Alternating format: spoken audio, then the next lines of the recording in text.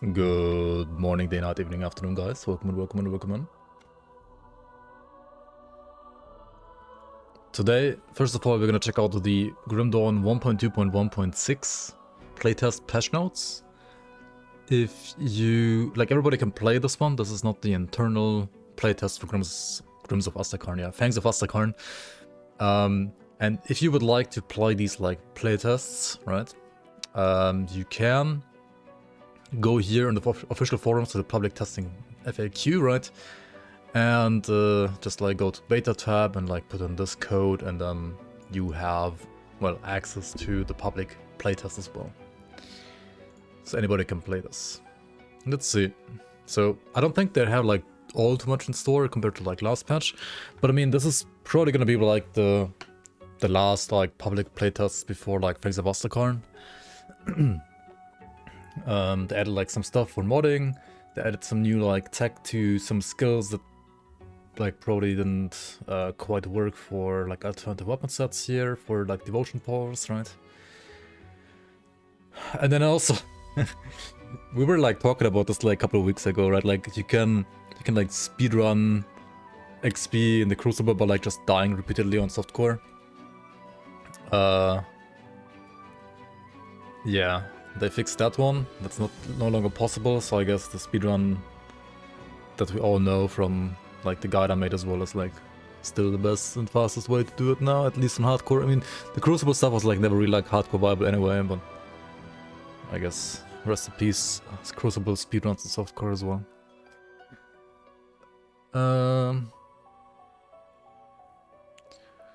Elixir of Spirit has its cooldown reduced to 12 seconds. The amount of energy restored has been reduced proportionally. So yeah, you can like use your mana pot or like energy pot more often, but it will restore less energy. Whether you like that or not, I think like people that have no issue like with clicking buttons will like those. People that hate clicking buttons will probably not like this that much. I think for like what they have in store with Fangs of Asterkarn, this change makes sense, but we'll see. Also, physical resistance has been further nerfed across the board, but like physical damage across the board has also been further nerfed, which means like armor is even more important now, and it's even harder to get physical resistance, which means that most stuff in the game that deals physical damage, just build armor against it, and like probably don't even need physical resistance that much. You will still, of course, need physical resistance against like the big heavy hitters in the end game though, right? And it's gonna be even harder to get physres for those. So yeah, I don't know if this is gonna make like endgame harder or easier, but yeah. Kaiser, did I read Kaiser? Oh my god. Yeah, Kaiser. Kaisers unite. Okay, what the hell, where did my stream go? Long live Grim Dawn, exactly. Did I fucking close the window? This doesn't end the live stream, does it? No, here it is.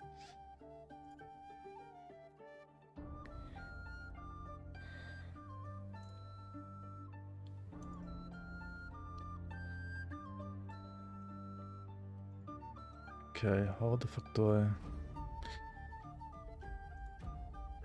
Oh dude, YouTube is weird with like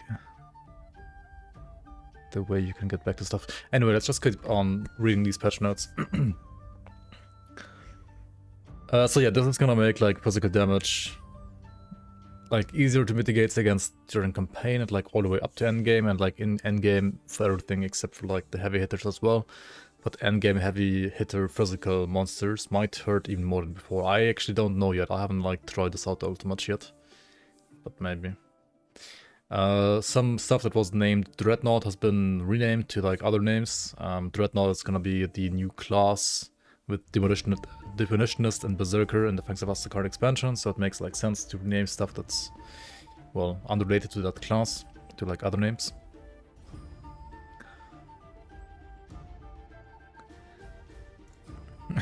Kaiser gameplay, yep. Let's go. Good, you're back. Spite?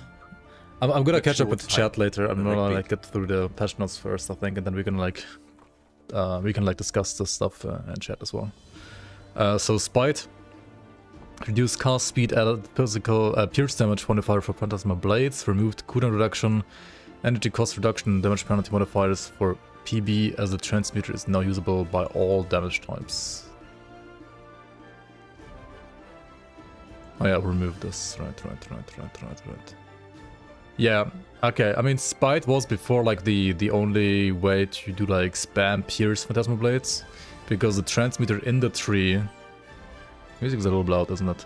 The transmuter in the tree converted Phantasma Blades to Vitality, so you needed like another way to make like spam pierce work, and that was only Spite. But now, yeah, despite all of this, it can work with all weapons now. Of course, Spite is still gonna be like a great weapon, and Rancor. Well, Rancor is more like bleed related, right? Am I gonna cast Prime Strike for leveling? I might or might not cast Prime Strike for at least one level, yeah. Monster frequency. Increased drop rate of Ugnenborg 200 crossbows in the Barrow Home Cellar. Fixed an issue where the altar at the end was not guaranteed spawn. Okay, yeah. Like, people were talking about this like the other day when I was like trying to try to farm the 200 crossbow. The crossbows do only drop in Barrow Home now, right? So it's like additional reasons on why to not side but rather defeat Barrow Home.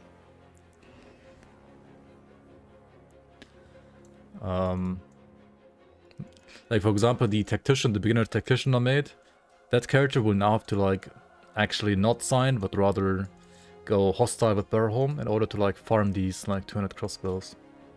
You can only get the pistols now for Everest Marrowell and no longer like this one, which is interesting. Bone Scythe, increased percent damage penalty for Bone Harvest to minus 26%. I think it was like 22 before, something like that. So yeah, slight nerf on this. Colossal Bulwark added skill proc and increased percent physical damage dealt to 8 to 50%. That's interesting, like for like Krieg Death Knights, I guess. Colossal Defender added modifiers for Menhir's Bulwark, whatever those are. Gaze of Ungoliax increased core damage modifier for Elf Omen to 150. Grundle Blitz's Tail added modifiers for Field Command.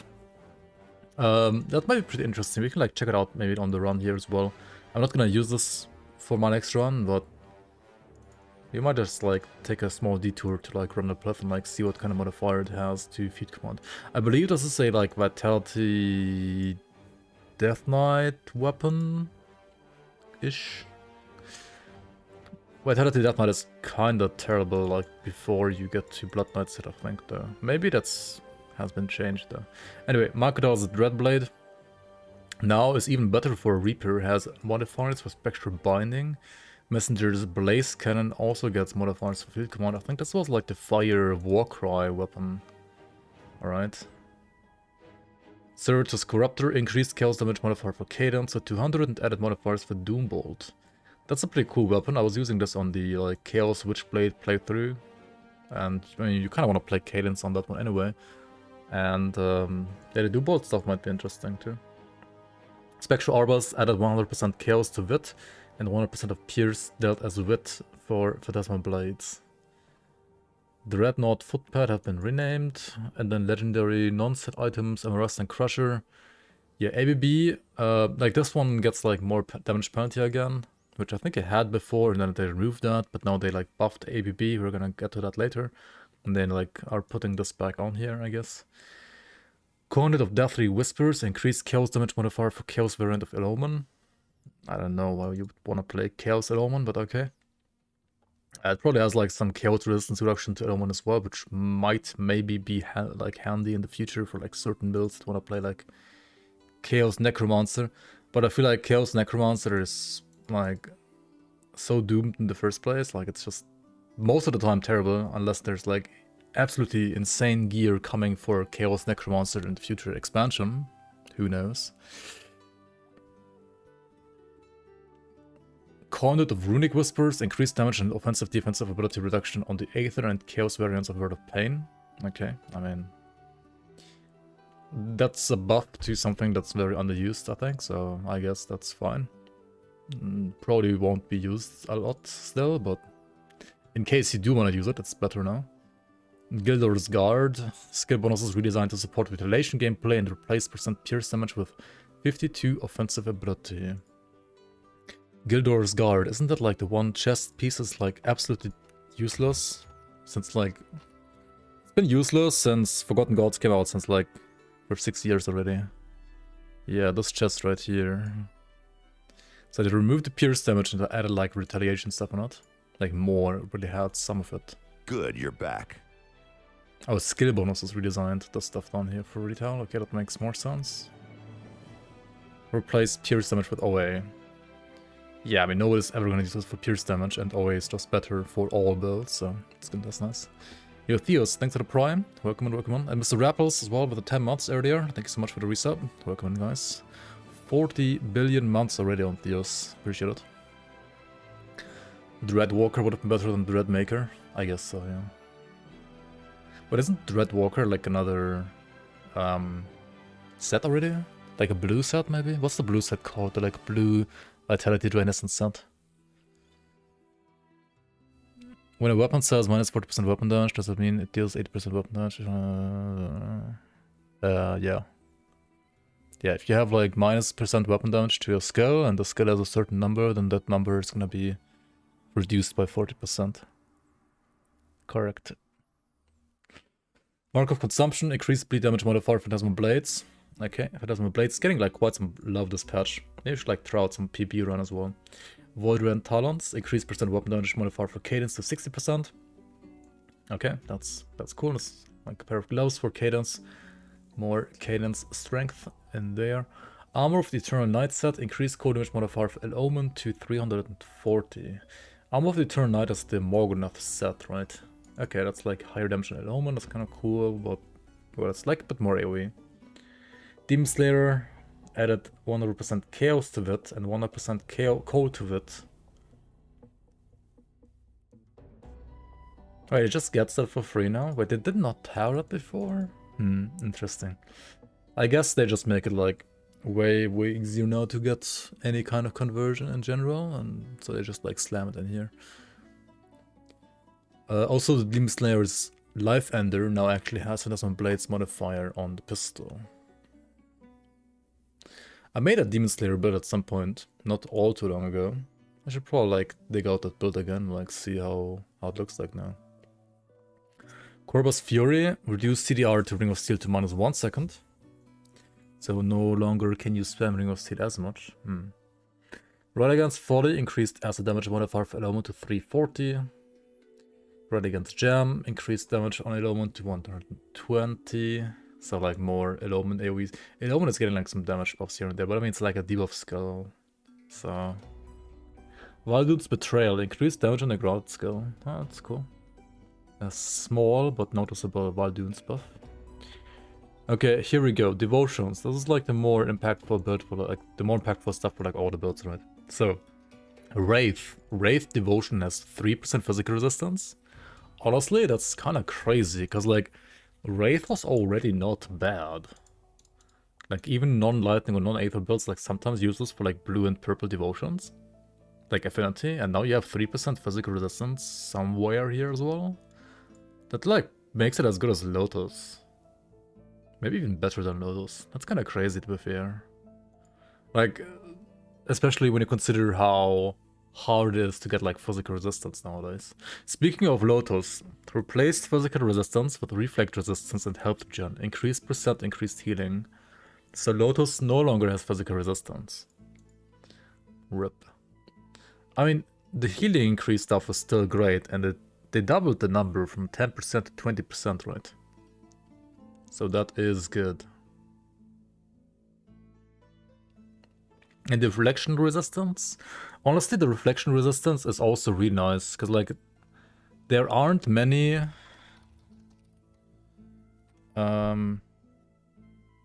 what's it called again? Reflected damage reduction, okay. There aren't many nodes in the tree, or like there aren't many ways in general even to get like reflect damage reduction. Like Owl 15%, Crane 22%, Watcher 20%. And Lotus gets how much? 25%? That's more than all the others. That's crazy. What the hell? That is a big number. Like, I don't know why it's more than Watcher, honestly. Like, Watcher's a tier 2 devotion. Like, it's way harder to get Watcher. This one is like a tier 1, right? It's like Crane or like Owl. But like, since at most to get to all of these nodes, you will only have to like spend 2 points, right? It's either 2 here, 2 here, or 2 here. You get like 25% for like 2 points, like 3 points if you don't have like Yellow Affinity. I mean, that's 10% more than Owl for like no significant reason. That's honestly a high number. I'm surprised that's so high. It should be like 15 or 20% maybe in my opinion, but okay. Night Talon added 3% physical resistance, just like Wraith, the Night Talon.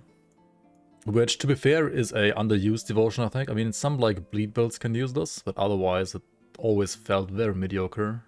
So this one getting physical resistance, I think, is a good call. I like it more here than Wraith, like balance-wise, because Wraiths are like pretty good too. I noticed lost the Fizzuras, but like gained the insane retail. Like, I'm not retail, but like reflect resistance. That's kind of nice too. And now the big elephant in the room, the Kraken, now has 240% retaliation damage. So 200 retaliation builds also like, well, sucked for reasons that aren't, I mean, that are kind of obvious. One of the reasons were that, well, most of the retaliation devotions were shield based, like this stuff here, or like, I mean, yeah, mostly shield maiden, but some other stuff like also benefited like more from shields. But there are like plenty of 200 retaliation items on the game, so I made like a 200 retaliation build as well at some point. So you're kind of like thinking, okay, why is 200 retail so bad? And well, it's at least better now. I don't know if it's like actually good enough or not, but it's definitely better now than before. I assume they sprinkled like some, I mean, some across the nodes. We're gonna like check them out in game in a second. Okay, so yeah, interesting devotion changes in my opinion. Soldier, clean sweep, removed percent damage weapon penalty. So Blade Arc is getting some buffs, I guess, and clean sweep no longer has minus 25% weapon damage, which also makes like cooldown Blade Arc better in this case. What else do they have? Force Wave, increased damage scaling with rank. Hey, Force Wave buff, what? Rending Force, increased physical damage scaling with rank. That's another Force Wave thing. Tremor, increased damage modified penalty to minus 45%. Okay, so they are buffing cooldown Force Wave. Right, this part is getting buffed. Like these two nodes are getting buffed. But Tremor has a 45% instead of a 28% penalty now. Which is a big increase of a penalty, to be fair. Yeah, maybe you have to like play another Force Wave Soldier to like feel out these changes. Force Wave spam might not be just as fast for leveling as it used to be fair. Like, this is a big nerf for like Tremor. We'll check it out. If like this can offset, like the damage increase here can offset the nerf here, but probably not quite. Demolitionist, Canister Bomb, increased damage scaling at ultimate ranks, and Grenado, increased damage scaling at ultimate ranks. I have no idea why these are getting buffed. I think they're strong enough, but okay. Occultist, Aspect of the Guardian, reduced percent physical resistance scaling with rank to 8% by rank 12, 12% by max ultimate rank. Yeah, physical resistance nerf to Occultist. I feel like Occultist is getting squishier by the minute. Like every single patch. Okay, to be fair, okay, it was like 10% already only on 12 points. This used to be, I think, like 12%, and it used to be like up to 20% or something like that at max. Now it's like 13 only. 10 to 13. Okay, now this is 8 to 12. I guess from like 10 to 13 to like 8 to 12 is not like a big nerf, but it is yet another small nerf. And Russell's Blade Burst is getting more damage increase, so as I said earlier, right? Also the Night Blade that we just played with like ABB for early leveling is gonna be stronger now than before. Dual Blades, on the other hand, has no longer any kind of physical resistance, but instead has % armor. This would actually probably make, at least for like endgame, most Night Blades. Well, tankier against trash, but like squishier against single target. So it had like the same like 10 to 13% numbers that like Blood Reek had in the last patch. But now it's all gone, it's all % armor. Phantasmal Blades, increased armor scaling... Phantasmal Armor rather, increased armor scaling with rank to 300 by 12 to 550% by max ultimate rank. On the other hand, this is what Occultist doesn't get, right? Occultist doesn't have like any flat armor. And this class has a lot of armor now actually. So it has 200 at the rank 12, now 300. And up to 550 at max rank, instead of 400. That is a lot of armor, right? That is a lot of armor. Rest in peace, Witch Hunters, yeah. Witch Hunter had like pretty low HP and like low armor compared to say like a Dervish. But it always felt like a bit tankier to me on hardcore, like for endgame, because, well, you could get like up to 80% physical resistance in the past on a Witch Hunter, which you definitely can't anymore. It's from like 80% down to like 20, 30% maybe. It's kind of crazy. But yeah. So they did increase the armor here, and you get like % armor here, which like obviously multiplies this as well. So Nightblade is gonna have a lot of armor suddenly, which it didn't have in the past. Which also means that like classes like say a Trickster with like additional flat armor from Shaman, or something like a Blade Master with like % armor and field command, it's gonna also have like a lot more armor than before. Like 4k, 5k armor, and like Blade Masters should be like, if you have like heavy armor as well on your character, right? Should be pretty good. Physical resistance applies after armor. Right? I'm pretty sure it does.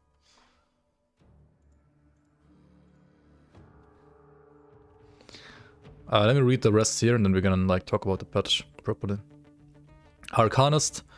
Wait, no, we're at Plasma Blade still. Increased bleed damage, scaling with rank. Yeah, PB honestly, like in general, just felt like lackluster. So it has like higher bleed damage now, increased weapon damage scaling as well, and frenetic throw, like the ability that like allows you to spam these, no longer has any conversion. So if you wanna play like Vitality Blades, you will need to get some gear for it, which exists. And if you want to play like any kind of other like spam PB, you can just do that now with a transmitter as well. No longer do you have to like find some other like weird stuff that... Yeah, I think this is a very good change. I think like having conversion on an ability that also makes it spammable was like kind of weird, because it well locks out certain playstyles for like kind of no reason. So this opens up like a lot more like for endgame. I think it actually doesn't change as much, but you can play certain builds like a lot earlier now. Ring of Steel now hits with both hands when dual wielding melee weapons. Reduced pierce damage scaling with rank. So this is obviously a big buff to this ability when you're dual wielding. I'm not sure if it works on this playtest. When I was playing it on the Eternal playtest build the other day, it didn't work yet. So this might not work yet, but will be fixed very soon. Like, if there's like another hotfix soon, this will be like among the things that are going to be fixed. Like Zenta is aware of this not working. But maybe it already works right now on this public playtest. Arcanist, throws and Sky Shard, increased damage scaling with ultimate ranks. I think that's fair. I think like compared to like some other abilities in Arcanist that got like buffs over the years, TSS was still solid, but maybe like a little bit slightly behind like some other stuff. So I think this, I mean, this is also only like ultimate rank, so like the effect's kind of like only endgame. Yeah, that's fair, I think. Shaman, Brute Force, increased HP. Okay, there's gonna be like some HP buffs in here in this patch, I can tell you that. Since like physical resistance is getting nerfed across the board, another big layer to be tanky now in Grim Dawn is just gonna be HP, which in the past, I mean, it was always important, but not as important as it is gonna be now. So builds in the past that had like 15,000 HP are gonna have like 20-25,000 HP eventually, easily, I feel like nowadays. Which also like shifts the standards around, at least towards endgame. I think you need like a lot more HP than you used to like 15. Like the minimum in the past felt like 10 to 12k. Now I feel like 15k is the absolute minimum, and you rather want to have like towards 20 to 25k maybe on some builds even. So yeah. Like if you, for example, check out the scaling on Brute Force. Brute Force used to have like 700 to 1800 HP. And now it just has like 1312 to 2520 HP. Like, that's a lot more. It's like 700 HP more. Devouring Swarm actually also gets like more damage. And still like a debuff ability, but better AoE, I guess. I don't know. Embodying Presence, updated physical resistance scaling with rank to match that of other similar skills. So like 8 and 12. Rest in peace, physical rest on pet builds. 8 and 12. Wait, it's still the same though. Oh, they really nerfed that. Oh, maybe like the scaling like is a bit different than it used to be. Like it scales like a little bit differently. Up to 8 and up to 12. I mean, that's what they're saying here as well. Armor and Oak Skin from 200, like up to 200 and rank tank 400 by ultimate rank. This used to be 105 and 250, so almost double the armor as well in Oak Skin. Promise Strike, increased damage scaling with rank. Storm Surge, increased lightning damage scaling with rank. Thunderous Strike, increased damage modified penalty to minus 45%, increased damage penalty to 110. So kind of similar to Force Wave, right? Like base skill is getting buffed. Spam is getting nerfed. Which definitely means that obviously like cooldown version is a lot stronger. Spam version might be either equal or like slightly worse than before, depends on the exact numbers. I would have to test this out. Yeah, maybe you have to like do another Promise Strike run as well, I don't know. Or like just check out like endgame a bit. Inquisitor Aura of Conviction, reduced physical resistance scaling also to 8 and 12 only. So yeah, also Inquisitor physical is getting gutted. Like what is this? From 10. Okay, I mean these were really like the same numbers as in Blood of Trigue, but they're like getting slightly reduced even further, just like Blood of Trigue. On the other hand, you have Vigor now, which is, in my opinion, absolutely nuts. Like Vigor is, I think, by far the best ability in all of Nightblade, in all of Inquisitor now. This thing used to have 1000 HP and 100 armor, and up to 2800 HP and 200 armor already, which was already like a lot, I think. But now it's 1550 HP and 3250 HP, and also 200 armor and 400 armor. So literally doubled the armor, and it's like another 700, no, actually not quite as much HP buff, but like 400, 500 more HP as well. Kinda crazy.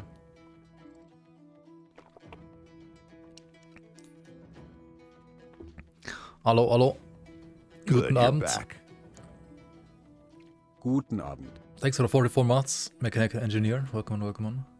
Also, Horn of Gander has increased pierce damage now, but I mean, that's... I don't know. To be fair, Horn can actually, if you like have a build that like happens to juice it, be good AoE. Unironically, but like single target obviously is terrible. Necromancer, Bone Harvest. Increased damage scaling with rank. Okay. Dread, added vitality damage scaling with rank. Replace percent damage bonuses with percent all damage scaling with rank. And increase its values to 175% by rank 12 to 320% by max ultimate rank. These are like big Bone Harvest buffs, to be fair. Like there's not even like any nerf, like any compensation nerf like on Force Wave or like Promise Strike, right? These are just big nerfs. And this stuff has like additional flat damage as well now. Big bone nerfs. Also Soul Harvest increased also more, and okay, it's just like insane buffs across the board, I guess. I don't know, it's just kind of crazy. Crazy Bone Harvest buffs, okay. Also look at Spectral Binding, right? Increased HP scaling ranked to 2660 by rank 12, 5060 by ultimate rank.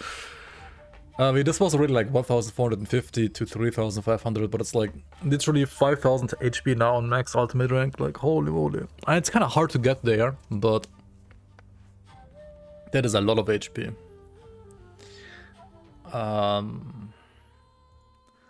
And to be fair, you know what? Like, Necromancer needed the buff. Like, Necro has no armor, right?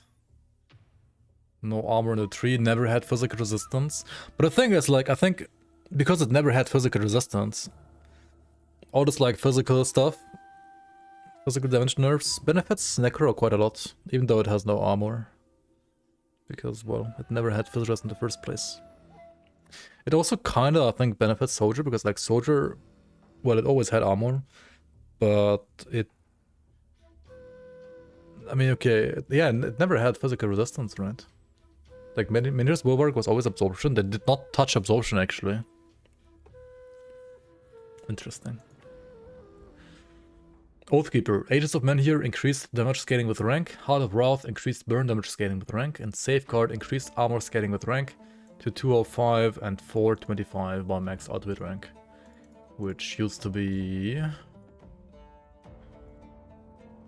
95 and 215. Which is, well, pretty much double as well. Doubled the armor and Safeguard. And some damage buffs here. I think that's fair. Good, you're back. Actually arrivé ante trekt betrekt gerekt erekt skodrol rekt cocktail rekt cocktail rekt blumsliederekt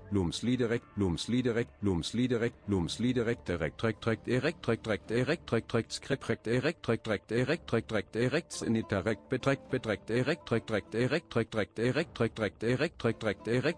erekt e. If this patch makes you erect too, consider leaving your comments as well and let me know what you think. Thanks for watching. Alright, this is just for the YouTube stuff later. We can chat about all of this now. Does physical resistance apply before or after armor? That was like after armor as far as I remember, right? Shaman doesn't have enough health, let's add even more health. That seems to be like the case here, yeah. Okay, welcome in everybody.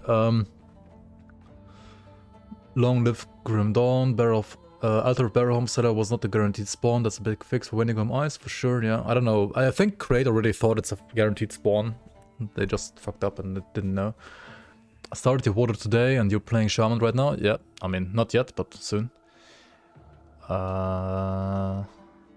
Just hit 100 and finished Ultimate Story with all the acts. Where can I go and farm for your build? You're playing a pet build Conjurer. Have you tried all of the roguelike, like Skeleton Key dungeons yet? Also, if you need like specific MIs, like check out grimtools and like figure out where they drop, right? From like which monster they drop. You can search for your item, like either by skill modifiers or just like write the item name up here. I don't know, like for example, if you want to get a Scarab Shell, right? You can see like down here where, like which monster drops them. Then you can like check out the hero, you can see the drop chances, you can see where it spawns. If you click on show on the map, right? This is like here. And so on, right? Make use of the grimtools that they provide you. Of course, otherwise in general, if you want to farm for like legendary items and so on, you like many of these items are also like obviously random drops, like legendaries at least usually. Well, Shattered Realm is like the best way to farm ultimately. If you can get up to like Shattered Realm 30 and then like farm 30 to 31. Is like the most efficient way to farm pretty much anything in the game.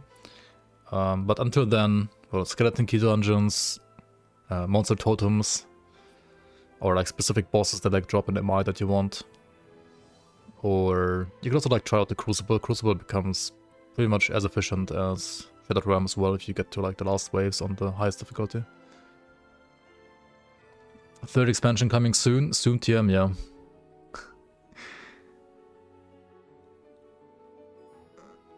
Eighth of the Creek decay is so back. I don't know if like that one change to the shield like really makes it come back, but it is like a small buff, I guess. Like, yeah. At least I finished with PoE and I'm now trying this. Nice. Welcome into the dawn. Taken. Core nerf is not super big. It's like 1.5 seconds currently. I am from 1.5 to 1 second is Isn't it like a 33% nerf? Technically, something like that. I don't know what like the actual number is in game. Like on your cooldown, not on the reduction. Couldn't play Hauras with Magnetic Throw without giving up a crap load of damage. Yeah, for example, for Haura, it's really nice that they changed the way Phantasmal Blades work. Are there any other YouTubers like Rekt who stream and talk about Grim Dawn? Does Pykus stream? Or like, I mean, he makes videos, but I don't know if he streams. Who else is there? Like Arcade Life and so on. I mean, they make some videos, but I don't know if they stream really. There are some people streaming on Twitch though as well. Where to farm Celestial Lotuses? Celestial Lotus. I mean, the best way is probably Shattered Realm for Celestial Lotus as well. I think I remember like farming either Korwak or like if you can't do SR, right, and you want to just like farm campaign bosses, you could do Korwak at Eldritch Gate Rift, right? Or you could do, I think the guy on the volcano, what's he called again? The Messenger, yeah. This guy also had like a decent drop chance. But that was like years ago, and like some of the things that were like efficient years ago aren't really efficient anymore because they like increased other drop rates in other places. So like something that seemed fine in the past is not maybe fine anymore because there's just like better ways now. And I think like, oh yeah, Celestial Totems, for example, true, they added those. Yeah, those are like better now as well. I would say some of the best spots are like in Madro, right? Madro is like 1, 2, 3 spawns kind of close, and I think it's always guaranteed in like one of these 3 locations. The Celestial Totems. That's a good one. You don't think you've ever seen a build with 22 out of 22 in Spectral Binding? Yeah. Do I know if this is the final prep patch for expansion, or is there a standard update they would do anyway? I mean, I think this is like the final like big playtest that's gonna stay around for a while. This is not like the prep patch they do like a week before release, right? As they sometimes I think do as well. It's not that one yet, but I think it's like the one before that. Bone Wave, Greater Force Wave, yeah. Restoring less mana is more often more valuable to you. Yeah, for sure. Does change is if you play around properly, it is a buff. Or like it makes energy management easier, I think. Yes, good armor was done as good as I'd hoped, yeah. Gate for Peace Phantasmal Blades, yep. Curious about the Bulwark new modifier, yeah.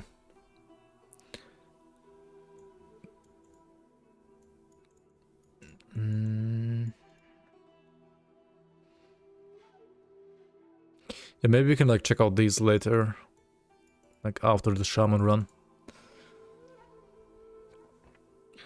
I mean, some of them we can like check out during the run because we're gonna just like we're just gonna get them.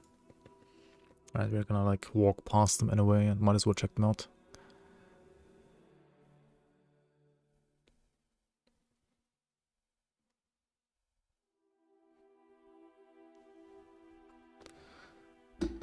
You just started to play Grim Dawn and your first run ended in the pit.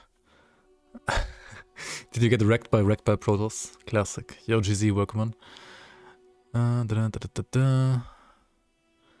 Dreadwalker is a blue set. Okay. Demon Slayer, big changes. Yeah, I kind of want to check out Demon Slayer stuff as well.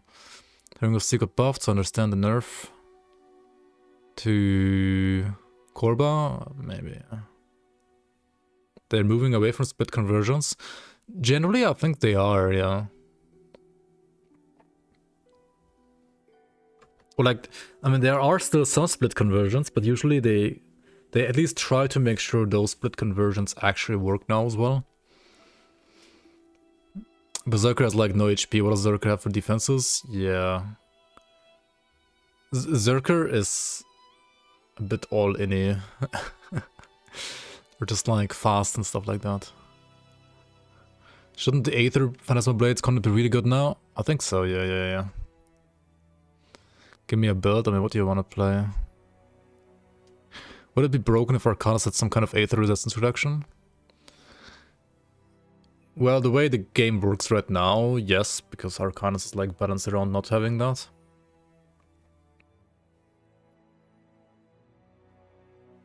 Can you reach 100% resistances to anything Rundon? You can. At least temporarily with like buffs like Blast Shield and so on. Will Demon Slayer gun have Pierce the Wit? Yeah, probably. That's actually what I'm assuming as well, because like the Transmuter doesn't have that anymore. And I think the set has like the code in Chaos to it, so I assume the gun has Pierce to it. That's a good call, JPL. Zenta probably hasn't played Serra set and decided and cried at the bleed damage. Oh yeah, he played Serra set. Yeah, maybe, yeah. Like honestly, bleed Serra is better now than before, let's say it like that, that's for sure. Gunslayer, Demon Slayer gun has code and chaos to it. It does it.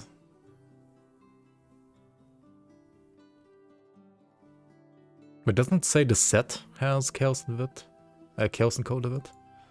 Yeah, the set has that. I don't know if, I mean, the gun might still have like pierce to it, right? Yeah.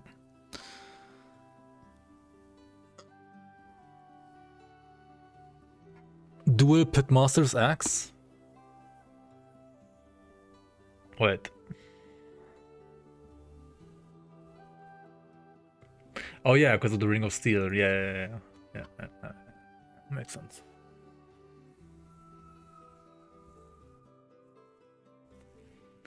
You'll take the Fizzer's nerf for more armored HP? Yeah. I think like with the way, or like, since Zentai did go this path, I think what he's doing here is the right, like the right way to make that new path feel better, for sure. Do I think Promise Strike will still be playable endgame after the new patch? I think so, yeah.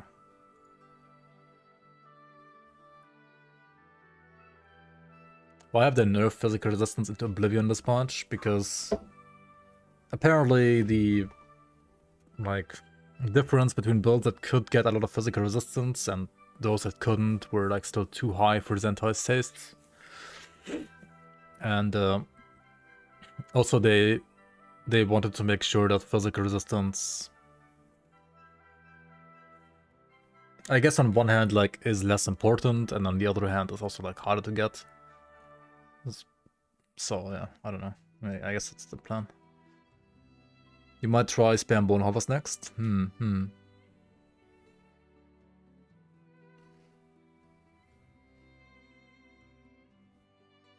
study of the Horn of Gander, yeah. Undying Necro. I mean, I think Necro's still gonna die. It just has more HP before it dies.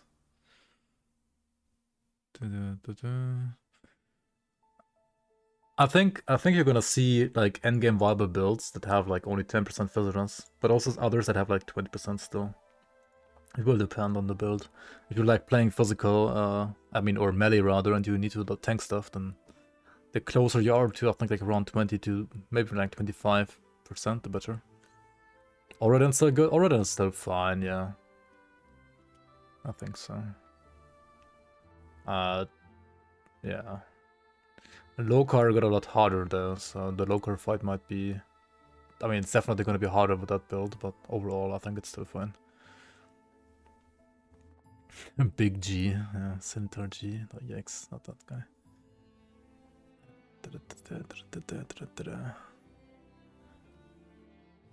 I have vowed to double the split conversion items and seasonal items next season. Yeah, for sure. You're more than welcome on. Shouldn't the Aether Phantasmal Blades content be really good now? Yes, maybe.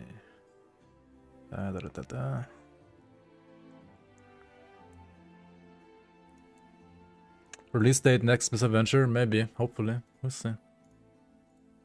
I personally think, probably not actually, but maybe yes. Okay, let's play the game. Let us play the game. Wrecked by Wrecked by, can't... Wrecked by winds? No, wrecked by... devils. Wrecked by wind devils. That's like more or less the plan here, but I mean, you can't play wind devils at level 1, can you? I'm gonna try to, I think, play wind devils as soon as possible. Wind devils, why wind devils for leveling? Well, wind devils are permanent now, and they honestly haven't really been nerfed. Also, before we actually start playing the game, let us check out real quick, just so we know what we're like looking for.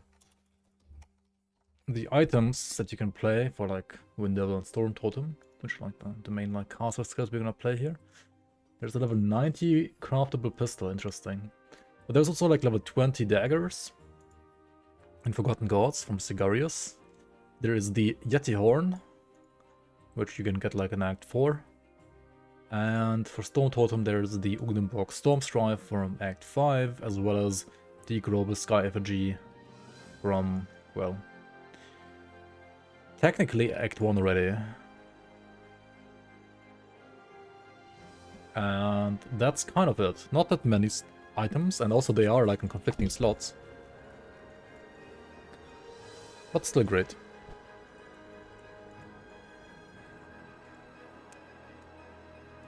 You're not looking too bad. You will...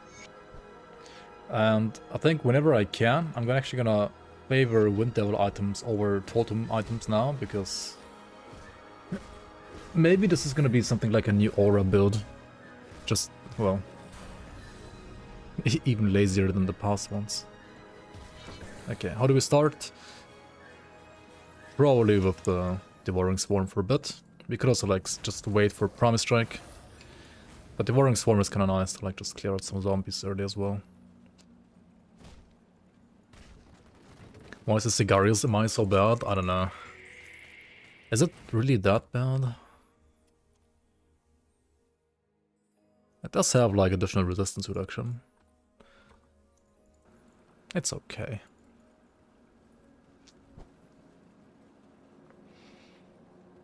Fangs of the Loyalist pack, let's go. I'm not playing on Fangs of Asterkarn internal testing build right now, I'm playing on the public playtest 1.1.2.6, in case you're wondering. The one that everybody can play, starting like a couple days ago.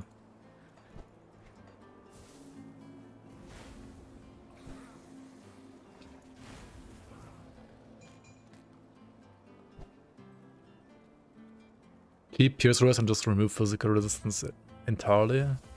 I don't think that's a good idea, I mean, it exists for a reason. Alright. Do I like skip Promise Strike completely? And just play like Savagery and this? Is that a good idea? Like Swarm for AoE and Savagery for single target? Just for like the first boss or something like that? I don't know.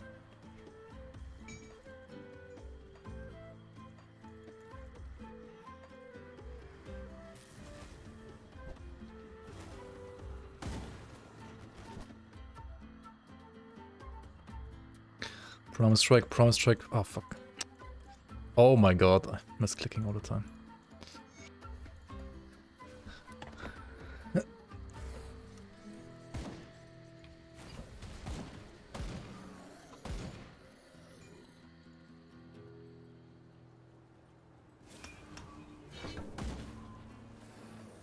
You know what, let's just do it, let's try it.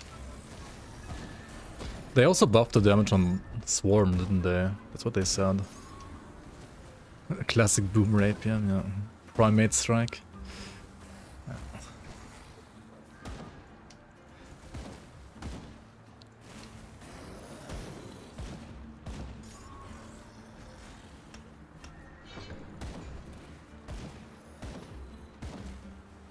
If I do that, right, I might as well just like play the Barracks item here, right?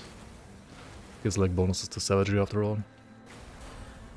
I mean, you always find it, right? Like it's a guaranteed spawn and it's always good. I wouldn't go as far to say like physical resistance is redundant. It's still gonna matter like against specific enemies like Ravager and so on.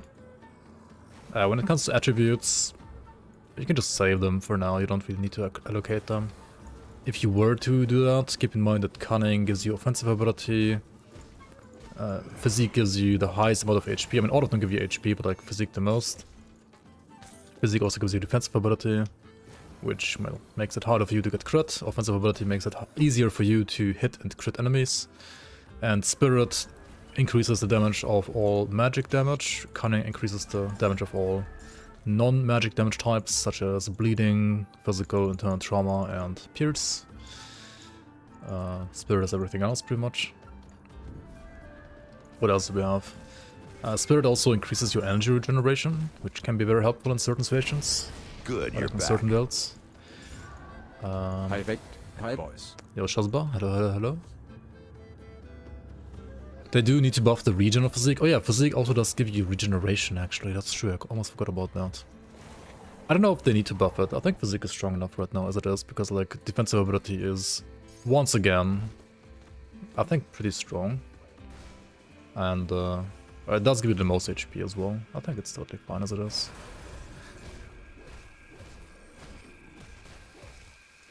Ultimately, we're probably gonna play this as a like lightning caster, so for that of course Spirit would be the attribute that gives you like damage, and Physique is what you wanna use for like defenses. So we're probably gonna do like a 2-to-1 allocation maybe between like Physique and Spirit, and Cunning only whenever we actually need Cunning for like some weapons, which is probably gonna be close to never, unless you for some reason like decide to play a gun build after all. Which you can as a Shaman, like Prime Strike 200 gun is really, really good. Or like also Savagery dual wield guns with Vindicator, like with Inquisitor secondary can work. But it's not gonna be the focus of this build, so we're not gonna do that here.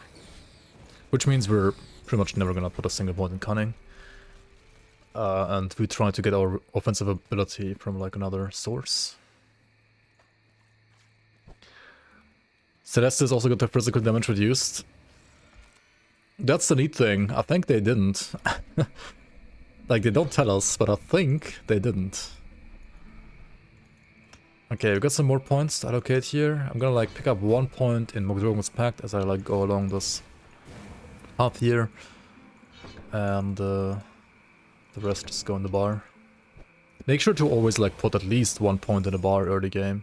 Because if you like pump your skills too much early, you're gonna like run out of energy too fast. But also make sure to like pretty much always also like put 1-ish point into like any of your damage skills, otherwise your damage is gonna fall off.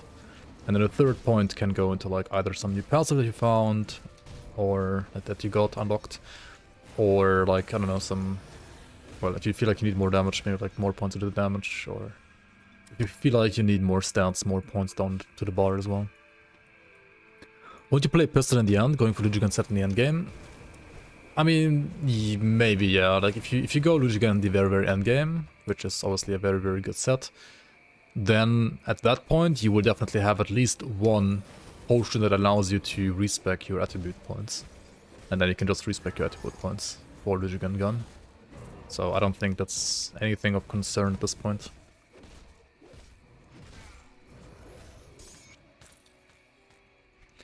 Milton's Cask. This is now a guaranteed drop from this guy, and it's a good helmet. I mean, obviously mostly for Soldier, but if you don't find anything better on other classes, you can also use it on any class.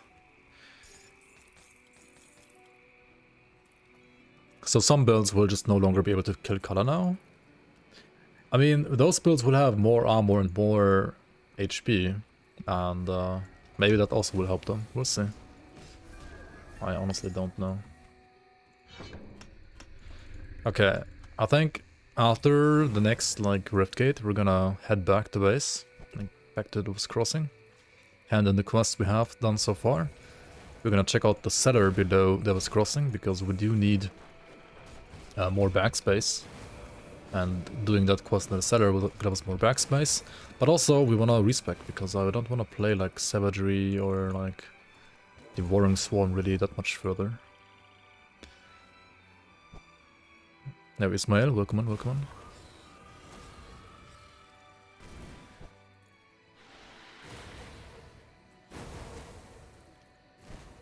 And instead we're gonna pick up Wind Devil here in a second.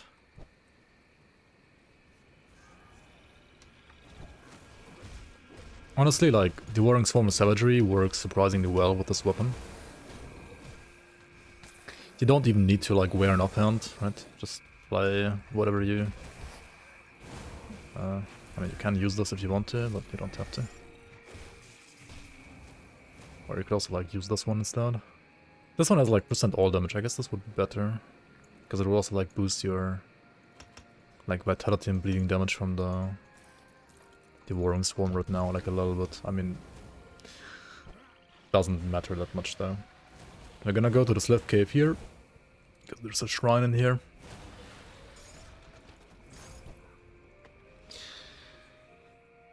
Physique used to be the only option. I'm glad the others are now actually realistic alternatives, yeah. Physique used to be the only option, then we had like 1 or 2 patches where like Physique was actually not that great. But it wasn't because like Physique wasn't great, it was because, well, defensive ability was rather bad. And then they buffed defensive ability mechanics again, and now, well, Physique, even though unchanged compared to that patch, is like a lot more solid again.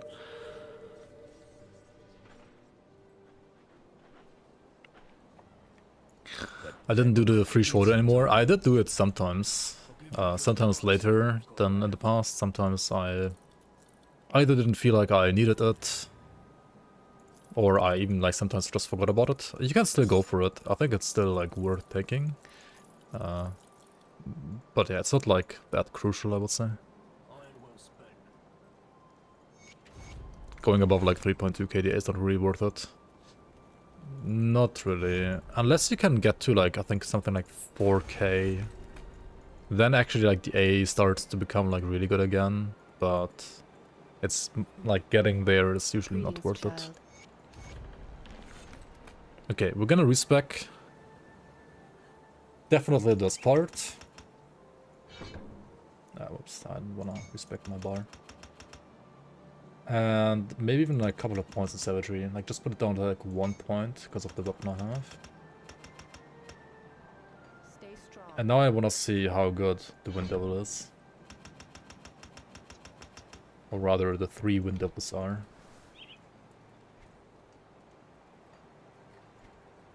Wait, did I not fully take it out? What the hell? Let me clear your mind of regret. There we go.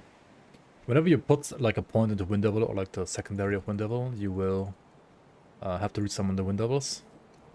In this case, because, well, they first of all need no energy to cast, and second of all are permanent anyway.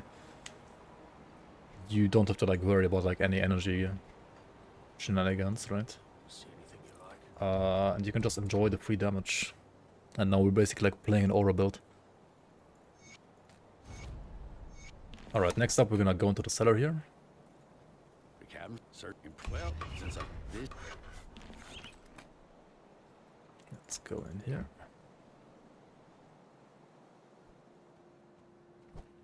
And let's see how this feels.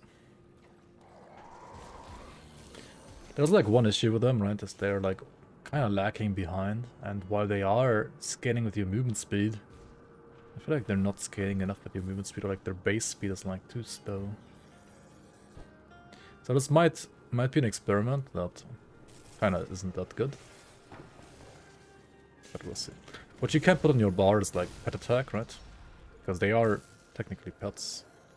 And you can like command them around, so they're like being stupid. But I think most of the time they will just like do their own thing. And there are like 3 of them, and like commanding them into like one spot is basically gonna like reduce your effective AoE. So maybe not something you want at this point. The only way to unsummon them is to like change the skill level. Yeah, or restart the game, but I mean you don't wanna do that right now at least.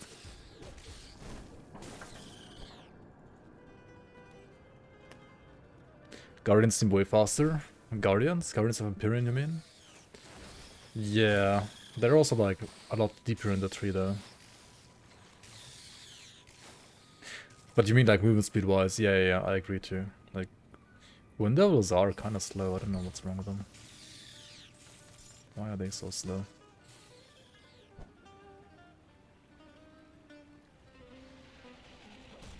Here we too will add new ascendancies, or they better, otherwise I would not even play the update, I think.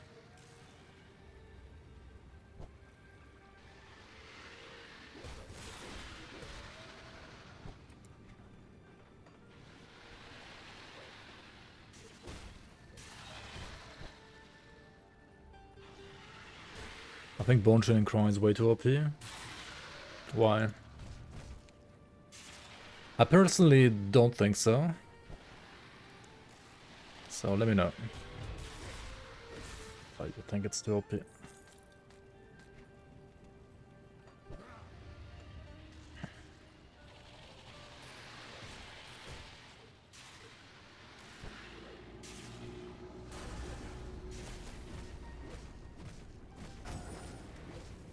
Okay, the single target of Wind Devils really isn't that great, is it? I mean, not the biggest surprise here. Which is why we do have like some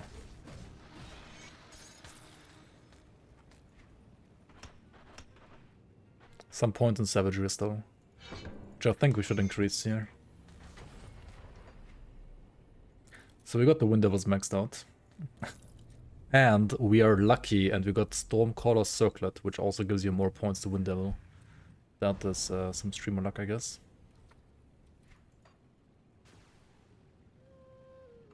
Oops, minus 40 bleeding, that's crazy. The Warring Swarm is more than that, right? And definitely Curse of Reality has even more. We're putting 3 points Jackal, even with Wind Devils, I think, because Jackal is just nice, like movement speed and attack speed and casting speed. It's kind of nice. What you could also do instead of like using flippin' like useless savagery, right? Is you could just be an actual caster and instead look for items that have fire damage. Like off scorching suffix. Not flat fire damage, but like fire damage suffix. Either of scorching or of celerity. But I mean, you have like of scorching here, right? This one, just buy this one.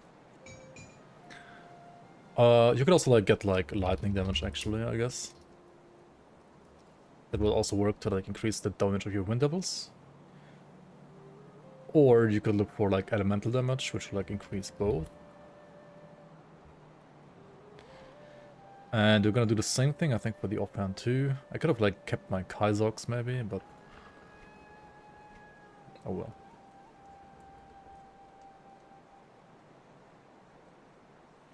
Maybe just like keep the one I have for now. I think it's fine too. Okay, and then we sell like anything that's not like either fire or lightning damage, I think. And now let's do the following. We put a fireball here. Remove savagery completely. Just put points in the bar so we get to like Raging Tempest next. Quicker and easier. And honestly, Monk Drogon's Pact, we don't even need this one either, right? Like, just remove everything except for Wind Devil. And now you just like play Fire Blasts and Wind Devil. That's all you need to do, I think. Like literally. If you wanna like put some polished emeralds, they're actually pretty good. So like use these emeralds. Don't use anything else, I think it's not worth it, except for maybe like, well, Searing Emperor, Chill Steel, these are good. But the rest is kinda meh. Good, you're back. What am I? You follow the. Also make sure you like keep some Searing Embers. I think you need to get 4 to be able to craft a like flint core bolts thingy, which is like basically Greater Fireball, which you can use at level 15 and also like once you get the Smith, which we don't have yet, but soon. So hype for Titan Quest 2. Yep. Hopefully it's gonna be great. I'm pretty hyped too. They're gonna have, well, 4 classes, not only 3 in early access now, which is nice. Like the Rogue, the Warfare Mastery, Earth, and Storm. It's pretty nice.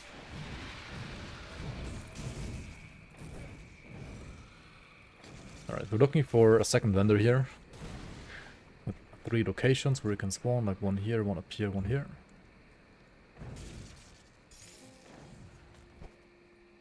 In the meantime, pick up all stealth necklaces that we find.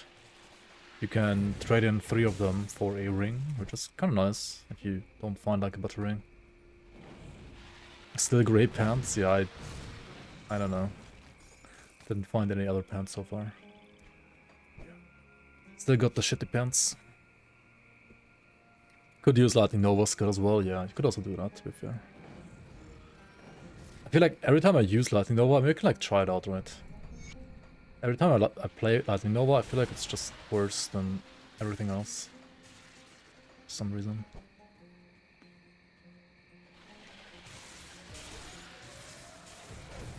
Like, doesn't Fireball like literally deal more damage?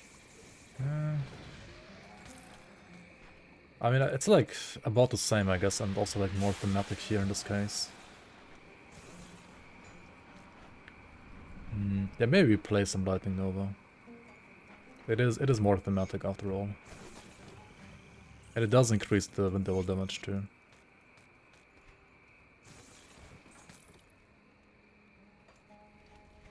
Okay, let's get the next Riftgate now.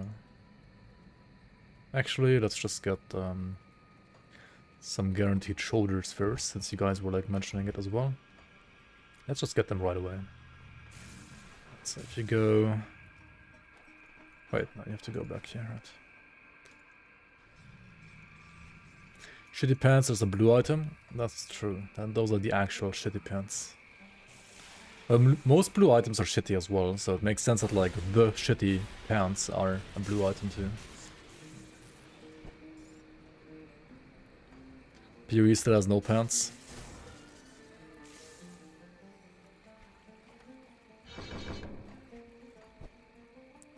I don't know, I guess you don't need pants in Breaklust.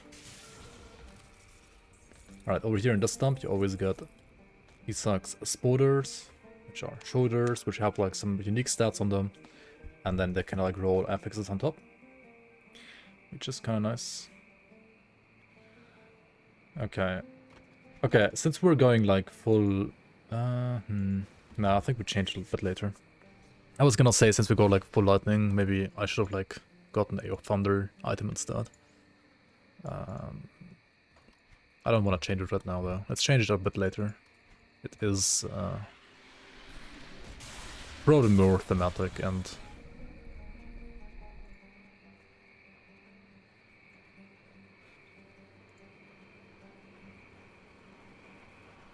It's a bit higher like main hand damage on this.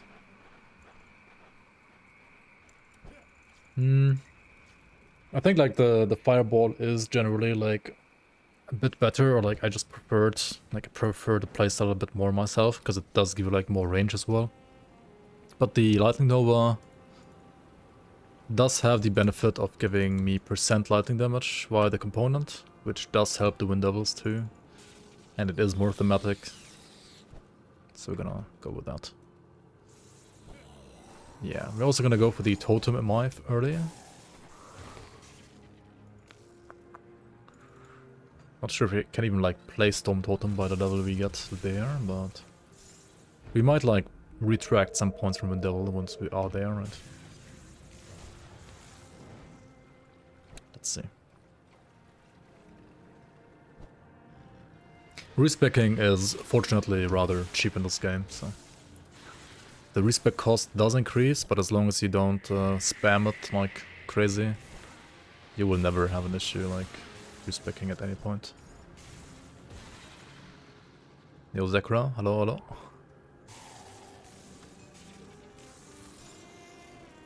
Any blinkers?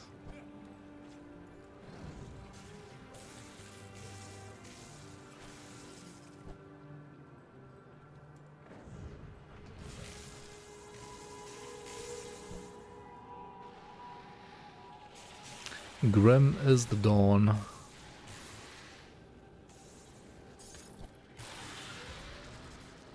And hopeful is the dusk? I don't know. When is Grim Dawn 2, aka Hopeful Dusk, gonna come out?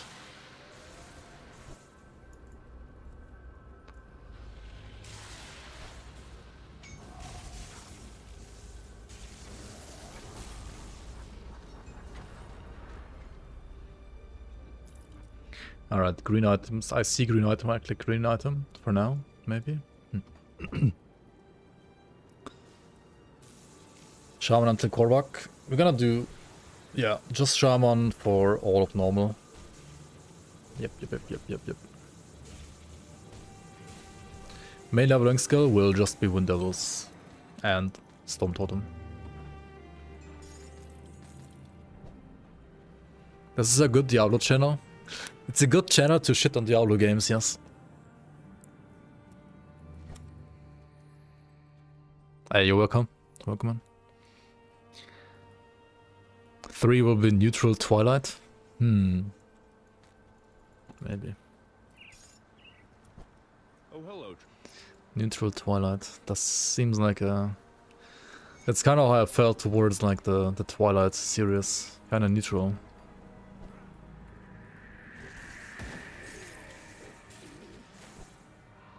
It's a good Diablo-like channel, yeah, I guess that's more like it.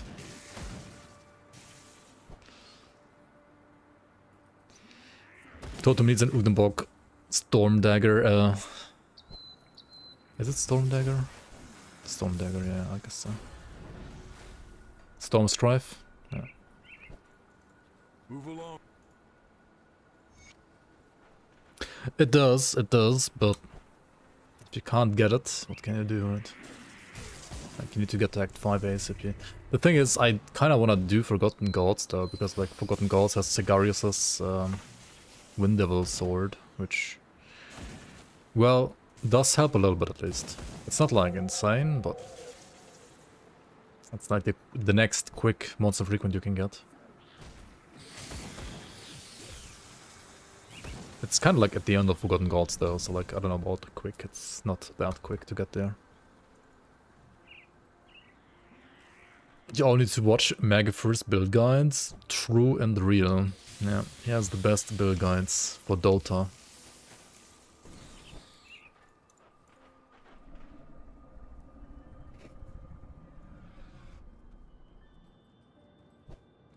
Is the new Titan Quest game kind of like Grim Dawn or more like Diablo? I mean, I think it's a Grim Dawn-like, right?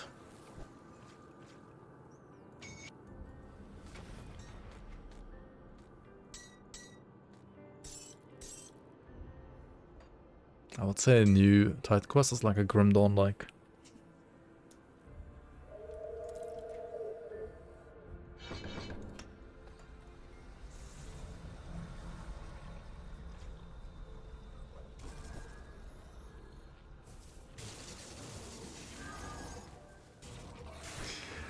Which armor sets are prettier in my opinion? Prettier than what?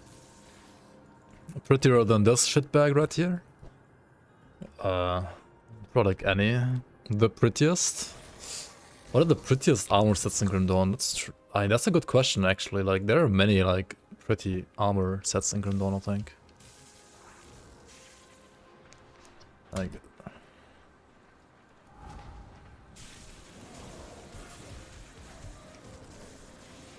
Grimlore Games is not the creator of Grim Dawn, guys.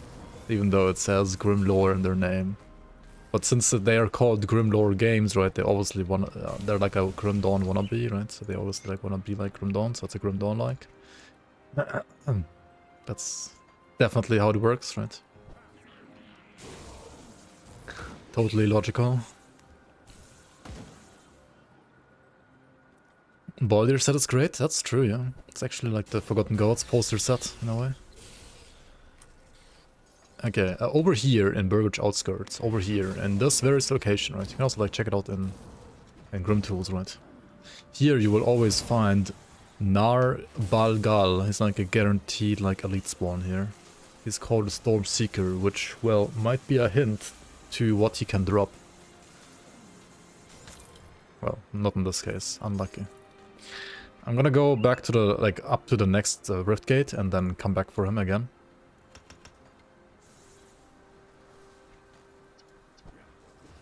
Because he can drop a totem monster frequent, which is something I want. Just get it? Yeah. True. Just get the item, right? Where's my streamer luck? Hello? Where is my streamer luck? Where did it go?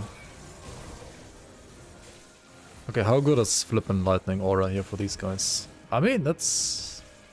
Considering how tanky these are always at this point in the game, I think it's actually okay. It's doing okay.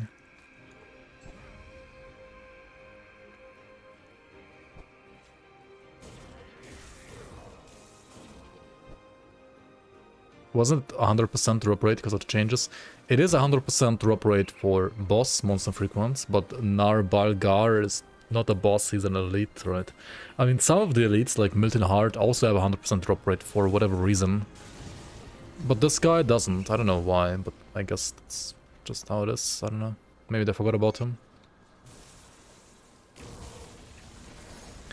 He's just not important. He's just a Grobel. That's Grobelist, isn't it? Racist towards Grobels. Okay, I've got the portal here. Let's just reset the game. How do you reset the game? The only way is to go back to the menu and like restart the game. That's how it is. Like restart the session rather. Hello, hello. Welcome Hello, hello. And now I wanna buy a new lightning damage weapon, I think, because my current one is not lightning damage, is it?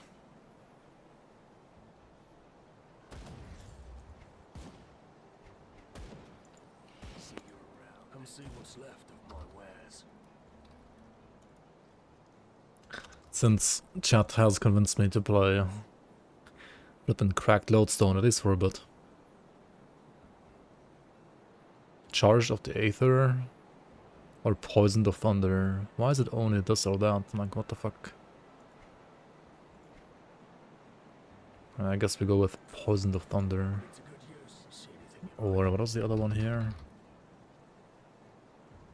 I mean, it's like this. Actually, this is slightly better, isn't it? Where's the item even? Hello? I am blind. Here it is. Yeah, this one has higher percent lightning damage.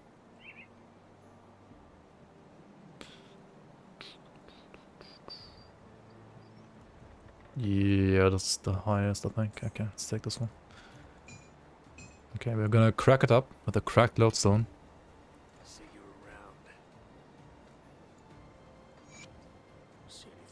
And then sell all the other garbage. We also want to play a Stormcaller's Circlet now. Well, since I found it, right, I might as well use it.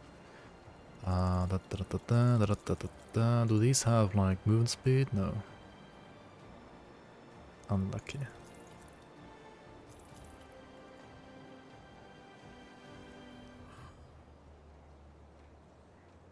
Interesting, of ferocity suffix. Green pants, let's keep those. Green pants, Thunderstruck pants, okay. 190 physique, let's go. I also use crystal, I mean emeralds rather, right? Now before we go and farm the offhand again, I wanna hand in the flippin' ring.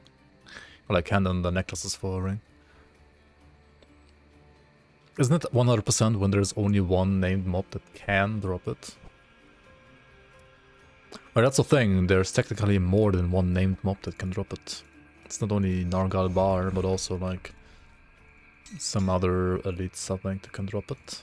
Which are just as named as this elite, I guess.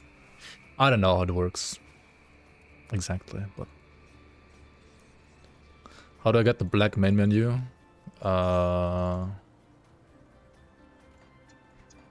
There's like a way to do it, I think.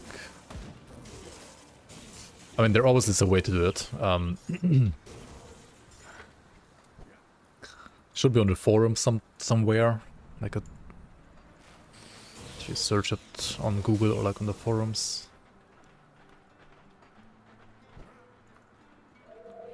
Season 8 new lore, Kern attacks are on the rise. Kern attacks? Aren't the Kern gonna be like your friends? I mean, maybe not, who knows? Who knows?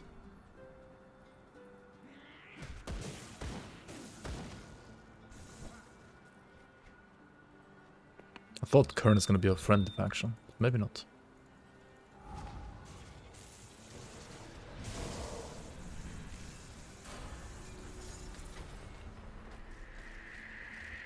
I know it better than you. Honestly, I don't in this case.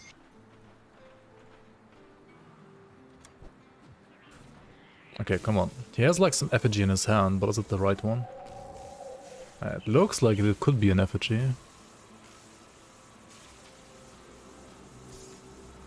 What?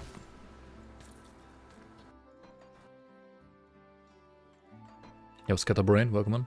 Condan, welcome on. Did I ever do a full playthrough on the roller? The roller? Wait, what's the roller? Oh, controller? I never did a controller playthrough now. Not yet.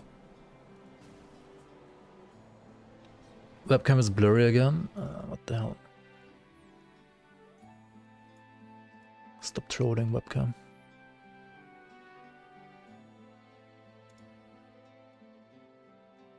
Focus. Is this better?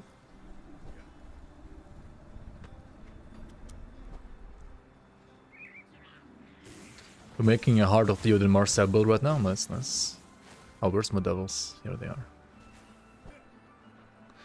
Arcanist Necro. Where do you get your AoE from? You don't. I mean, you can use like Spear Devotion for AoE, I guess, or you could also use Siphon Souls for AoE if you really want to have more AoE. But don't you want to use like Bone Harvest anyway to like juice up your attacks? I don't know if that build uses Bone Harvest actually. If you're able to like convert Code and Vitality to Aether. Maybe not, right? Definitely you wanna... What is this? Does he not drop it anymore? Hello? They change it? What the...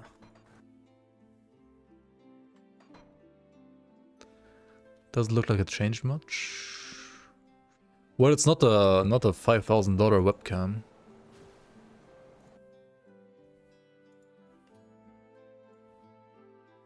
Maybe it's too bright. Oh god, this is way too dark.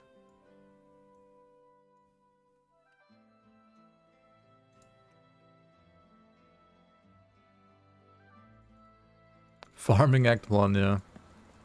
Good luck with that, right?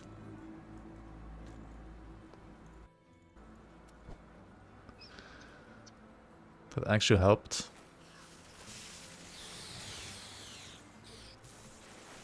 Did it help now that I put it back to what it was before or not?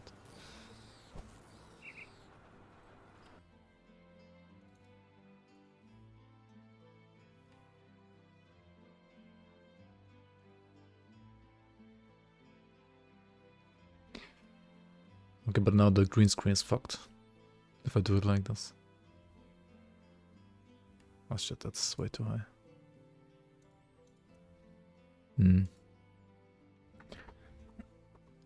Maybe I have too much light in my face.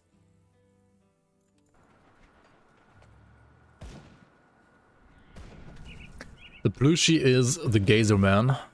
It was a plushie you could buy at some point in the past. Was like a limited offer merged by Crate and Makeshift, I think.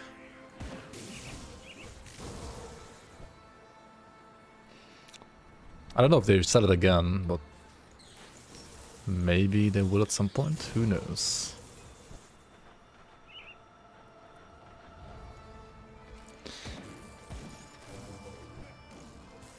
Wait, doesn't Mike still have like some lying around, or did he like give those to the winners of the some like Grim Dawn season? I don't quite remember. An actual crate plushie, perhaps? Well, if you guys wanted a crate plushie, right, you could have, like, you know, voted for it and pledged for it. But not enough people pledged for it, so it never happened.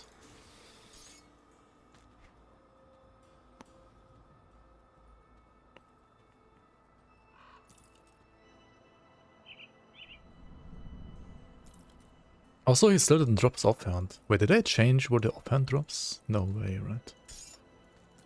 Does he not drop the offhand anymore? What? Where is my John Bourbon body pillow? Yep, that's what the fans truly want. People voted for Booba. They did, but there was another poll after that, like another pledge after that for the box as well, for the crate box. But also there, like, not enough people signed up.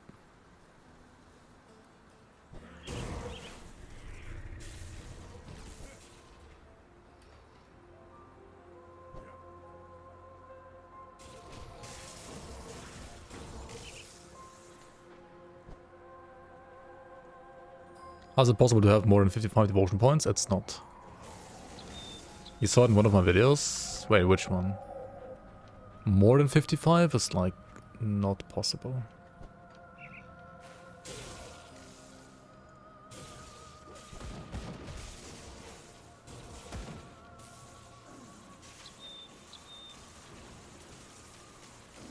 Hey, we got it.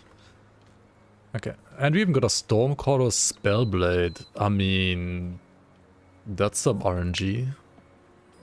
Okay, anyway, we're gonna use this item. This item obviously is good, as you can tell by the stats. It also gives you, well, good stuff to Storm Totem. So, I think the second you actually get this item, you should try to get Storm Totem as well.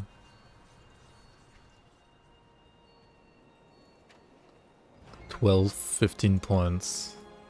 The issue is I'm not gonna have like many points in Storm Totem right now, right? If I go all the way there.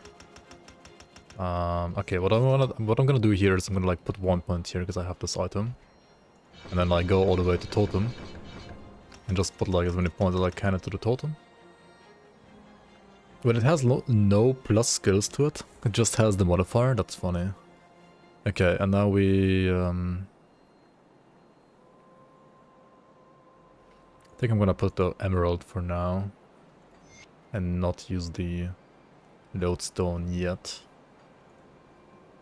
Totem, Wind Devil, summon Wind Devils, and then place down totems all the way. There wasn't enough interest for Basilica plushie. Yeah, not enough people bought that one, no. So they couldn't fund it. And it kinda looked not that great, I think, as well, actually. Not enough booba. Actually, I don't know, there was like... I would say it didn't turn out that well. Maybe like Basilica is not the right design to be a plushie after all. It could be like a better body pillow maybe. I don't even know why we're talking about this. Okay, what? Beginner Dual Wield Reaper, let's check it out. Dual Wield Reaper, Grandma.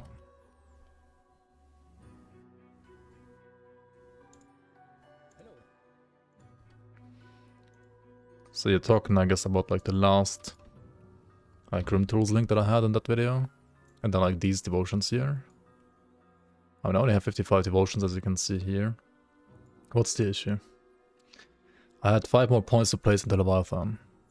Well, you probably check out if you have like the same affinity here on the left. If you don't, then you probably have like some devotion somewhere that you didn't respec yet. Like maybe you haven't like removed some crossroads yet, or maybe you haven't removed like some of the other devotions yet. Like these are only 55 devotions. There's not like an additional devotion here. Whenever you try to copy a page like this, try to put the tier 3 devotion last. Right? Like put Leviathan last. Put everything else first and Leviathan last. Or also like put the Amatok of Winter points last, because like anything that doesn't give you any completion bonuses obviously doesn't help you to like get to where you want to be. So complete everything else except for Amatok and Leviathan first, and then respec everything that I don't have here, and then get Amatok and Leviathan. Because some devotions might seem inaccessible for you, like inaccessible for you at first, which will make you spec into like certain other devotions that I don't have at first. But then you can spec out of them again, right?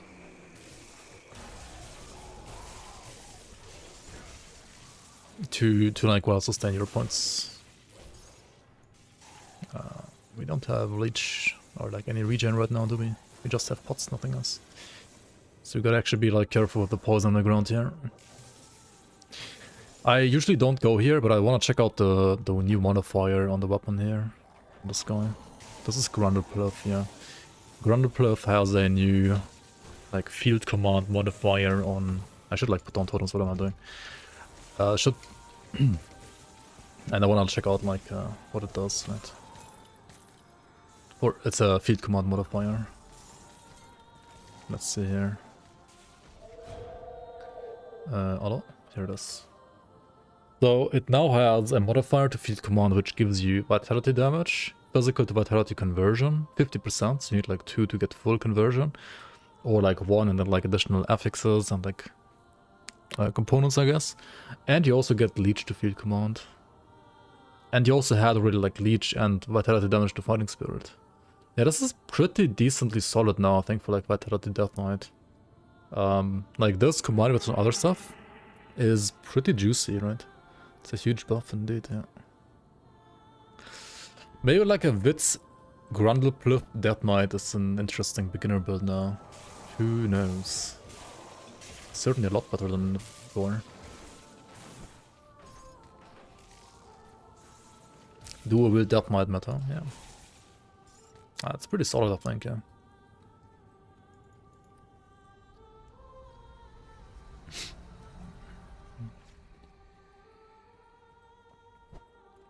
What are you guys talking about? Like life-sized Logorian latex plushie? What?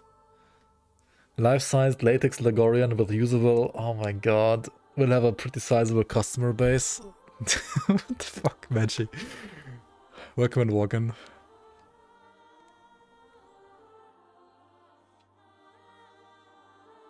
Maybe an action figure instead of a plushie would be better for Basilla. Yeah, there certainly are certain action figures that probably would make Basilla sell well. Jesus Christ, guys. Insane buff. Oh, for the character, yeah, right.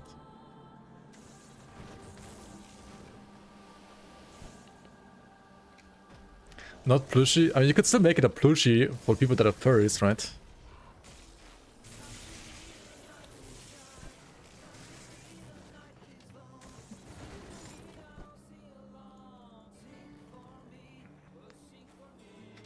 Make a finger of Gardalvur plushie. Oh my god. This is the exact reason why you don't take pick requests. I would buy Dreadnought action figures.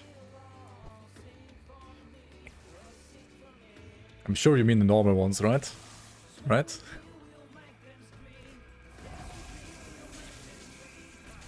Basilla in a jar. Okay, guys, what is this cursed playthrough?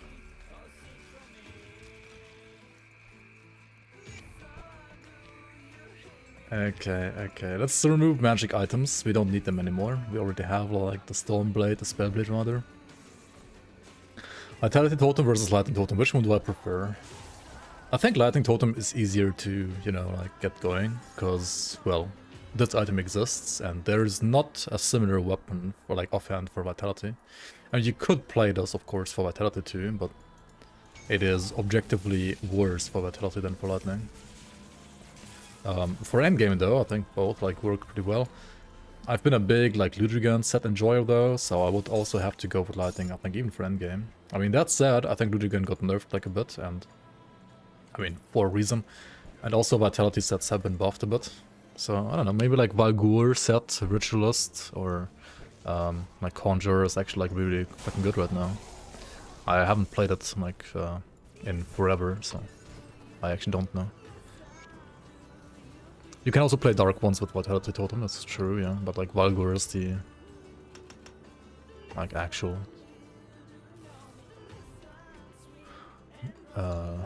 build for that, I would say. Okay, yeah, I really like looked at the patch notes at the start of the stream. I'm gonna put the video up later on YouTube as well. Dun, dun, dun, dun, dun. So if you play Lightning, right, obviously you wanna get to like Murmur, I mean to Widow rather, and to Rowan's Crown. Rowan's Crown is like green, blue and purple. This one green and blue, and this is green and purple. So we need like green, purple, and blue. For the blues, you could, if you don't wanna be boring, play Tsunami. Right? You could actually play this one. Our sigils buffed? They got buffed like last patch, I think, not this patch now. 25% less experience for US citizens now.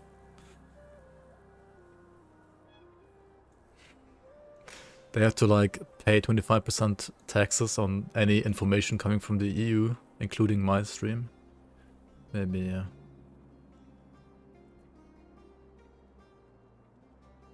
Yeah, Ring of Steel is, I think, still bugged. Xanta already knows. I already told him, I think, on Saturday. Like, when it came out to public, I mean, to internal playtest first. You Opera updated and fucked your dark mode? Monka. A non-dark mode browser is evil in 2025. Make the stream 360p for US. Yikes. Okay, actually Widow doesn't need that many blues, does it? It's only 3 blues. You could even like play Aether Fire. Well, for Aether that's good, for Lightning not so much.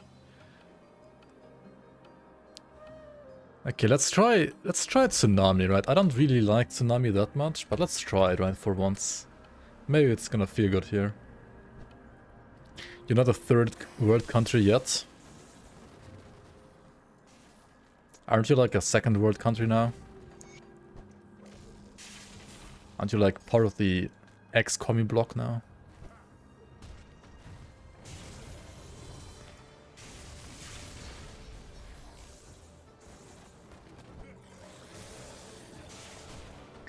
Tsunami is just way too expensive for what it does. Yeah, I think Tsunami like needs more buffs still. Like I think I got like a small buff, but I don't know.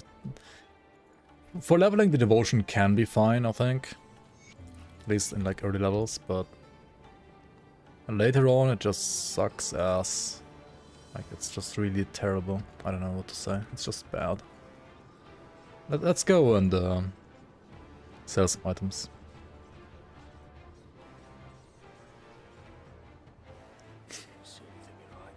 You read this today. MAGA equals Moscow agent governing America. I mean, I don't know. To be fair, I personally think that whatever Trump is doing, if it somehow like ends up ending the war in Ukraine earlier with like a somewhat satisfying result for all sides, I don't actually mind that personally. Because even though like giving stuff to countries that are getting stuff like by violence is terrible, war is still war, and I don't know, people suffer in war, so in a way no war is preferred to war, you know? Appeasement moment? It is kind of an appeasement moment, I guess. But I mean, nukes exist nowadays, right? They didn't exist in the past. Like when the other appeasement moment took place. I know like appeasement is not a good policy in general, but just saying, right? Just saying. Also that are kind of zero. Yeah, it's gonna be like some kind of clown fiesta anyway, and they will have to like move to fucking Australia to like not die in Europe or something at some point. We'll see. We'll see. We'll see. It's gonna be fun. You're gonna choose New Zealand? New Zealand is chill, yeah. Just go to where Quinn lives, right? To Wanganui.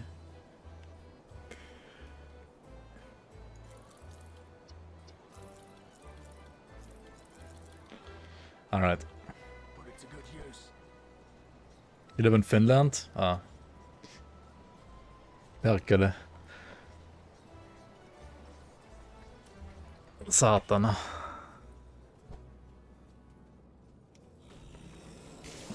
And Ixikaxi Kolme is like all I know. But that's like impending Satana moment. Or impending like Berkele moment, I guess. Vittu, oh yeah, right. A friend of mine actually learned Finnish and can speak some decent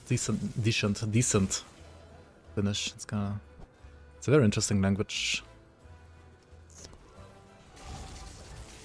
Just become isolationist like the Swiss.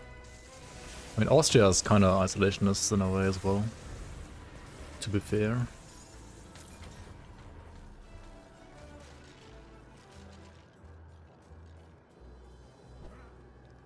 Okay, let's go.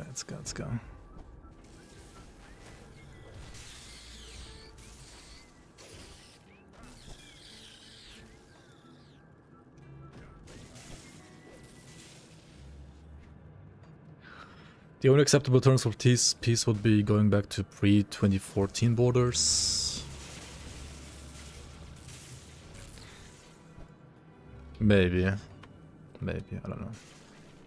I mean, I would personally probably disagree, but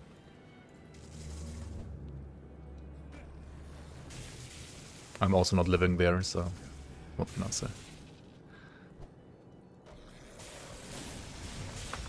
I'm not the one to judge that. Thanks, Obama. Literally. Anyway, where do we go?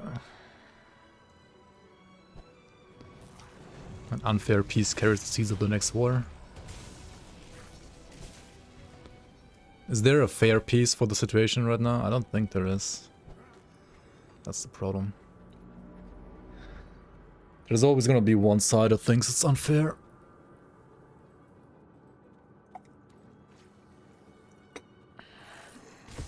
But I mean, I guess that's how it worked in the past as well, with like literally every piece as well. I make not all pieces, but like most of them. Anyway, let's try to talk about the game a bit more, right? We are toteming it up, and we have like some points in Wind Devils. Also, we have, yeah, I mean, these items, which I guess we could like pack into a grimtools link real quick. What game? The grimtools game. Grimtools is a game of all games. It's the real game behind the simulation that you see on the screen right now. I don't hate politics, but streams are always like a bit, maybe not the right place for politics. Yeah, there's no such thing as a fair solution to any war or peace, I think. Like, that's just wishful thinking. You gotta at some point like be realistic and accept certain things. Or, well, keep the war on forever.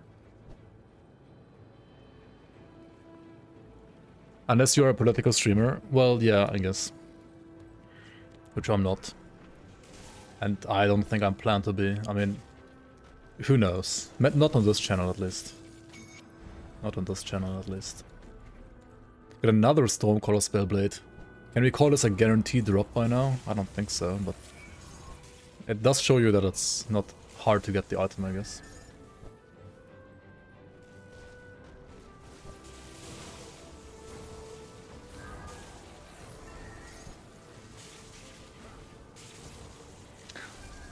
The moment one person dies or gets injured, the damage is irreparable. Yeah, true. That's why the war on cancer will never end. Until cancer is eradicated.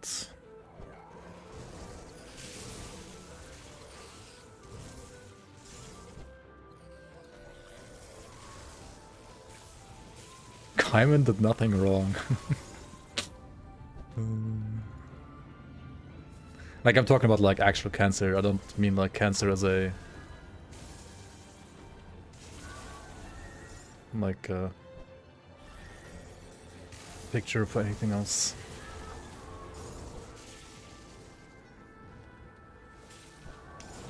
Give them Mammoth, they can have Mammoth. Yeah, nobody likes the stairs there anyway. The Ethereals can have Mammoth, right? As long as you can have the rest of the Cairn without stairs. Give the Chthonians Podwebery. I mean... just like banish... sorry. Just like banish Podwebery to the void. Yep. Make cities flat again. Yeah. Make cities stairless again. I mean... You gotta think about like all the people like in wheelchairs, right? Stairs are very bad for people in wheelchairs. Can't have stairs anywhere.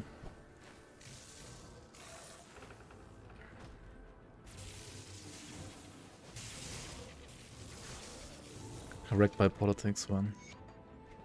I don't know if I'd have the time for that. I don't know, my political opinion is even like strong or interesting enough for that either.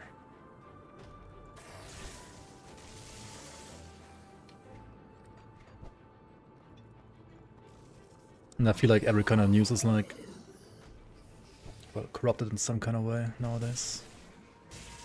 One way or the other. The Black Legion are poor criminals and should be put on trial. Thoughts?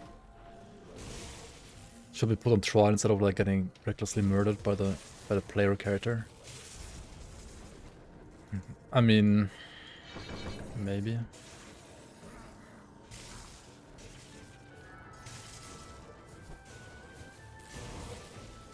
But then again, who's the judge gonna be? Is there anybody that doesn't have like any like a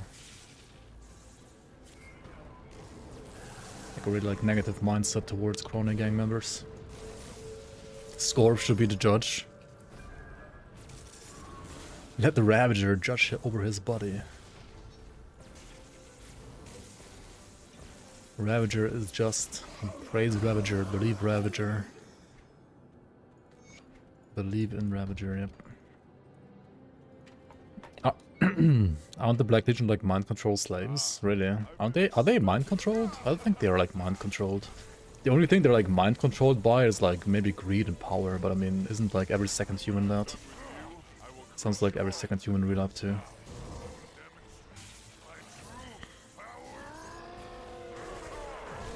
Wahahaha, my true power.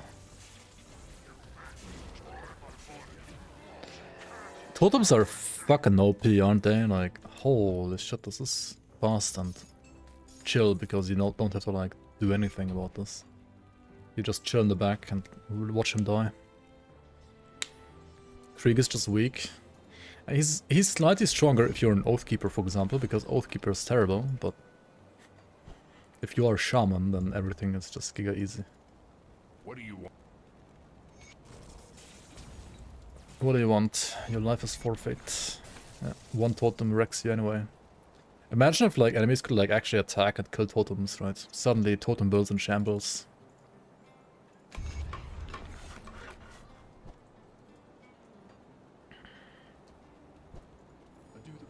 Okay, we have defeated Act 1. What do we now? What do we do now?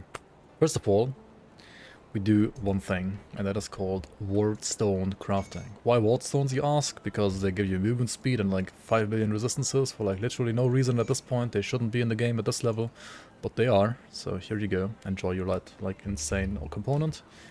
Next up, we should like maybe try to get something with lightning damage.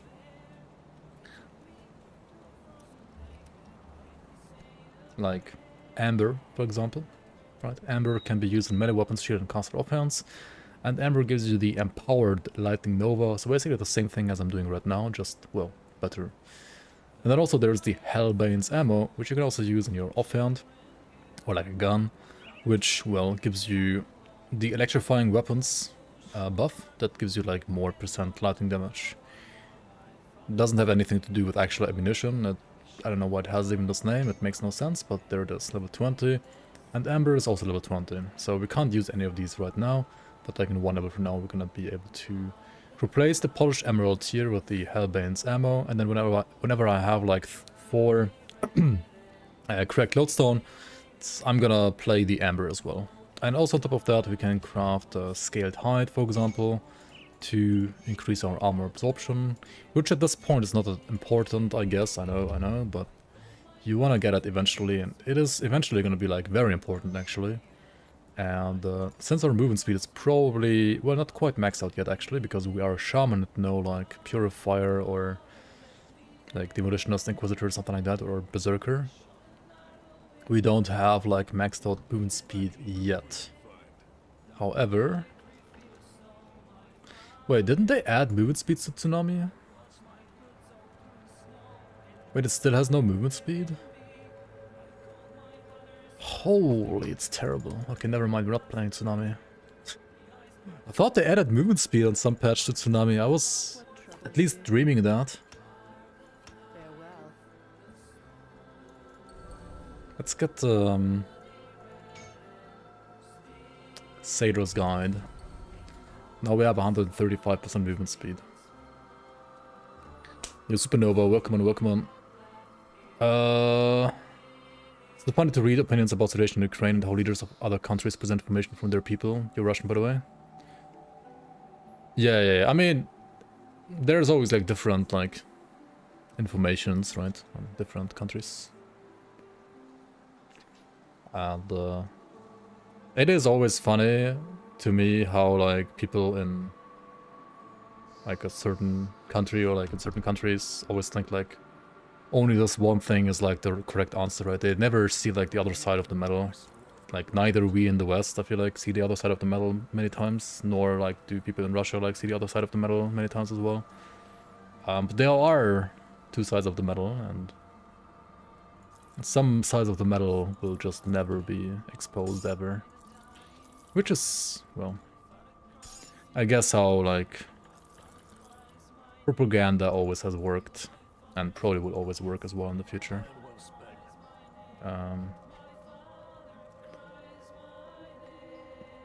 But I mean, what can you do, right? If you only have like certain information, like what can you do? Anyway, we're gonna do, I think, another anti-venom salve now that I do have enough movement speed. History is written by the winners. It always is.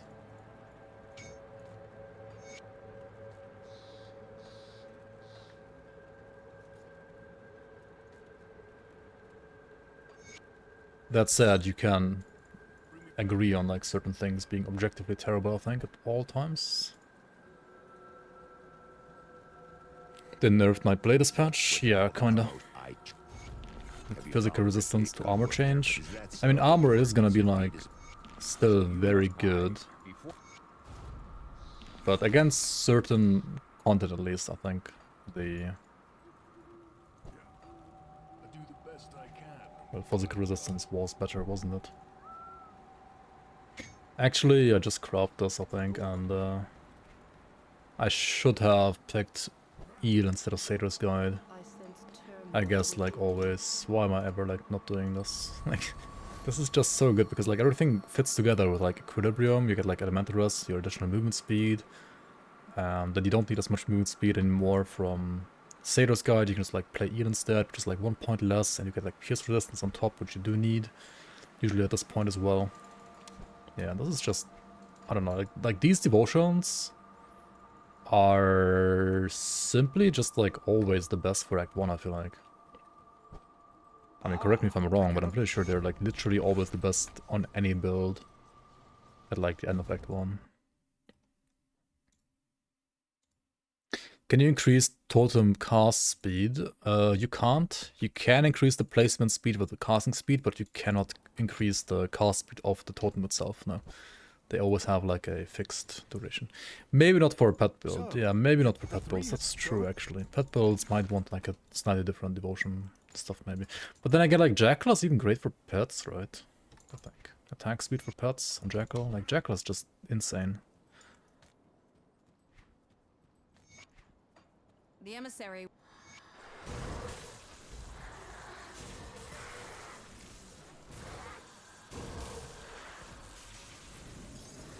A clear point of view. I wouldn't call my point of view a clear point of view because I think it's impossible to have a clear point of view because of the things that I just mentioned.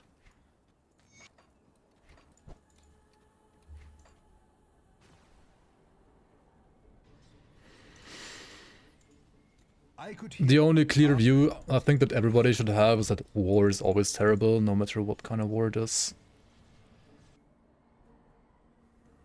And the war is ideally always... I don't know. I mean, sometimes I guess it's necessary, but... Then again, did any war, like, ever help, like, the average man? I guess the war against, like... the French royalty, maybe. Wait. Like, some civil wars have, like, done a lot of things for, like, civil rights and so on. So, I mean, there are some useful wars, I guess. Okay, anyway. Let's stop talking about useful wars and actually get back to the war against Korvac. So the next item I could get is Sigarius' Sacred Blade for this build, which is at the end of this act. I could also, after, like, talking to these guys, now go to... like here and here and here. The kind of, like, the problem is, I think for this build, there's like nothing...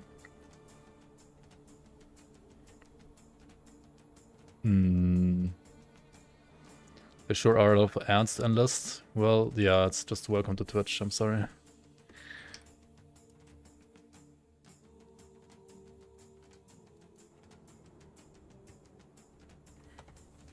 Like, there aren't any items, right, until I get to Asterkarn Road for the Wind Devil offhand.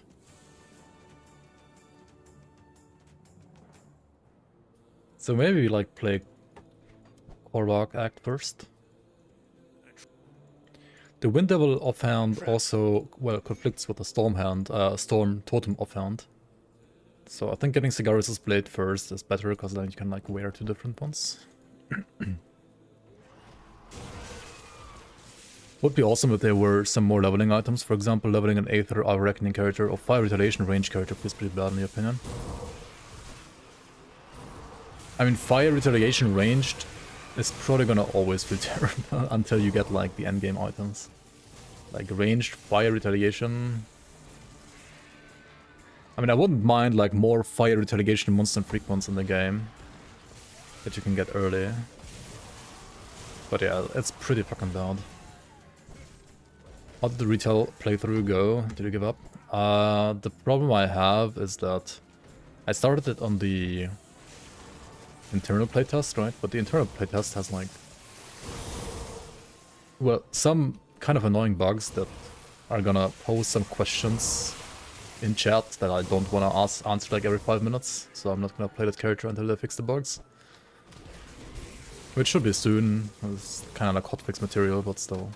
I don't know. I mean, maybe not, who knows.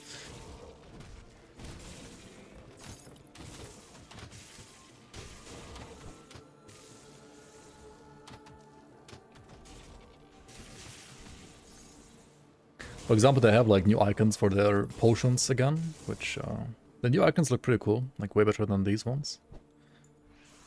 But yeah, there's some bugs, let's say it like that.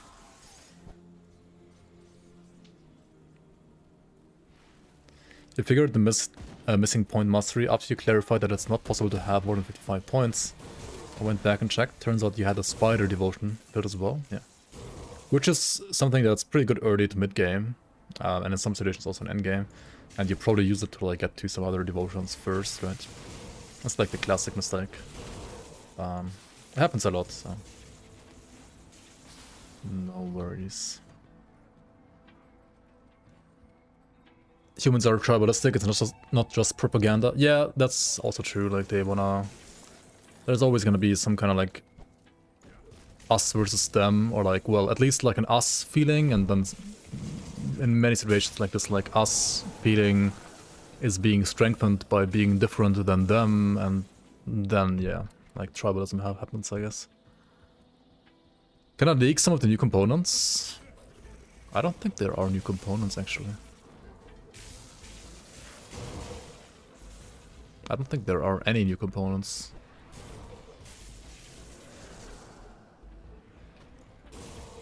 Yet, at least.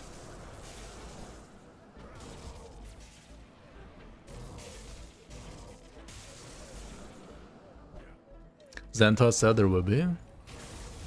Maybe they're not in the game yet, like in the playtest yet. Wait, did he really say new components? Interesting. I thought he meant that like all the old components are getting like updated, which they have already been. I don't know about like new components. They buffed Force Wave and nerfed Spam Force Wave, yeah.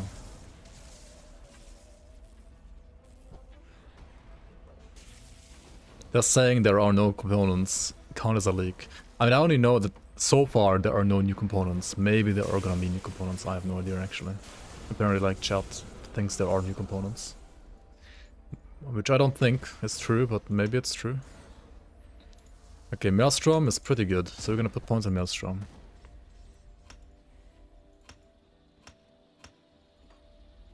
Yellow weapon, yeah. I mean, it has like a thunder suffix. So it's lightning damage.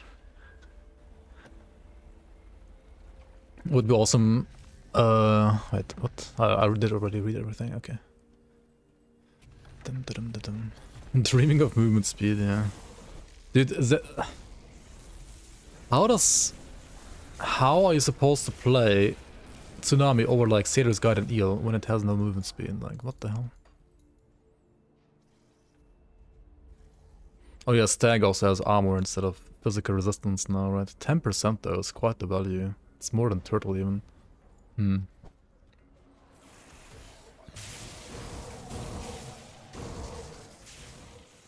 I think what is kind of crazy is like Wraith got Fizz-Rest, right? Even on this now, like Fizz-Rest on Wraith is kind of crazy. Where's the Reflect? 25% Reflect reduction on Lotus is also kind of crazy, right? And then, what else was good? Oh yeah, Kraken has 100 retail here, and 140 retail here. Wait, they didn't split it up more than that? It's just 100% here and 140% here?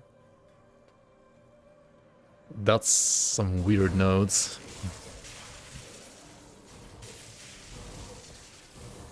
But then again, like, Kraken does need it. Like, two-enders do need the retail buffs. Who goes partial Kraken? Yeah, I mean, maybe retail builds that don't want physical resistance, but I mean, you always want that. You could like maybe skip these two nodes, but they have like HP, which is really good now, and like AS and casting speed.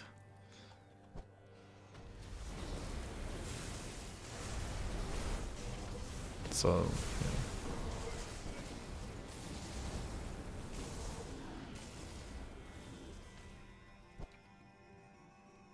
Oh, also, what the hell am I doing? Why did I not grab the movement rune? See anything you like? I actually sided with these guys. What did I side with these guys? Put it to good use. Should have sided with Rig actually, I think. Oh well. We're gonna play Rush instead of the teleport then. That's fine too. Both are fine. Could have also... I mean, we're playing like Forgotten Gods anyway, so we're gonna be friendly with all of them very soon. And then we can also play Vanish if you want to.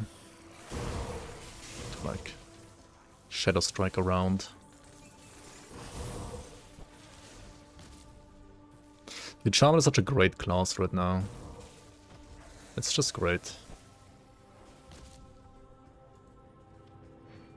I should make like 4 different runs. Like Prong Strike run, Totem Wind Devil run, or like Totem run like this one. I guess you kind of like always play Wind Devil anyway. Unless you play Vitality, maybe then not. And then I could like do a Vitality run as well. Or like what do you do in Vit run? I think Vitality Shaman is maybe the weakest. And then you could also do Pet Shaman, of course, right? Like Briarthorn leveling is just insane. Vine leveling. Like, yeah, like Vitality would be like... or like Vitality Bleed would be like Devouring Swarm, Vines, and Wendigo Totem, Storm Totem maybe as well.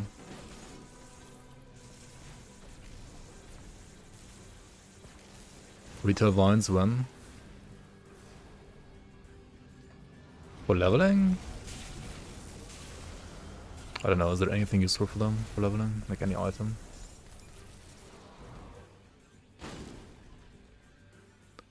Imagine playing Brute Force and Shaman when you can play Trozen. Huh? What do you mean when you can play Trozen?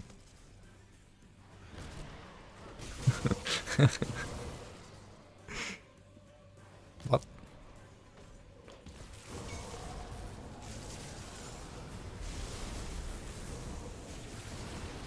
I'm curious how Fangs of Asterkarn is gonna change speed leveling. Yeah, same, to be fair.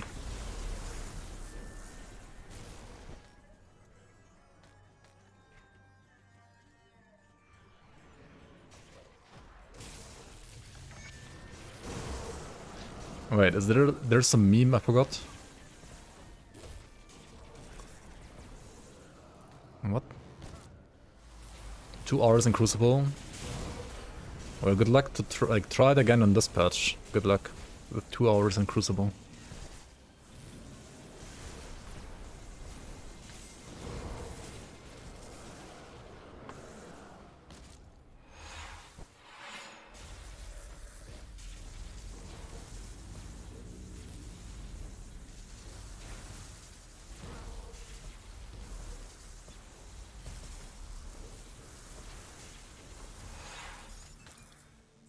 What is Crucible?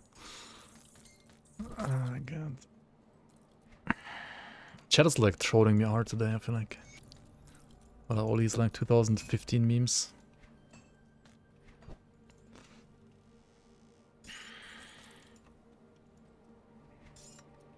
I can't pick up consecrated wrappings because my stash is full, like my bags are full, are you kidding me? Okay. Wait, do I want to get like stone-faced belt maybe? I mean, not really. Which weapon would you recommend for Pierce Tactician now that Ugnenborg bolt throwers no longer drop the arrows Merrow? I would recommend Ugnenborg bolt thrower, but you have to kill Barrowholm.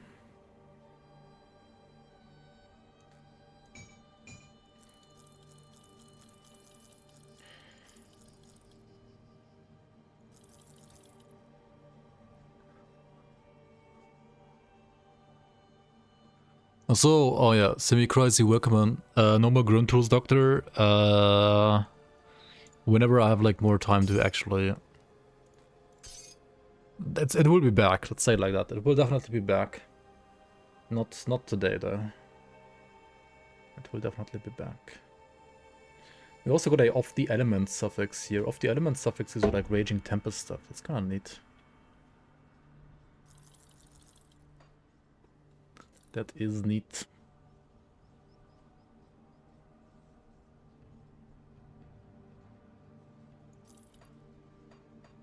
Well, if we wanted to play Promise Strike, right, we would have like the perfect weapon for that too, wouldn't we? But we're not doing that this time. Even though it is like very good, obviously, but not this time. I need greens for Widow, don't I? Like greens and purples for Widow and Rowan's Crown. So that's gonna be like a... maybe like Scottish Light Quill situation. I don't need Spider this time. I usually like play Spider a lot because of the attack speed or casting speed, but in this case we don't really need either of that. So we can just like play Quill and Scottish Light, I think. And then like grab Crown and Widow. Let's go back here.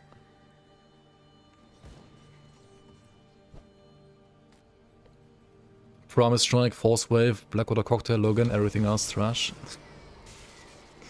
Oh, hang on, I did switch components, whoops. Are the new patch changes a buff or a nerf for spam Promise Strike? Well, for non-spam it's obviously a buff, right? For spam, I honestly don't know. You would have to check the numbers in-game. I need one more cracked. Okay, let's just craft one cracked. Crack it up. One cracked here, and then we have the Hellbanes here. We're also gonna like put Unholy Inscription here now for the like bleed and vitality resistances. Why are there no numbers in patch notes? Because Xantai will tell you he has better things to do. I don't know. It's sometimes I feel like you should just like hire me for patch notes.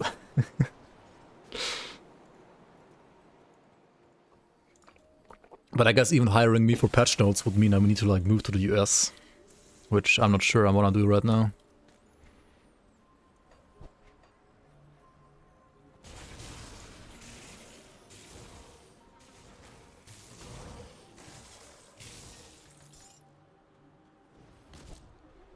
Okay, let's get all the shrines and Fangs of Asterkarn. I mean, in flippin' Forgotten Asterkarn, right? Forgotten Gods, holy shit. One of which is over here, slightly hidden. Battered shell, okay. Battered shell. We need to craft a battered shell. How did I not get a battered shell yet? The hell? GGG pays well too, just make PoE2.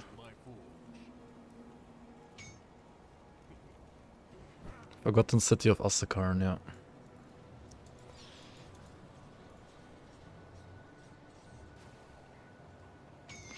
Ashes of Forgotten Asterkarn. The Crucible, yep. The Crucible of the Forgotten Asterkarn in ashes.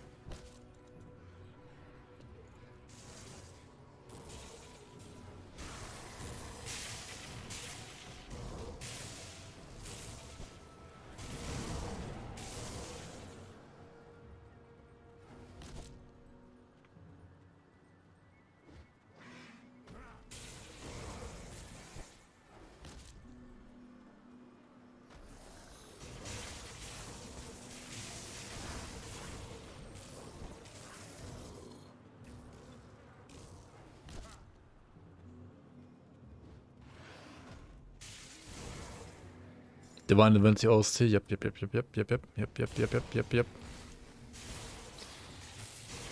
Force Wave nerfed, Soldier unplayable.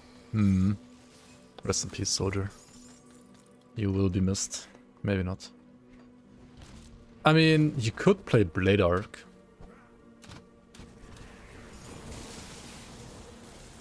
You can play Blitz still, just like on the Warlord, for example. Internal Trauma Force Wave buffed. Well, the internal trauma part actually didn't get buffed, right? The flat damage parts got buffed. But like for non-spam.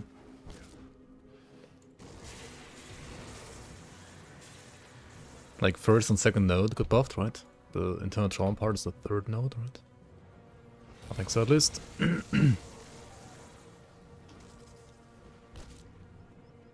All chats hate bald people when bald is love and beautiful.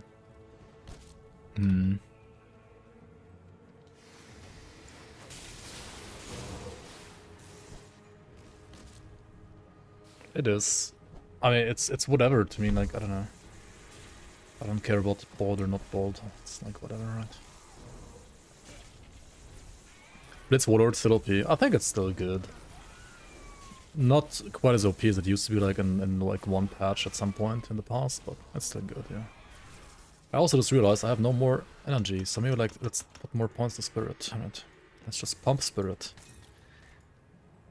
And also if you find ectoplasm, use ectoplasm.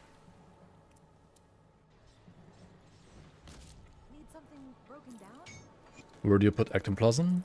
Well, for example, in your helmet, or like circlet in this case.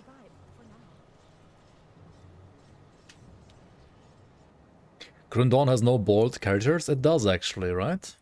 I think it does. There's no like important NPCs that are bald though, but some are.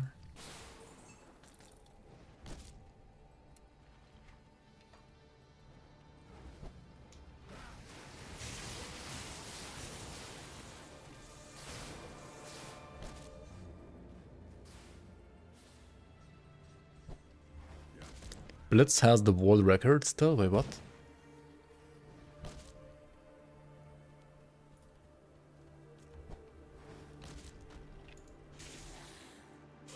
Wait, when did Blitz get that record now? Thought it's like Wind Devil or... what's the other one called? Or like Bleed Trickster or something like that.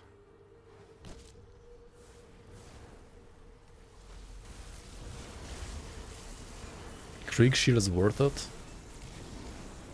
What?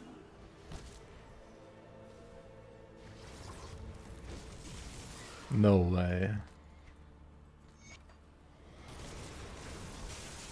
Yeah, that sounds just giga crazy.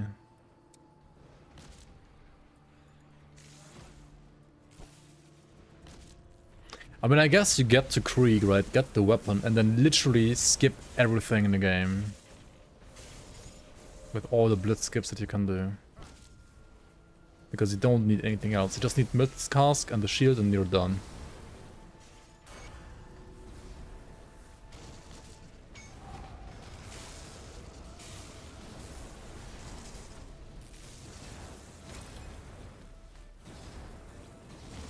And of course you play like Shadow Strike as a secondary, right? But like, Shadow Strike itself doesn't have like good enough items early in the game to be like world record material for like a... At least not for a log run, maybe like for some other runs. They're Witchblade. Because of Curse of Ferality physical resistance reduction. Shadow Strike past Arcovia? Maybe.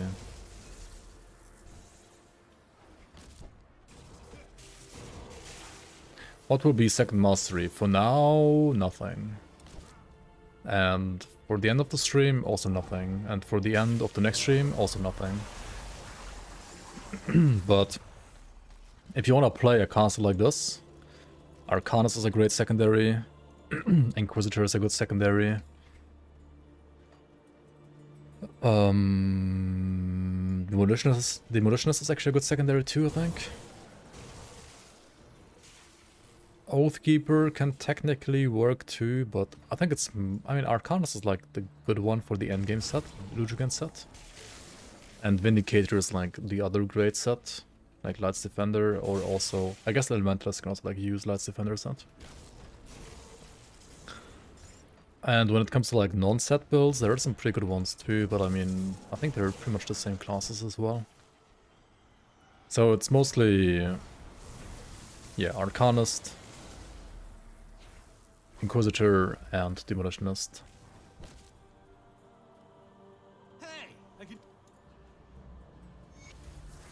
I mean, you always, when you do like an actual speed run, right? Like not speed leveling, but like a speed run. Like at least the normal only, like for example, Logorian speedrun, you have to always play Soldier or Nightblade for Shadow Strike or Blitz. And then you can play either like those classes also for damage, or you can play like another class for like damage. But you always have to play like Shadow Strike or Blitz. Because of like how certain mechanics in the game work.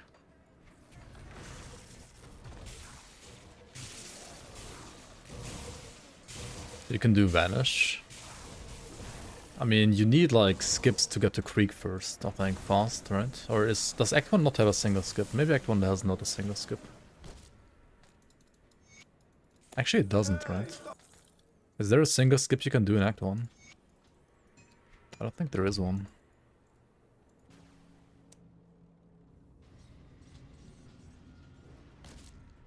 I'll give you a good price on what I've got left. I mean, it's still gonna help like a little bit to have...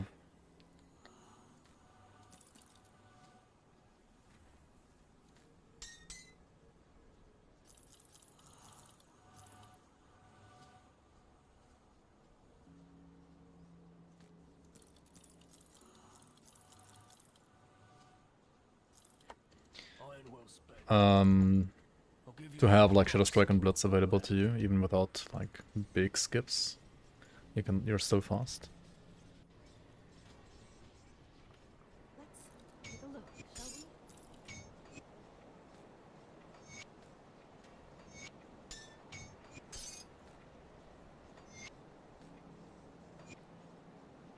Be safe.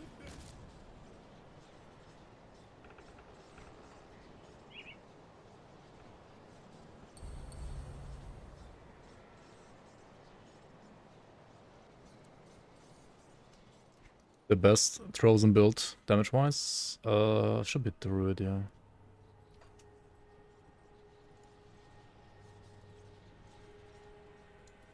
Did I fuck this up? Did I? Wait. No, there is a portal here. Where am I going? This is so weird. It is weird indeed. Frozen Warlock. Yeah, Frozen Warlock needs like a considerable buff, I feel like. Isn't like Frozen Conjurer even better than Frozen Warlock? Like the Citadel part, I mean, it used to be decent, but like they nerfed Citadel at some point. Ever since then, it's kinda... Like, I think Citadel is still good on like other sets maybe, or like in other builds, but not really in that one.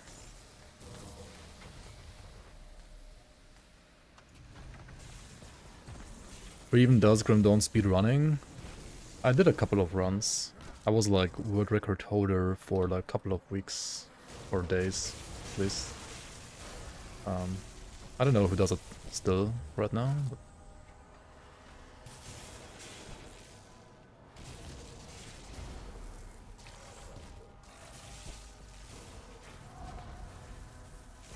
I mean, it's not just me though, right? Like I didn't get first place by being the only player doing runs. There are more than just me. Like Illuminator did some runs, and if you go to speedrun.com, right?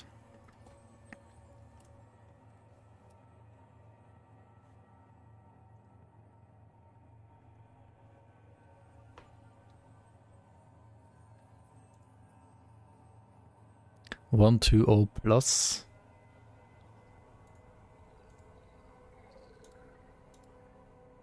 What the fuck does it not work?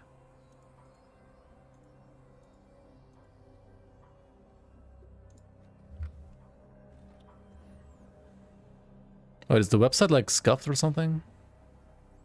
What is this? If I check it out, right? It shows me this one. If I want to check out this one, it just like literally doesn't work. Like, what is this? Hello? Website?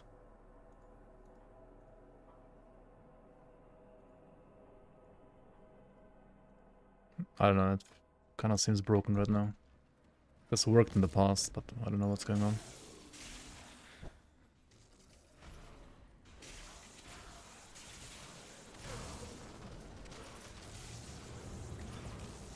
There was this guy wrecked by Brotos, this other guy pecked by Protoss, and then wrecked by Brotos too. Yeah, true. True. Those are like all the people doing speedruns.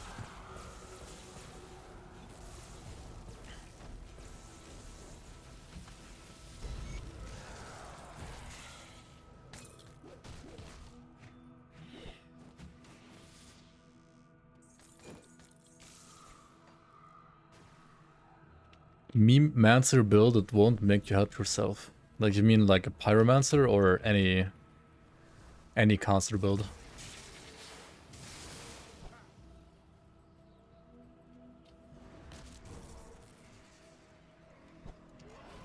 The rules are kinda yak.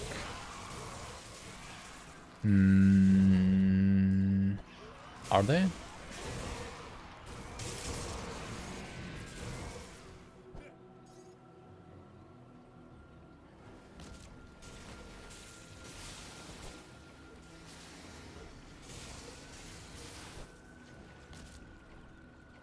Wait, can you still like craft whatever you want, or is it just like complete fresh start? It should be like complete fresh start, I feel like. But maybe that's like not consistent enough for them, I don't know.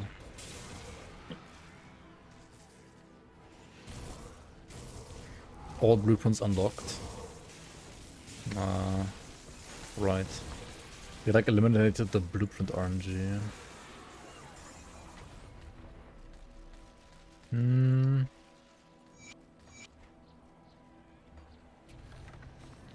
I mean, it doesn't eliminate like blueprint RNG, which it makes sense in a way. Yeah, you can copy paste the rules if you want to, sure. Does it even help though? Like, why? Yeah, I was like wondering, like, do blueprints even help? Like, isn't it just the same? Like, why not just remove all blueprints too? I guess like runestone and so on, you can get like runestone quicker. Does that help? Maybe the racial damage helps for like certain like damage types. Like certain bosses. Like do you get like double sanctified bone to like kill Logorian better? Like Pasa for example? Maybe.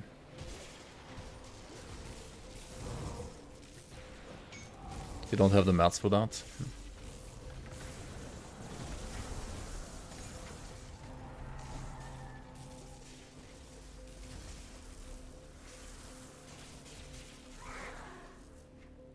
They are cheaper to craft now though, that's true.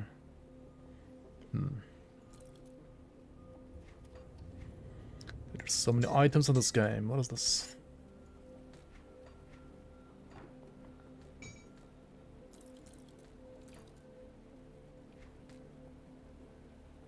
There's gonna be even more.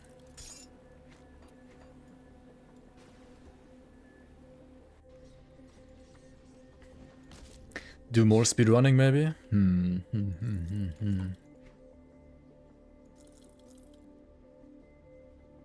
Oh yeah, these shoulders are kinda nice. Good find.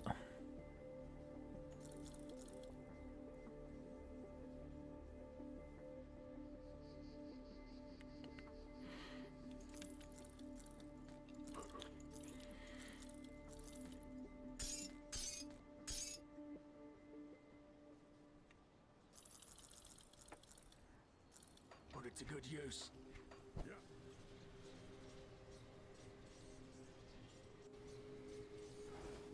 Let's take a look, shall we? The best speedrunning build? I mean, it depends for what, right? Depends what you want to do exactly.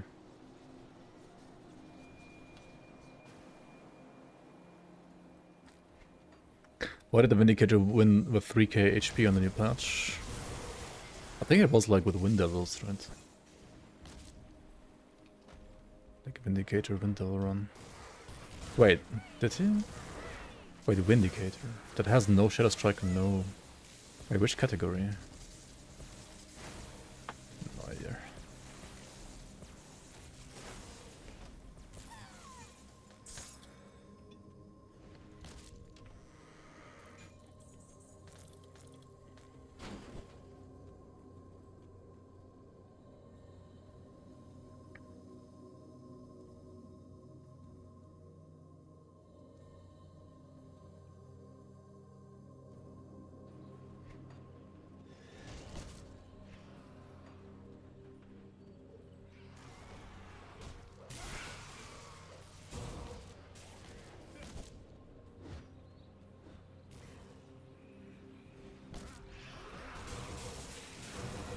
Apparently, I mean, yeah, like just killing Kaizok, then repairing the bridge used to be like what people did, which is why I'm like really surprised that like people suddenly kill Krieg to get the Krieg shield for Blitz. I mean, if you're not playing Blitz, I guess the Krieg shield is not worth it, but...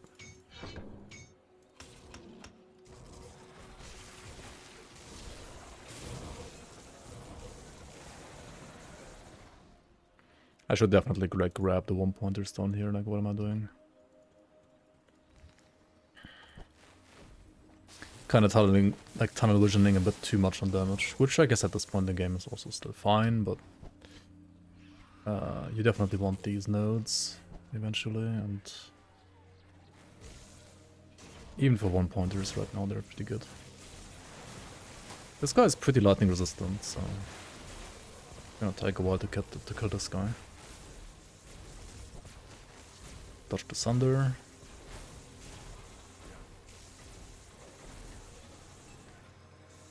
Use potion against poison damage, and also, well, try to have not complete shit poison resistance once you go here. Which is why we crafted the anti-venom salves on the belt and the boots.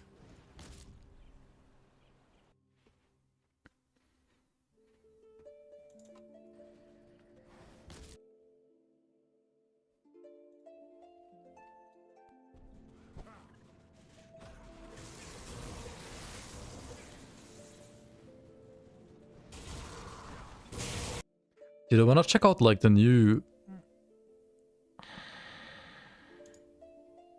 The new runs, what is this? Why can't I select them? Does the website work for you guys? Why can't I see like the 1.1 the 1.2 runs?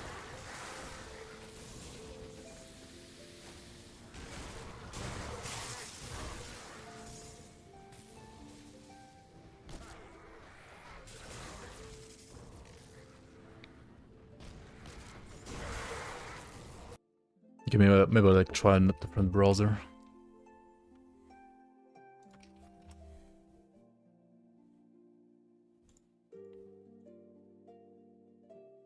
Holy fuck, there's like 5 billion ads on this one. Okay, it also doesn't work. What? Refreshed a couple of times until it worked. Huh. Yeah, I don't know, it just won't work for me. What is this garbage website?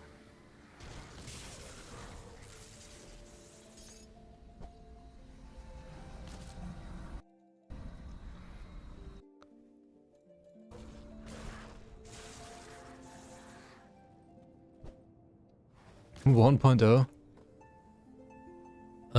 Close. Close. This is patch 1.2.1.6. Same but different.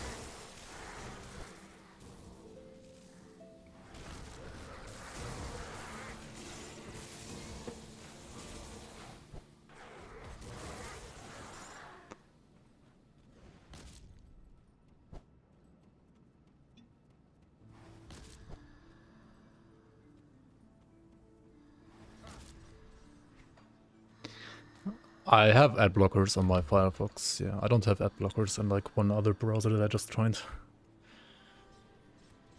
And usually I just use Firefox.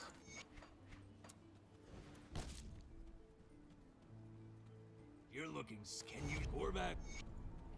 Korvarak demands you to call the ranks. Okay, let's call the ranks. They just like die to win doubles, that's funny. Rest in peace. The blood has been sacrificed. Well, good.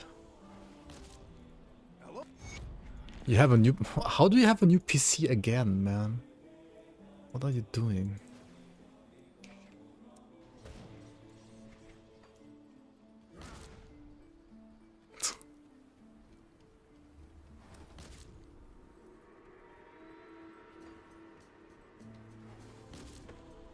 And you're still gonna play like Grim Dawn. And maybe Grim Dawn 1.0 and maybe some Path of Exile, which also doesn't need like... I don't know. You're gonna play Skyrim? It's another like 20-year-old game almost. Okay, not quite, but like almost 15. Serve the three. Serve the... With mods it will need the power. Yeah. Surely. What are you even getting? You're probably getting pre-built as well, right? To waste even more money. Serve the... Full pre-built. Right can see. Don't worry. What's it gonna have? Yes, travel. Yes, What GPU and CPU? I hear you've done some... I hear you've...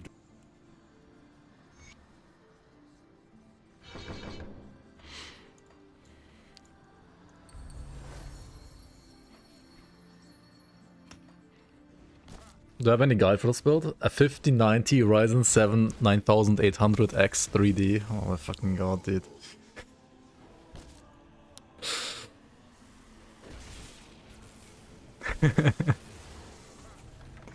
Holy fuck.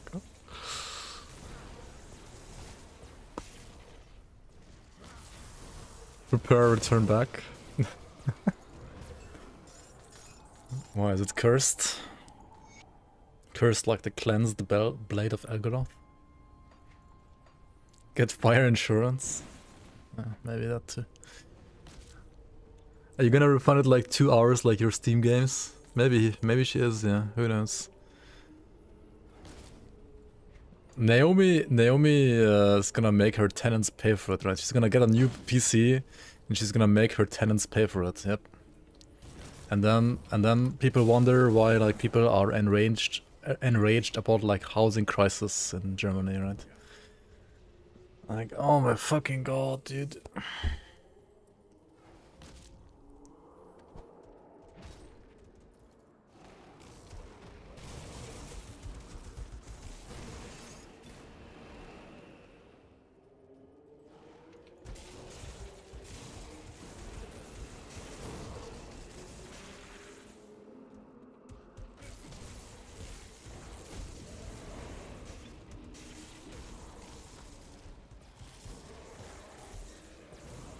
They can only repair 2 times if they give a new. If it breaks a 3rd time, they will have to give a new GPU. But what if the GPU like breaks in the first already, like on the first time, right? And it's irreparable the first time you send it back.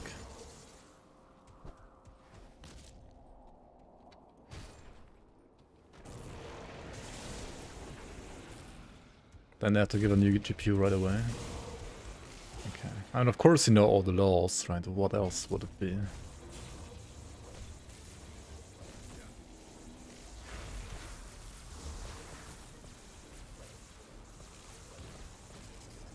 If you want to be rich, like, don't use common sense, just know all the laws, right? Just know laws. It's like a better way of doing it.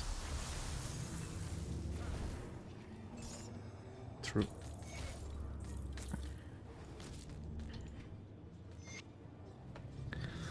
There's a dude in Burridge Village who talks a little crazy and can be killed. Is he lore relevant? Is there any secret besides the hidden path connected to him?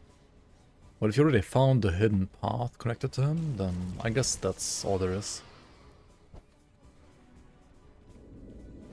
I always kept wondering as well as if there's more or not, because it does feel like there should be more, but I think there is not more than that. That's all there is, like just a path under the bridge, right?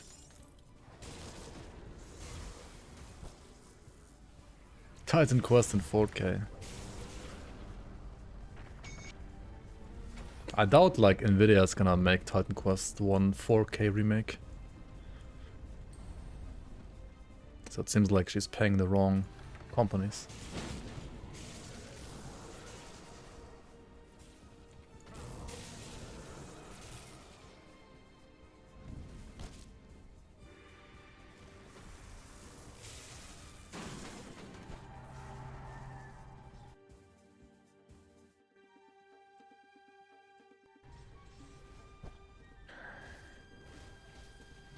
Where can you find Blood Watchers? Blood Watchers are findable in the Temple of Osir and also around the Karen docks. Those are gonna drop like the blood of the Watchers, right? They look just like any other Watchers, but actually they are like slightly different, I think, in color. Like slightly more white than the red, I think. Just very like subtle difference.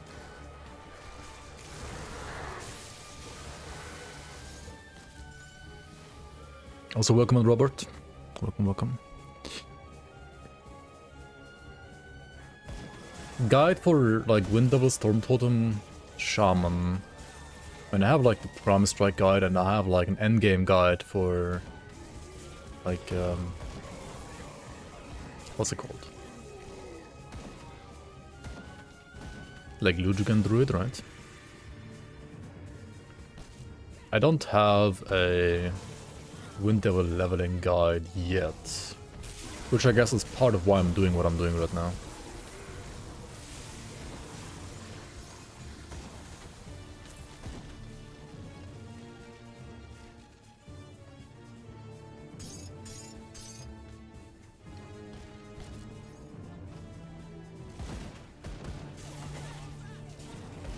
Hey, good night, Knokja. Welcome. I mean, good night, good night. Why am I saying welcome? Welcome to the Dreamlands, I guess. Welcome to the world of dreams.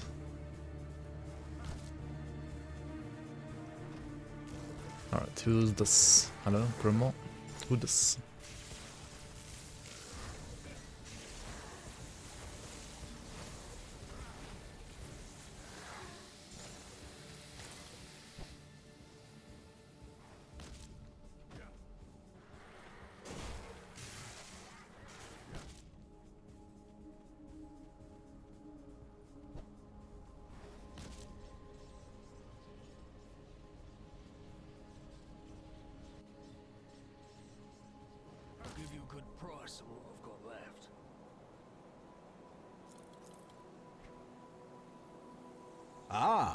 We speak at last.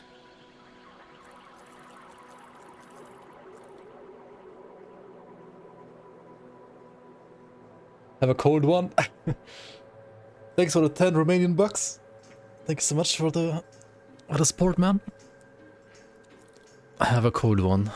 A cold beer, you mean, I guess? I don't think I have any in the fridge right now. It's been a while I drank some beer. But yeah. Actually, I probably will have a beer this week, because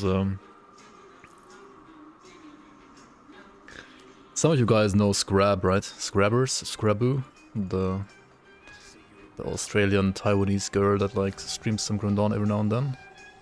I mean, I think it's been a long time since she like streamed Grim Dawn, to be fair, or like she streamed anything. But she like used to stream a bit more every now and then. She's actually like on her Europe tour right now, and she might come to Germany soon, as in like tomorrow actually. So I guess I'm gonna have like some beer with her maybe at some point, if she has time to get to Munich and, you know, hang out a bit. Wrecked Con in Munich. Grim Dawn co-op stream. Who knows?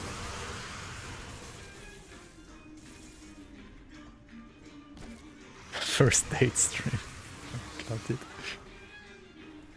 This guy. This guy right here. Yes, please.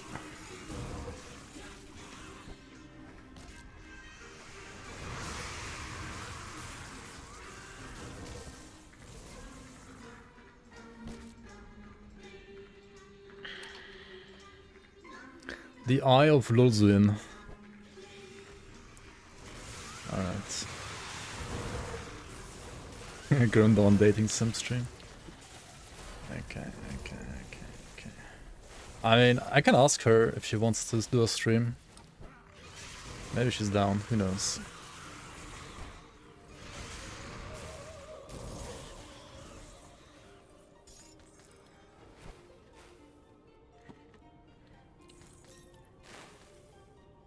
But as far as I know, she has like some actual friends in like Germany and Munich and stuff like that as well that she wants to meet, so maybe there's not gonna be the time for that. Who knows?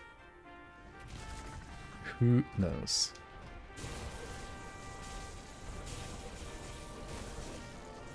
Doesn't have friends. That's what I thought too. But she has like more friends than me, dude. Like even in fucking Germany for some reason. It's funny.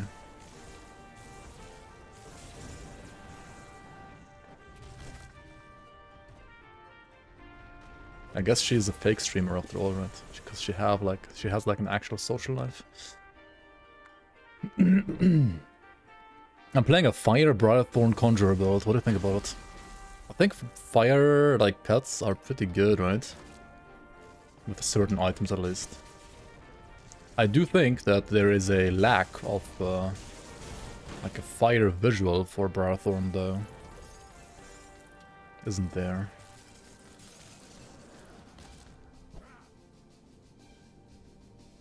Otherwise, I think Fire Briarthorn can be pretty good.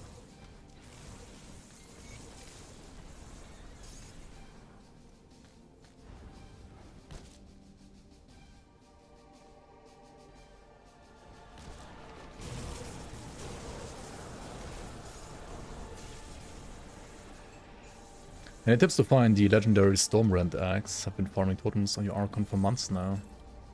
Well, if your Archon is strong enough to not only farm totems, but rather farm... Actually, Stormrend is a totem item, right? I guess you just farm more totems, but you need to like farm the right totem, right? Are you farming the right type of totem? Because it doesn't just drop from any totem, right? It only drops from, I believe, savage totems, if I'm not mistaken.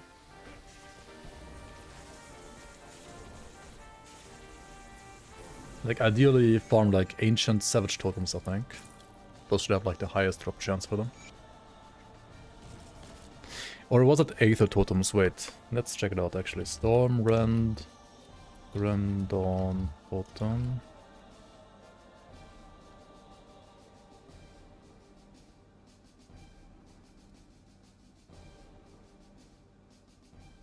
Oh no, it's Aether Warped, not Savage. I'm talking bullshit right here. Stormrend is dropping from Aether Warped totems, mostly. I mean, they have like a chance to like drop in other places too.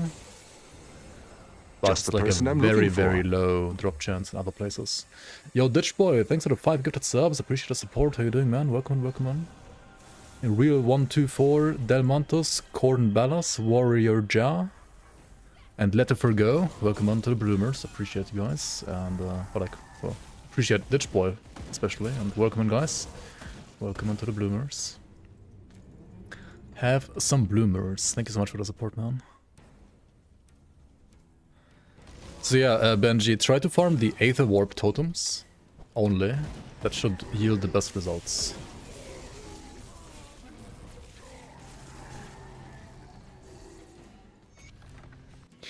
Yeah, it's not like widely known, I feel like, and there aren't many pages covering that. And usually I dislike this fandom site a lot, but in this case they actually do have the information here about monster totems. That like monster totems have like specific loot that they have like a higher chance to drop for. Yeah, Warden Cellar I guess is a good place for like Aether Warped totems.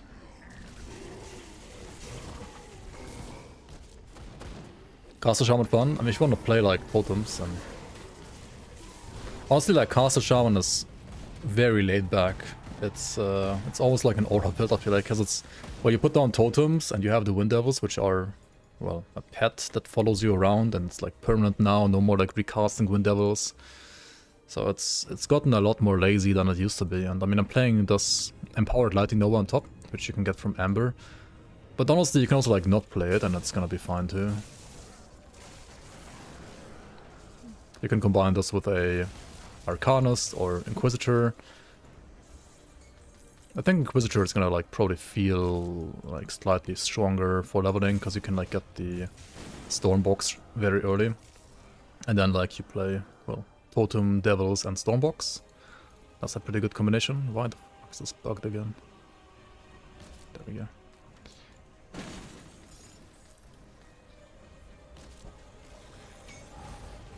But of course, Arcanist is great as well, and endgame Ludwigans said Arcanist is really, really good, like Druid is really good.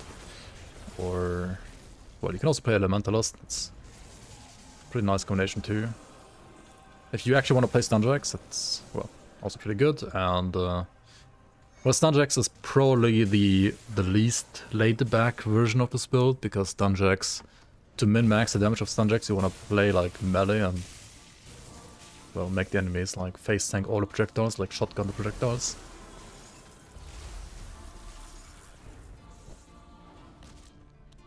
But it's like another option, yeah. I could just like go back to the portal, right? What am I doing? Been working on a Mage Hunter using the Aether and Lightning build. Oh yeah, the Alagast Mage Hunter, right. Yeah, Alagast Mage Hunter kinda needs the set, right, to actually properly shine on the hybrid like damage types, because hybrid damage types in this game are, well, they can somewhat work for like ore content, even like for leveling already, and or actually like more so for leveling than for endgame. But if you want them to work for endgame properly as well, then you need to have specific items, otherwise like dual damage types isn't gonna be that great, right? But Aether Lightning at least does have some decent synergy already in the devotion page. So it's not all too bad, even without the perfect items.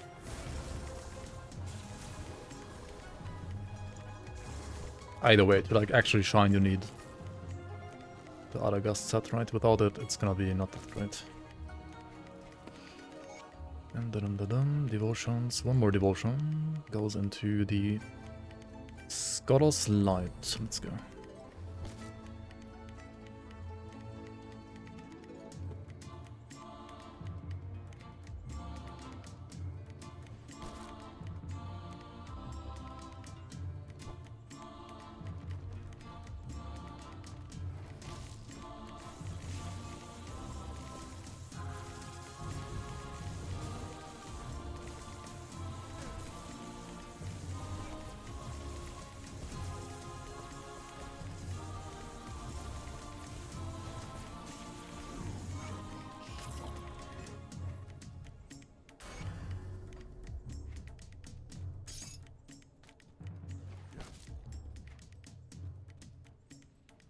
Ding. Yeah, let's get this part as well, the Stone Cross Pact.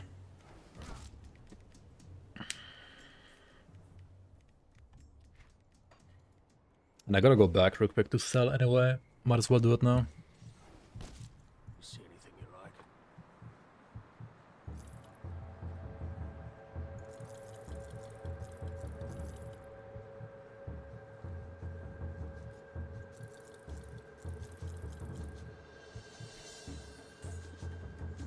If you're playing Promise Strike, this weapon is premium as well. Apart from the prefix is an acid prefix, and you really don't want to get that. You want to get a lightning prefix. Tempest of Vitality Pants. Oh, these are pretty darn good too, actually. That's a juicy find. It's gonna reduce my Aether Res a bit though, which does suck a bit. But otherwise, they are... Of Squalls is a good suffix too.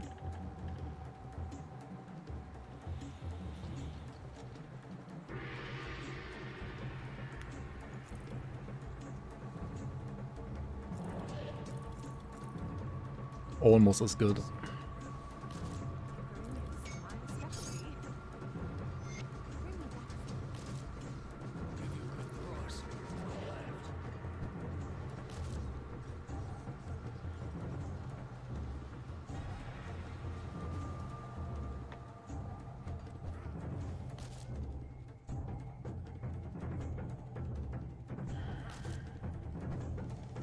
Okay, I think today is gonna be probably like a shorter stream because it's already kind of getting late. I'm gonna stream 3 times this week at least again. Just like last week. And also I'll try to like stream a little bit earlier next time. Today was a bit late, wasn't it? I'm not sure when I should stop. Maybe like after... Like, not after Korwak, I think, not quite, but maybe like after Kron Day, something like that.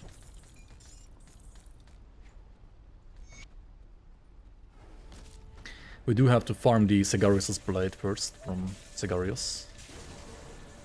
Here the next like big tomb that we're gonna go to. Like the main campaign tomb.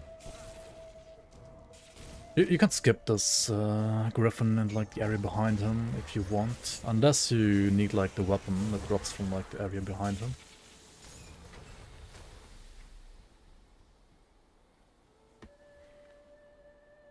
Stormy Walker is a pretty good item too, especially when you're playing a Vindicator. It has like +1 to all skills and Inquisitor too. It's pretty good.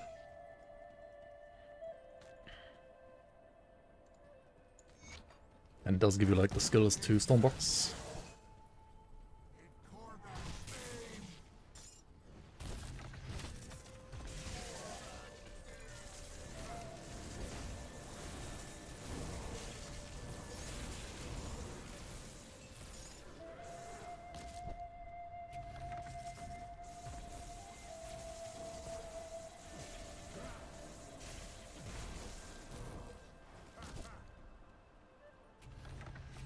Hope you get the level 94 drop. I mean, if you're doing it on ultimate, right, then the area scales to level 100 anyway. If you're trying to farm it in normal or elite, then don't do that. Like, just like don't ever do that. Have you executed? I smell the. You should almost never farm anything on like elite or Welcome. normal, unless it's like a green monster frequent that you need for leveling. See you around.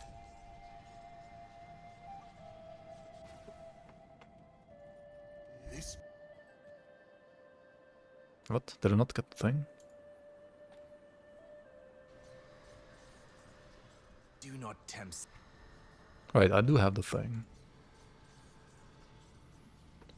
Did I click the wrong? This is a Wait, what? Oh, I need to walk here first? you now isn't. I do not know. Oh, there we go. That was weird. There's like a trigger box here apparently, which I didn't trigger when I was standing over there on the right. Interesting. Bask in my power. Bask in my power. Have a taste.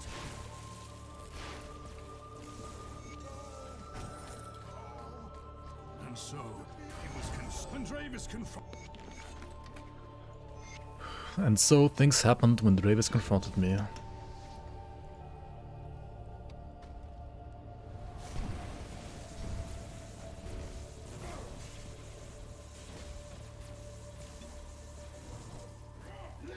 I gotta say, the single target damage right now, this very second, it's not bad. I mean, we're also killing stuff, but I've played builds recently where it was faster, like the Fire Strike build, for example, or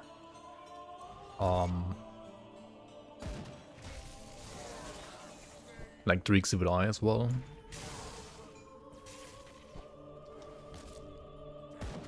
Mind rating this.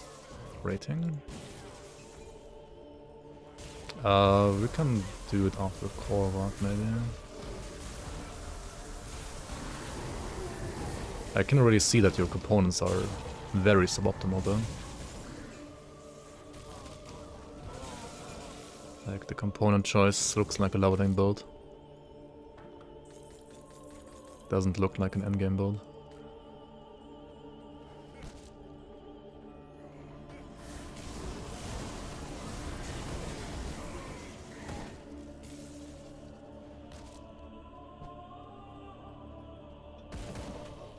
Nöddeknäckaren, welcome in, welcome in.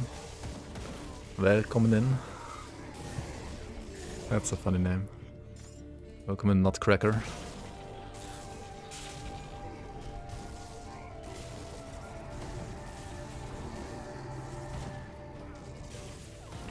Good day to you, sir.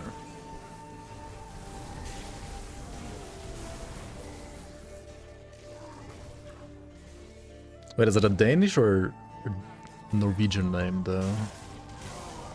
Is it Danish or Norwegian for Nutcracker? I don't know actually at this very second. It feels more Danish to me, but maybe it's actually Norwegian.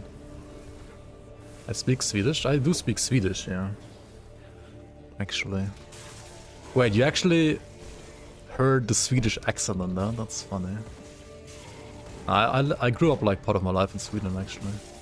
So I do speak Swedish, and thus I can understand like not all, but most Norwegian and Danish.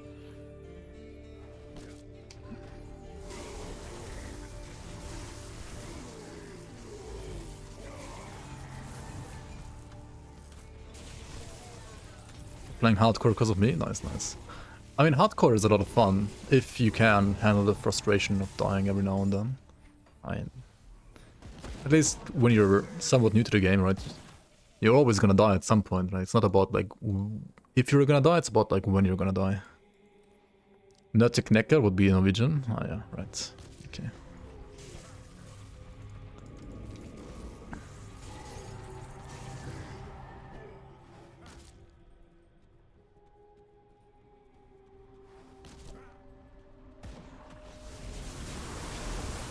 You can't understand Swedish when you're speaking Norwegian?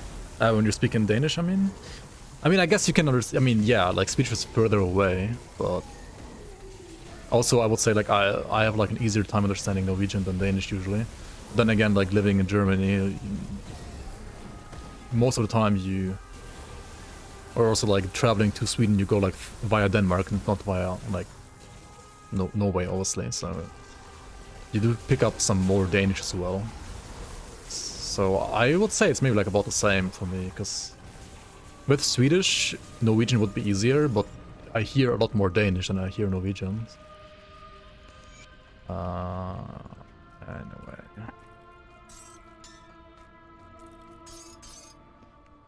Let's get some more items here, there we go.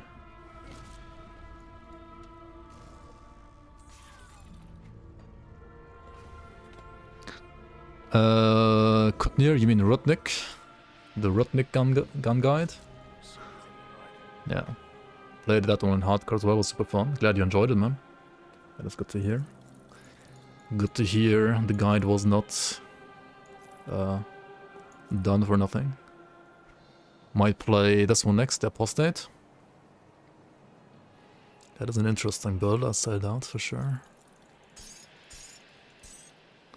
Okay, there is the Chosen Mask, which is insane when you're playing Vindicator or like Elementalist. I mean, Purifier actually, for like Lightning Caster. But we're not that here. On the other hand, we did find Sigari's Sacred Blade, which is very lucky in this case. I mean, Sigaris has like 2 different weapons he can drop. And sometimes he like drops 2 of the Chaos ones, sometimes 2 of the Lightning one. In this case, he like dropped 1 of each. So as long as you get like 1 of this, that's already good enough, I would say. And Obtorrent Suffix is actually pretty good too, I think. Anyway, this is what we're gonna use here. So we're gonna equip it and not to look back at any blue item ever again, I think, because blue items are gonna probably all suck compared to what I have now. Let's take a look, shall we? You're in Stuttgart this week? Oh, nice. I'm in Munich, actually.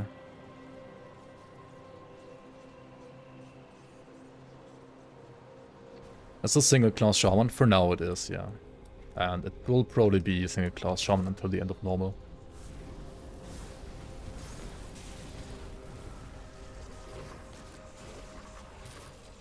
Yeah, Norwegian is like a mix of Danish and Swedish, I feel like. I mean, it also makes like sense when you look at it from like a history standpoint, right? Like it was like part of Sweden at some point, part of Denmark for a longer point, I guess, for a longer period. So it makes sense. That Norwegian is basically a mix of the 2. Summon your Wind Devils, so yeah, whoops, you're right about that. When I change a weapon, obviously it like shuffled around the skill points to the skill. So it did desummon the Wind Devils. Have I been to the Nürburgring yet? No. I mean, I was like close, but I didn't go on the actual like ring, and no, I wasn't there. I don't have a car that's like worth going there with anyway, so I could go there to like watch, but I do like motorsports in a way, but I would say I probably like would enjoy driving myself more than watching. So. Like, I think if I go there, I want to drive as well. So. And as long as I don't have a car that's like worth driving there. I mean, then again, you can like drive anything on the Nürburgring, I guess. Like people drive there with fucking buses, right?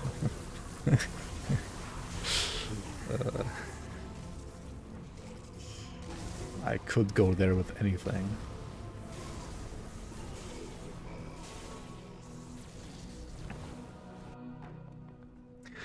Disney on Ice? Wait, Disney on Ice in Munich?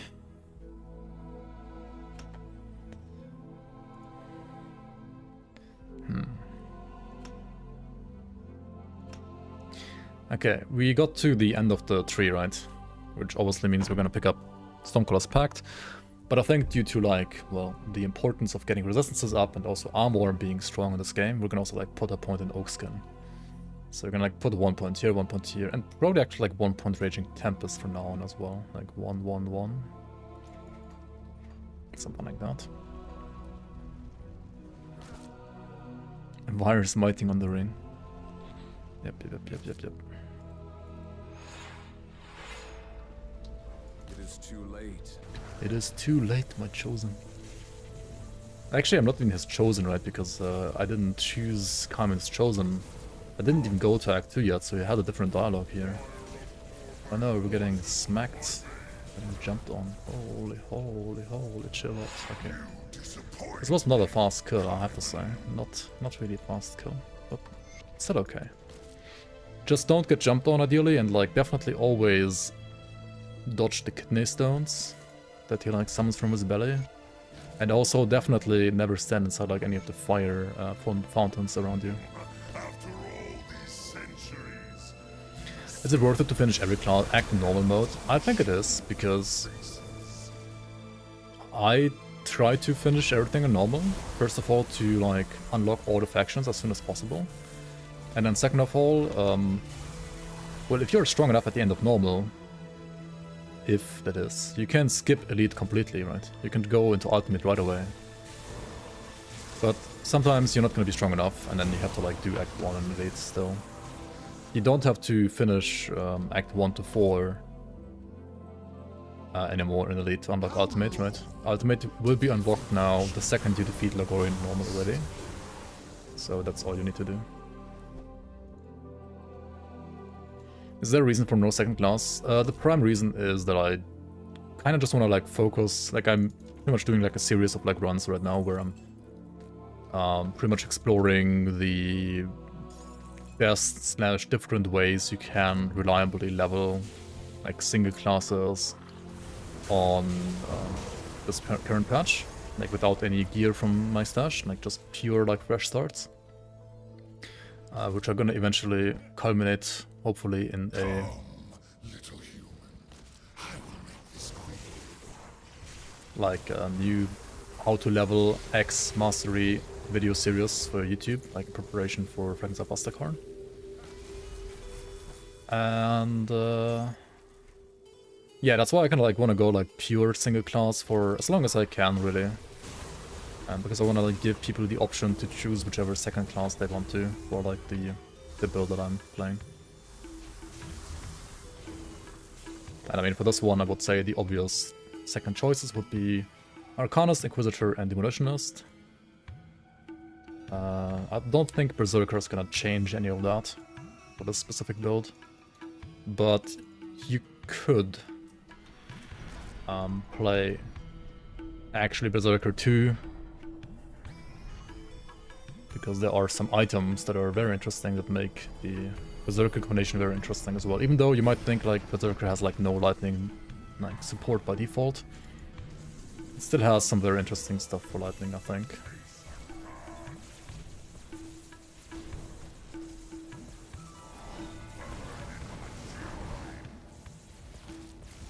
Alright, so the Korvac damage, just like the Primus Chosen damage, is honestly, I would say, I mean it's okay, but it's not as good as some other builds can be.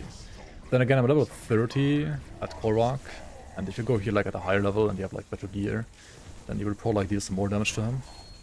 I don't have like any active devotion right now yet, right, do I? I don't have Elemental Storm, I don't have Arcane Bomb. And I think that resistance reduction that's missing there is probably making a pretty big difference right now, actually. Which is why, yeah, this is taking a little bit longer than usual. Korvac, fucks you! I mean, hopefully he's not gonna do that, but he is a little bit harder than usual. Isn't Inquisitor really bad for this build because of Oral Censor taking the place of Stormcross Pact? That is a thing that you have to just accept, yes. It sucks a bit that you lose the crit damage from like Stormcross Pact and the lightning damage there.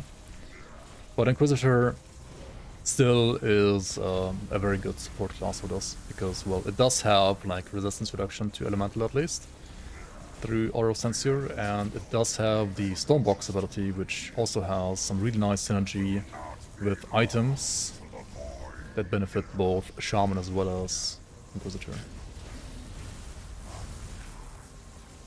And also like endgame sets that also work with us, like put the two together.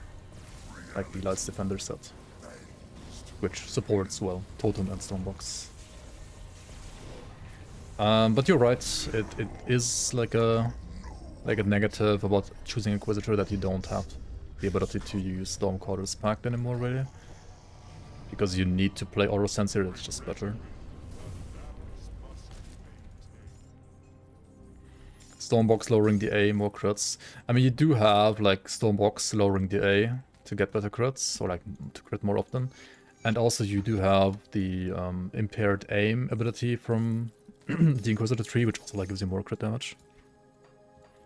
So Inquisitor does make you lose Stormcross Pact, but it does give you like some like good like ways to crit back, so it's not like that bad, I think.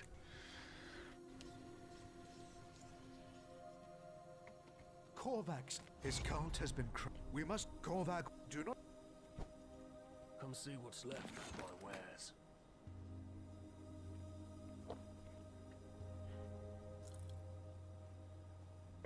Iron well spent. To be fair, technically, you could even play Occultist, right? Like, Occultist has elemental resistance reduction on vulnerability. And there are some few items that make, like, Lightning Conjurer fine as well. but See anything you like?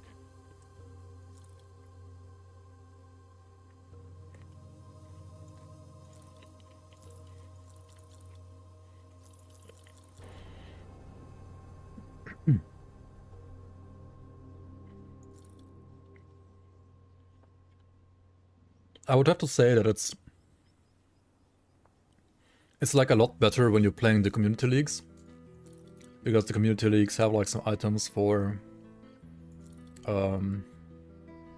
like Lightning Conjurer Caster that give you, for example, lightning bonuses to Bloody Pox.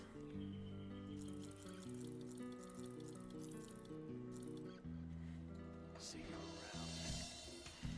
So like if you want to play Occultist Secondary, do check out the community leagues, they're pretty good.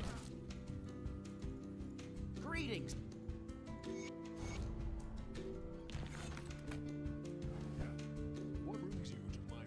Hang on. I need to do what here? Nothing, right? I'm done here. Okay. Let's just go towards Cronley then.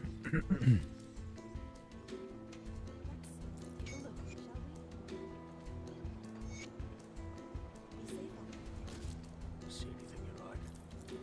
Put it to good use.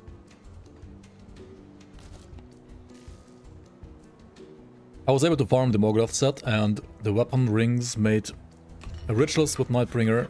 And I'm enjoying that like crazy. Tentacles and rift portals everywhere. Yeah. Nightbringer is a lot of fun. Or like, well, the Mograth set is a lot of fun as well. It's a very fun set. I don't think the set necessarily works all too well together with the weapon, to be fair, but it's a lot of fun, that's for sure. I think the set is great and the weapon used to be insane. I think it's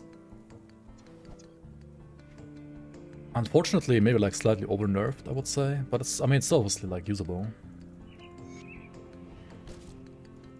But then like also the weapon and the set together is a bit hard to make work. But I guess if you make it work, it's like Vitality, Wind Devil, Rituals, something like that, right? Which sounds weird, but...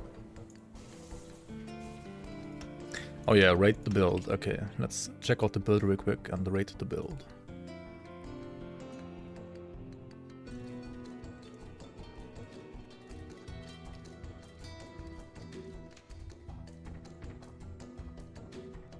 So this build right here. Okay, like first of all, I think most components are definitely suboptimal here.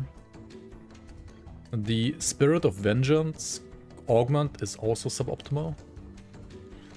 Like you need Raise Scream 3 times basically, I think. Essence of Chthon is, I would dare to say, also suboptimal. I mean, you can like play one of these if you like really feel like you have like resistance reduction problems, but usually it should just be like double Ravage's Harvest for a build like this as well. Wait, what is this build even? Okay, hang on. It's like a default attack build, isn't it? But it's playing a class that has no default attack replacer. You do have full attack speed. The Red Lord's Crony Ring of Soul Warding. Do you actually have these rings, or are these just like wishful thinking rings? Yeah, you gotta like use Shot of Baranoth skill to get a attack replacer. It looks like it's like elemental, but I mean you can play it on Vitality too, for example. You can like play it on anything if you really need. I like don't have anything else. And you do convert like elemental to Vitality here as well, so it's pretty good here actually.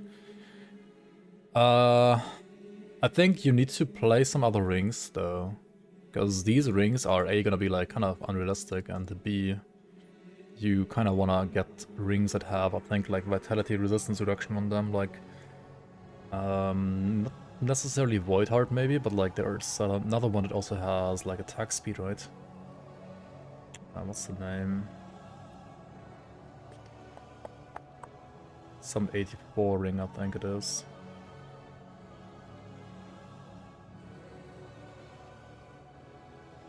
Signet of the Fallen. This one has attack speed and it has Vitality resistance reduction. You're not gonna play 2 of them though, because the proc doesn't stack. You could play Void Heart, but it has no attack speed. It's a pretty good proc still though. There's like a blue ring as well, Curse Bearer, I think it's called.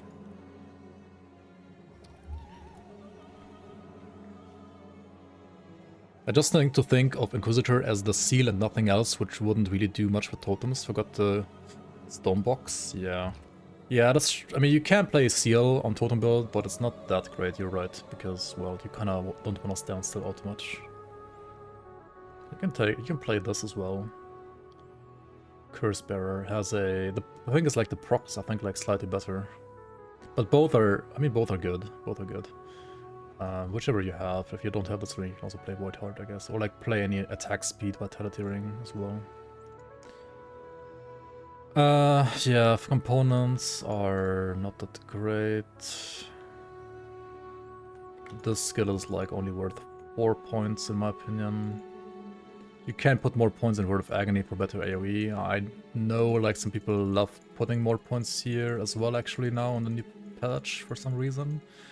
And I guess I can understand it, but I'm not personally the biggest fan of that. Or like, I mean, it's nice, but you need some other skills that are better maybe as well first.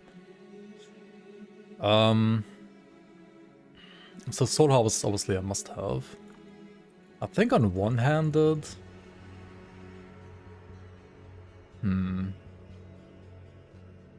The thing is, like, they're buffing Dread now, so it might be good now.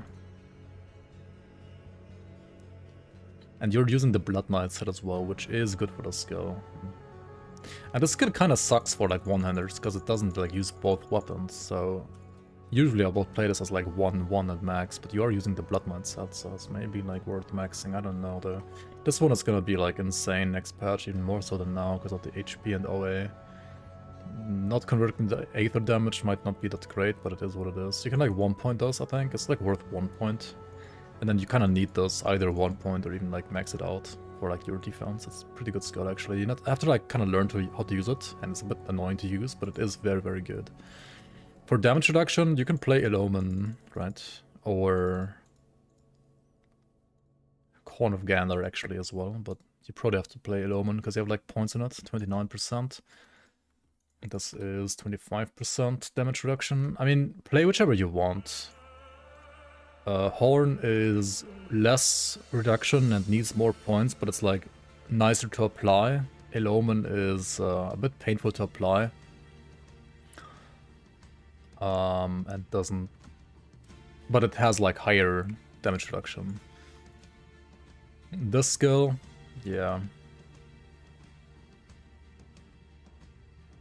Siphon Souls always feels like, well, it's great on casters, but it's as soon as you're playing something like this and you really have like insane leech, which you do, because you're A, a Necromancer, and B, you're flipping using Haunted Seal on top of that.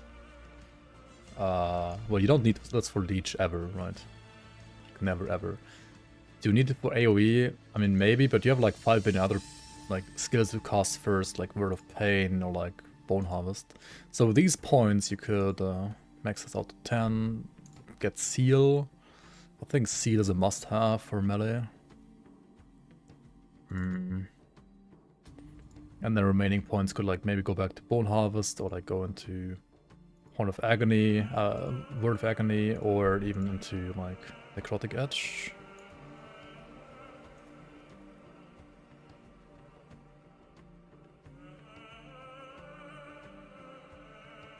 Yeah, something like this.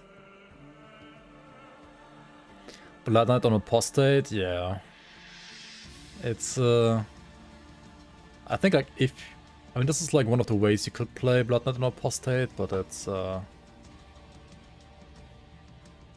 the best set for Apostate. But I guess it can work. If you really want to do it. If you really want to play it. Oh, Wendigo. It's been a while I've seen Wendigo, but I guess... I mean, it's... I think it's a while I've played Vitality builds myself in general. I just realized. Yeah, I think it's fine. You have like too many blues and yellows, right? Otherwise it's fine. For some reason this part like doesn't seem right to me. Hang on. Okay, I mean, this, wait, do you okay, first of all, question is always for Vitality, especially melee builds, is do you convert Chaos to Vitality? The belt converts Chaos to Vitality.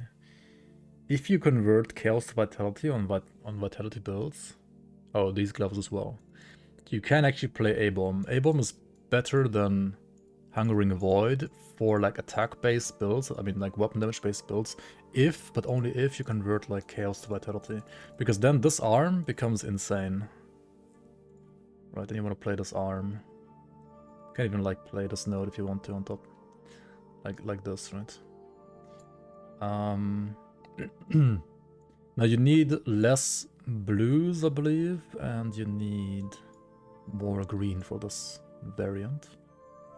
So you could remove, I guess, Viper. And you need reds and blue, reds and greens rather.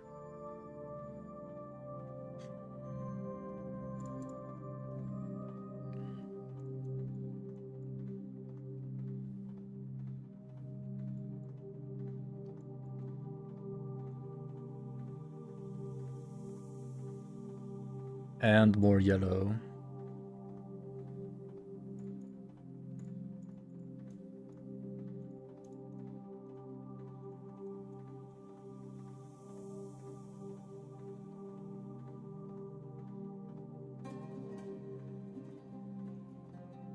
I mean, giant is like not good here, right?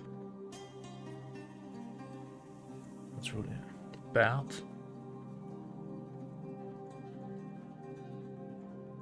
I guess bad is still fine. I don't like it too much on this build, but might be okay. The main problem is like getting more greens, right? Okay, maybe we do get what was it again? Like Lotus? But then we don't play Panther.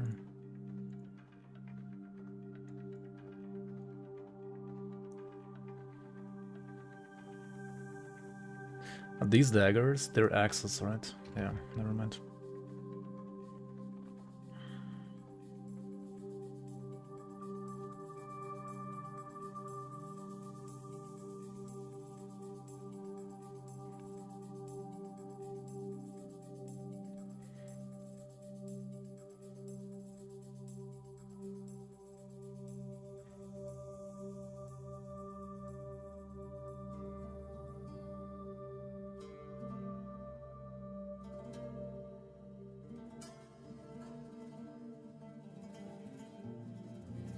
I guess Fox is better than Raven, unless you need OA badly. You have even more Leech here. Okay, but do you need more Leech? Maybe like you need more OA rather than Leech. I think something like this.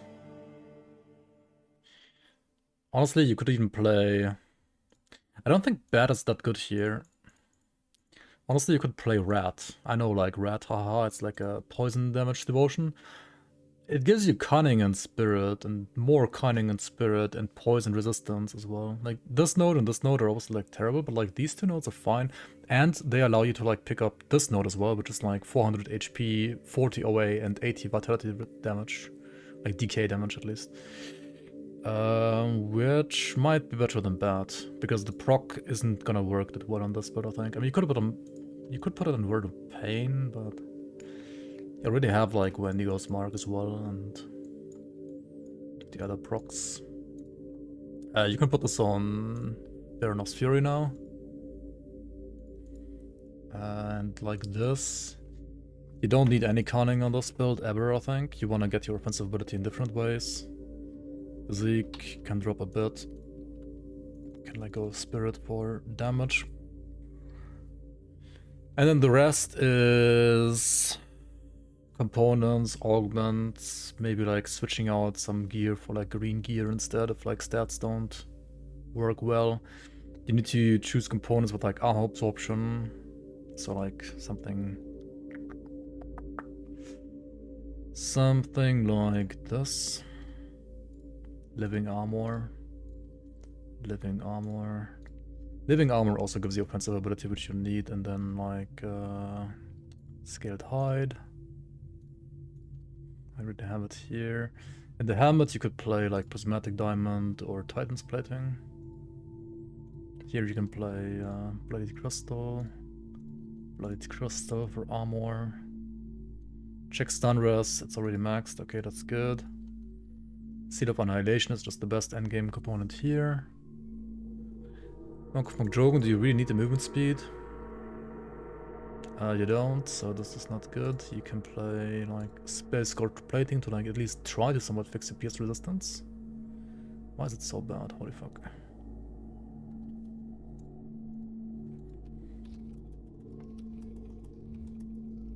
Oh yeah, because you were using crowning rings before, which fixed that for you. Yeah, maybe you have to like play one green ring or like some green pants. Like pants, one of the rings. Like this one always stays, I think, but like this ring could change. Pants could change. Boots are... Honestly, these boots are also not great, but they are decent for apostate, actually. Because they have good rolls for apostate. Interestingly enough. Actually, let's put the vitality stuff here first. Vitality damage, vitality damage.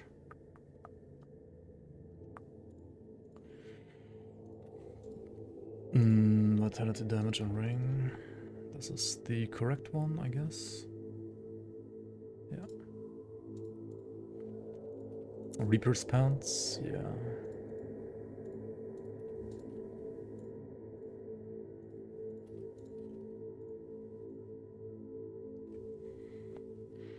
Why not the resistance reduction on the augments? It's like the resistance reduction on the augment that you have here is... Which one again? It's the type that's like the least important, I think, at least for vitality as well. Like you can play it, but this one, right? It's just like there's some math behind the stuff that I don't know. I don't want to like talk about it too much right now, but it's basically not that important. Like the least important resistance reduction type. This one, however, this minus one is really important. So you can like skip out or spec out one ring here, but I think you have to have at least one ring with the vitality resistance reduction. This one, it would be better if you were like using pistols for this item, but I guess it's okay. Ah, I've been expecting you, human. This component is good for like cunning builds, actually. But I think you probably need like resistances, like Tainted Heart, or maybe you need like energy with Arcane Spark. Shana Chief Wolf, welcome on. Thanks for Prime. Welcome on to the Bloomers. Appreciate the support. Hello, hello, hello. So maybe there's like another vitality damage item that's better than this one. Mark of Plagius.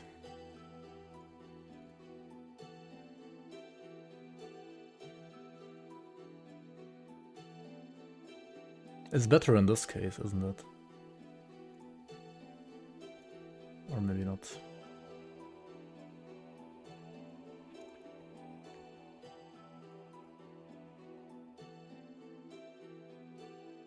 Might be. This isn't Dota 2.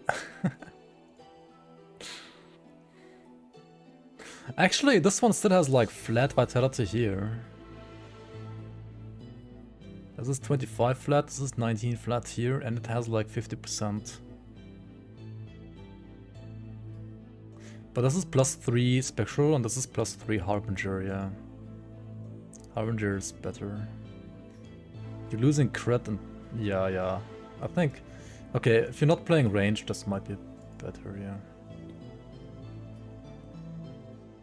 Right, finally killed League. Feels good, man. Feels good, man, yeah. No way I'm ever gonna play that shit game ever again.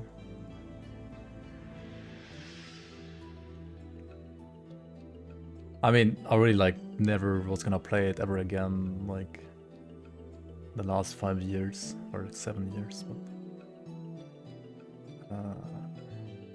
you need pierce resistance, right? Like either change a ring or like you get some different affixes here. I don't know, like these affixes are a bit very how do you say that?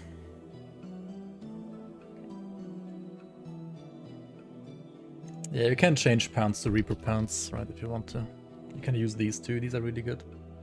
Soul Harvest pants. They do have pierce resistance as well, actually. And then like affixes and you like shuffle around augments, right? There's some like way you can also like play with these pants. I'll let you figure out yourself. Vitality Conduit for Stormbox, right? That exists. I would break the set, but it's an interesting idea. I don't think it's good here, but if you want to go like more caster style, you could do that, yeah. Anyway, let's go back to the Shaman here. I was like yapping enough about this other guy. Gives minus RR. That's true. That's true. That's true. That's true. That is good. That is great, even. I don't think the conduit has like flat damage on it though. And like you would lose, I think, like ranks to... Wait, do you lose ranks to like the Bone Harvest line as well from the 4-piece Blood Knight? You lose Cold to Wit conversion to Bone Harvest. You lose Weapon Nurture Bone Harvest.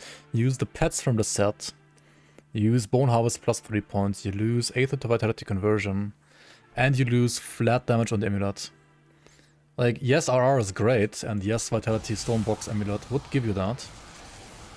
I don't think it's gonna be good enough here, though. Like, in this case, RR is not worth it, because you're, like, losing too much flat for it. But that's why I'm saying, like, if you were a caster, though, right? If you were a caster, I think it's great. But on this build, which you just showed, which was basically, like, just pure melee attack speed based build, I don't think it's good. It would also be like another button to press, right? And every button you press means you're not attacking with your like default attacks. So it's like a DPS loss there as well on that like how do you say it? Like on that level as well. Time to die? No, actually you shouldn't kill him, but I mean, it's not a big deal. Killing a person in game is not a big deal, right? In-game, at least. Do you think it's possible to beat hardcore? I mean, if you don't die, you beat hardcore, right? Just don't die.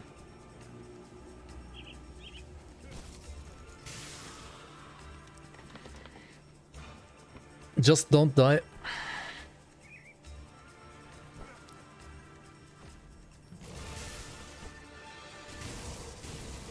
Play whatever is like more fun to you, right? Like for me personally, hardcore is more fun, but if softcore is more fun for you, just play softcore. Is the Apostate good enough for hardcore? I mean, it depends like what content you want to do. I mean, I think that Apostate, as he is there, is gonna be able to do all content. For some content, you will need to play ridiculously well though, and if you don't do that, you will probably die to like specific content. But I think in the right hands, that build can do all content, yes.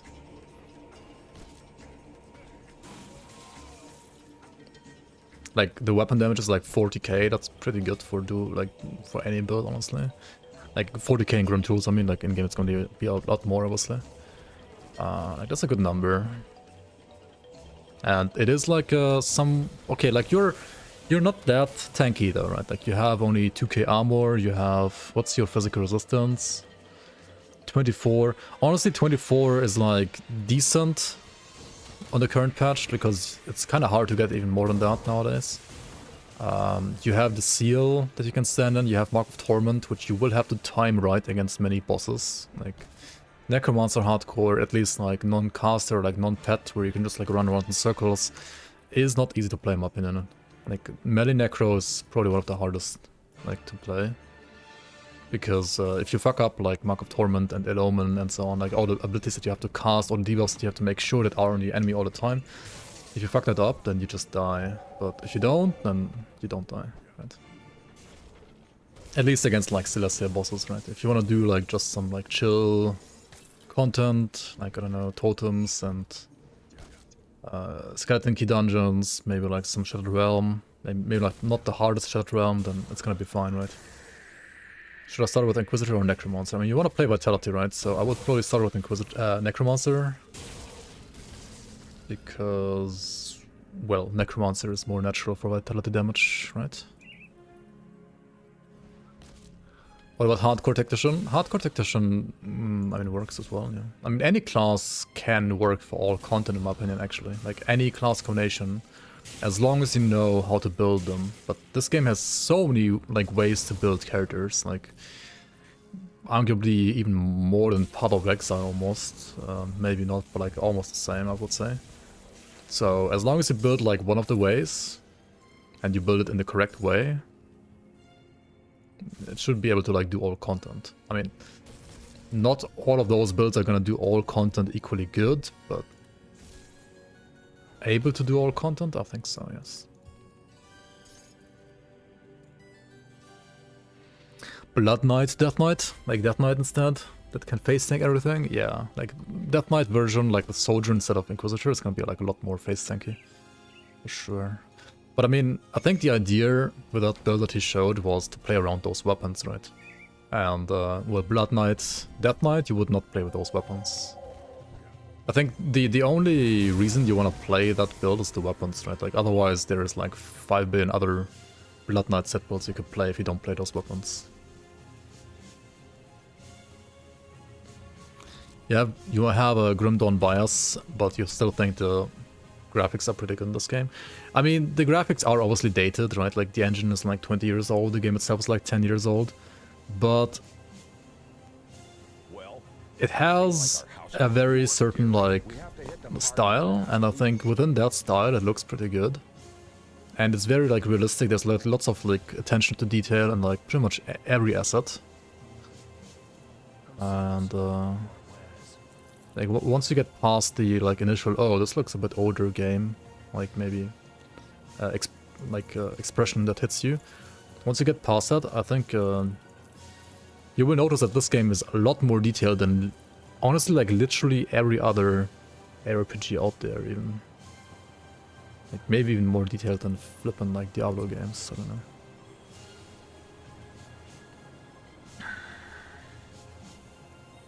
Tin Mike, welcome in.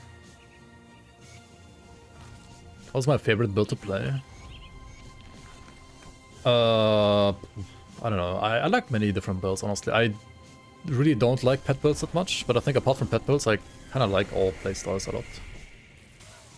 Like, I like caster, I like guns, even though they more often than not suck a bit. But I think they're working on, like, making them better right now. I mean, there's already, like, a very, very good new monster frequent performance track, for example, coming out in the next expansion that we know of, that you've seen as well on stream. And there's gonna be some more stuff as well. I don't play two-handed guns a lot. I play two-handed guns as much as I play, like, dual-wield guns, I think. Which is both not a lot, but I do play them both.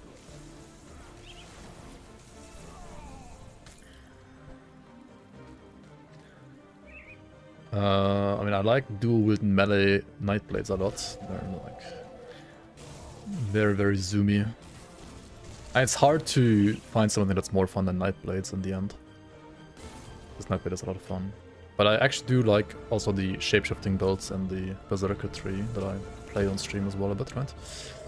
I think shape-shifting is fun in Grim Dawn too.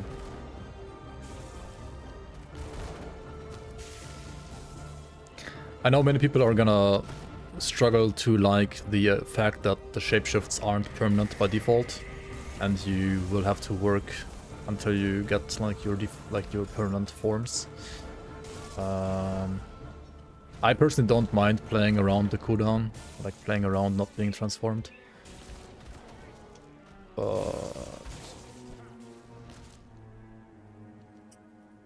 There are ways how you can make them like permanent. Or like quasi-permanent.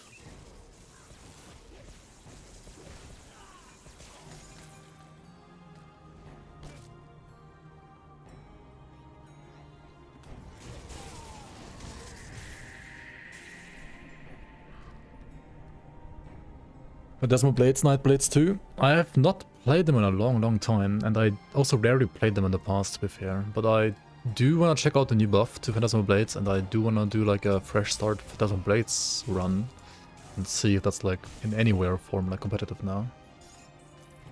Well, like competitive in a single player laid back RPG. like fun to play and somewhat reasonably close to other like builds you can do. Let's say it like that. I also have, I think, like one endgame Demon Slayer build somewhere. I don't remember what it was. I think it was a Trickster. I'm gonna like revisit it as well, because it did catch like some interesting buffs this patch, or like interesting changes.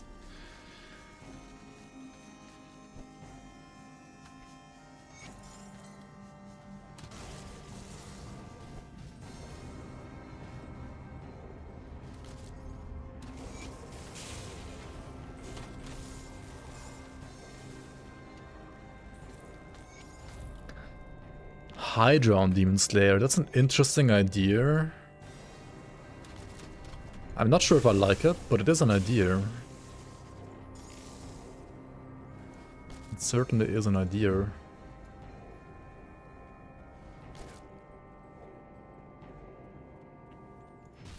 Hydra gives you no casting speed, right?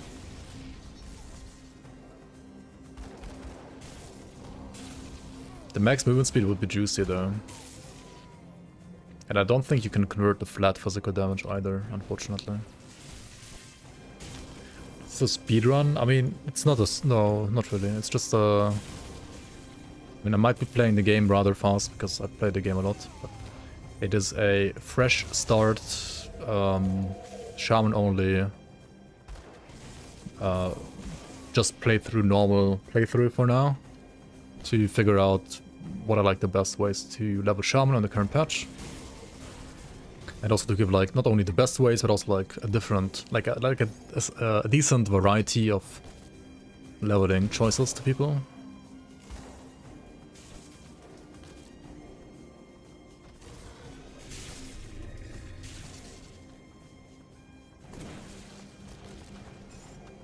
Especially to those people that are like, you know, too lazy to figure out how to play this game. Which, to be fair, you don't need guides for this game really, like... I mean, for certain things you might need guides eventually, but you can definitely play this game without any guides as well, and you will most likely end up with a decent build. Probably not as good as like the ones from the guides, but it's fine. Don't need guides.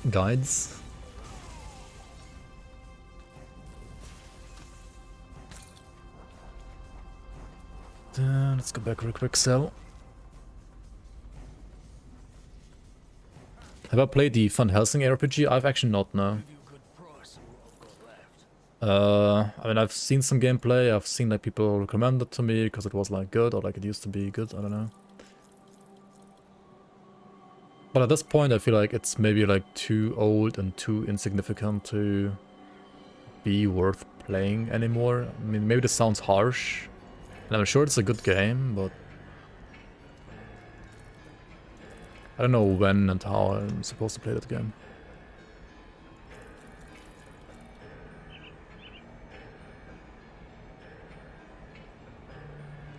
I guess we can play this. It's just like better armor and stuff. I do need vitality resistance badly, actually, so we are gonna use soul shards to fix vitality resistance. I only have one though right now. And I could like put a corpse dust for now here at least. Keep this, put it in the pants, and maybe like keep this and put it in the chest as well. Got a little bit lucky here with the rune forged chest guard, right? That's kind of a nice find.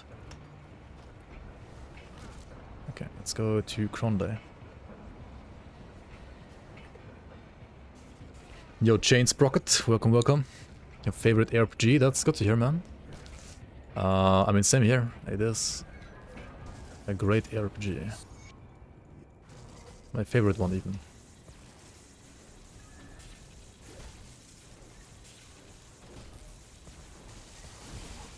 Alright, this might take a while, because like he's gonna put up his flippin' shield, and we don't have this best single target damage. I say that, but then he just dies. Okay. Maybe it's good enough. I mean, it's definitely good enough.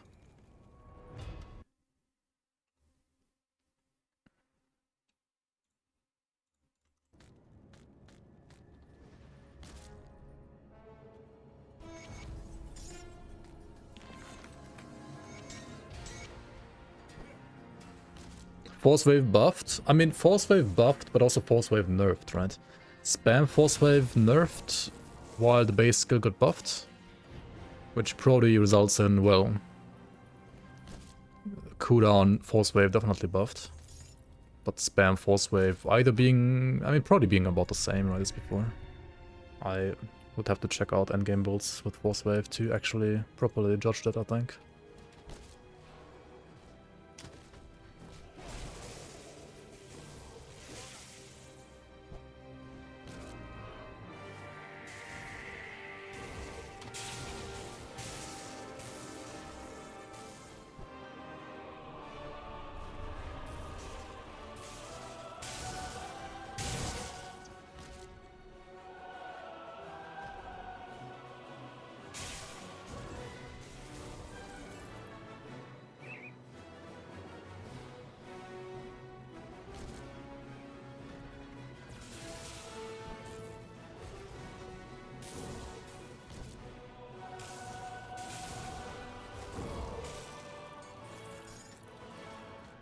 Spam nerfed, but probably still better than anything else than Soldier for leveling.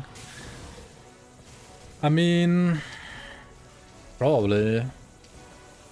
What are the alternatives? Blade Arc?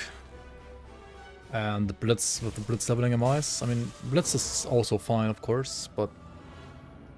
nerfed compared to like what it used to be at some point. But still, like, definitely viable and fine. And Blade Arc? With certain items, Blade Arc I think is really, really good too for leveling, like really good actually. How would I go about building around Nightbringer?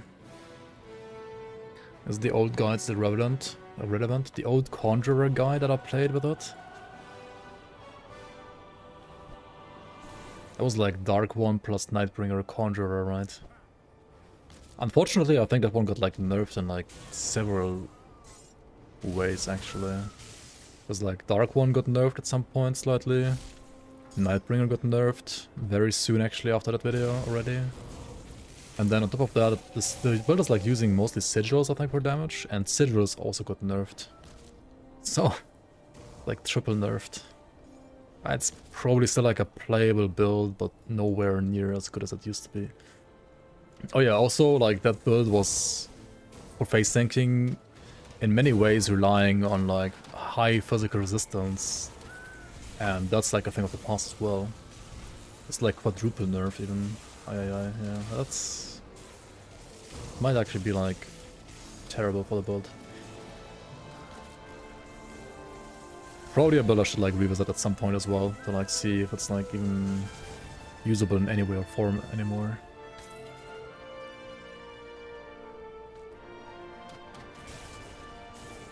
Or like if I can still like recommend it. I mean, you could also like try it out yourself, right? You could like still say like, ah, whatever, I just like to play the build. I just want to play what I'm seeing. And still play it even though it's nerfed, but...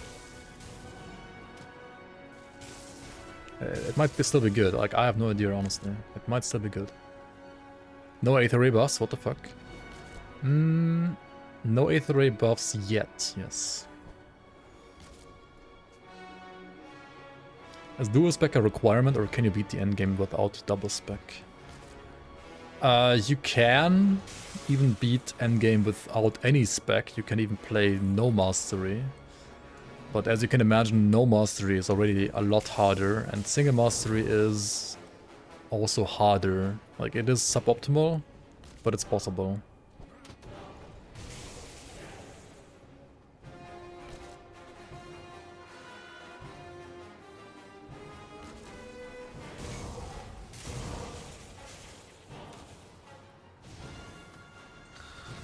Any news on new expansion? Apart from the stuff that you've seen on my channel when it comes to like the Berserker Mastery. If you're asking about like an ETA for a restate, we don't have that yet. No news about that yet. Like I cover everything they show pretty much by covering every single one of their like dev blog posts, like the Grimace Adventures, as well as well, like Xanta and me revealed the Berserker class here in my stream as well.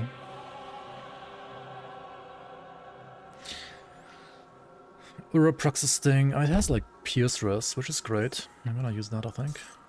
And then we have this Crony Ring, which also has Pierce Res, which is also great. And we did find another Soul Shard, which is also great. And then we can just sell this ring and instead Let's take a look, shall we? pick up the Ward Stone over here as well. Bring me back. Cool, cool, cool.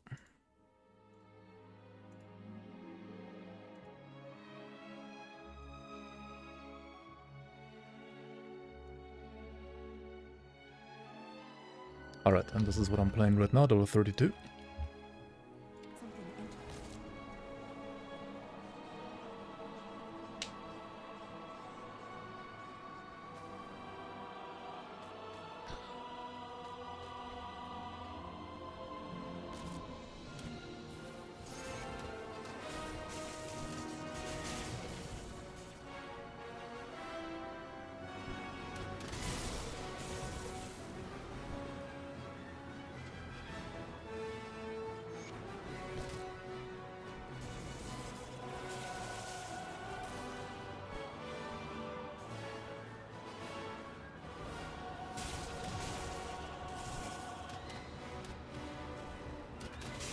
I said I was gonna stop at Cronley. I guess I go like a little bit further. We go through the Undercity, at least. Maybe finish Act 3, Act 2. Like up to Voldrak, up to like Deadman's Gulch.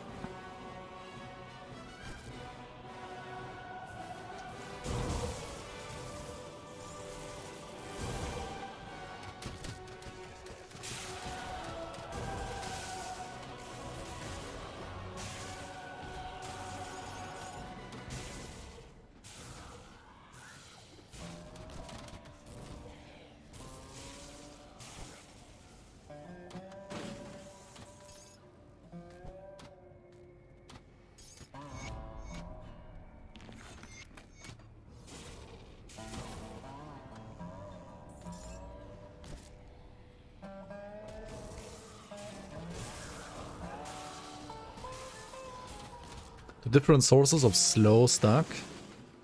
They actually don't know. As with like most debuffs.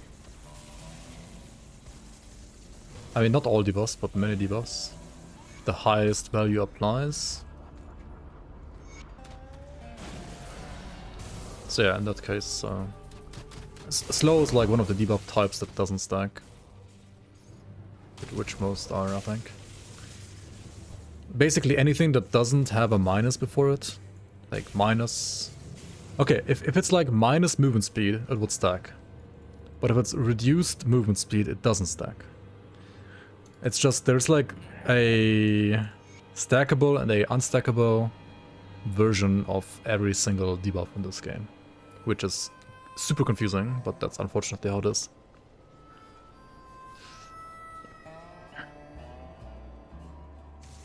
And I think most movement stuff that you have access to as a player, like, yeah, this one, I think, for example, like 35 slower target movement. This is like one of the unstacked, like not stackable forms for sure. You're welcome. Are there any new devotions coming with the new expansion? No. There is a lot of stuff coming with the expansion, a lot of stuff, but no new devotions, no.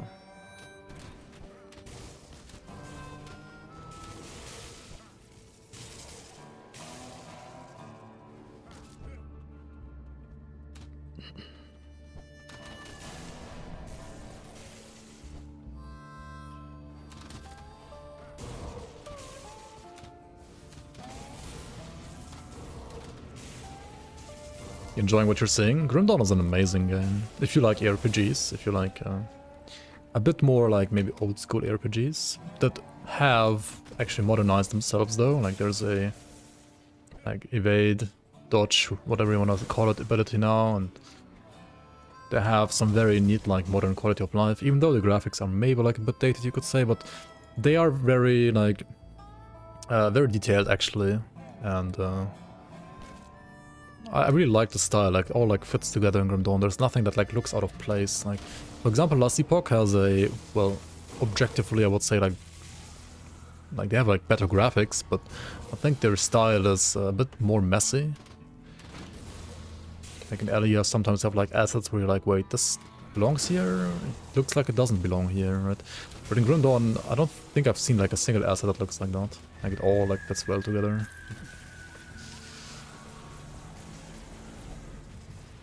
Ellie looks like plastic. I mean, Last Epoch is a great RPG in my opinion as well, like for different reasons, but like, it's also like a fun game. But Grim Dawn is still the GOAT for me, that's for sure. At least for me personally.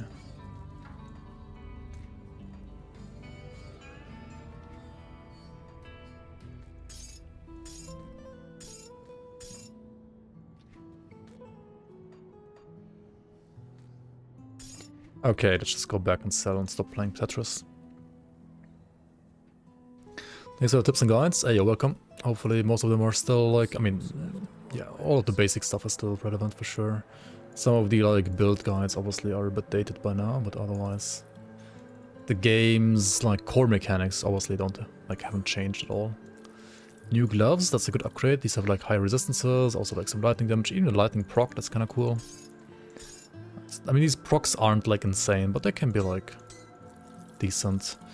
I should also play this metal, probably, because CC resistances are kind of nice to have, I think.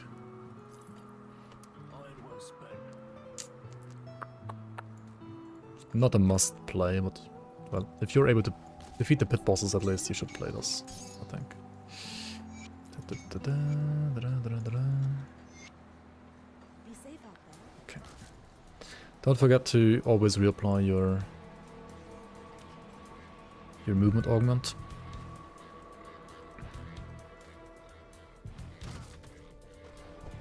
Last Epoch effects, movement, graphics remind you a lot of Dawn of War 3, not in a good way. Oh my god, Dawn of War 3, that game was... That game was a game. Like, all they fucking had to do was like basically literally remaster like Dawn of War 1, right? With maybe some elements from Dawn of War 2 that aren't like complete shit, and that would have been like the best Dawn of War 3 ever, but instead we got like some weird ass, like a really weird game, I don't know. To be fair, I actually, like this is no joke, I actually liked 1v1s in Dawn of War 3 more than in Dawn of War 2. Because it kind of felt, well, a lot more like traditional like StarCraft in a way. Like in a certain way at least. And I like that more than Dawn of War 2 style. It still was shit compared to Dawn of War 1, but... yeah, I guess you can tell I'm not the biggest Dawn of War 2 fan either. I mean, Dawn of War 2 has the best campaign, like the best like single player experience, I think. Like Dawn of War 2 campaign was insane. But multiplayer in that game was... I don't know. I just don't think Dawn of War 2 was a good RTS. It was some like... it was a very interesting tactic shooter, or like tactic strategy game. But like not a actual RTS. Dawn of War 3 was too cartoonish as well. Yeah, for sure. That's true. You couldn't make out the units during engagement? I mean, I would partially say skill issue to that, personally, but I do get what you mean. It was not, like, the game was just not good in general.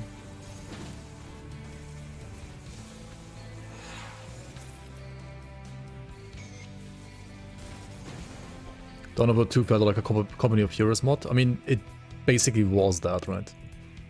Like, Dawn of War 2 was literally Companies of Heroes 2 with like, I don't know, stuff on top.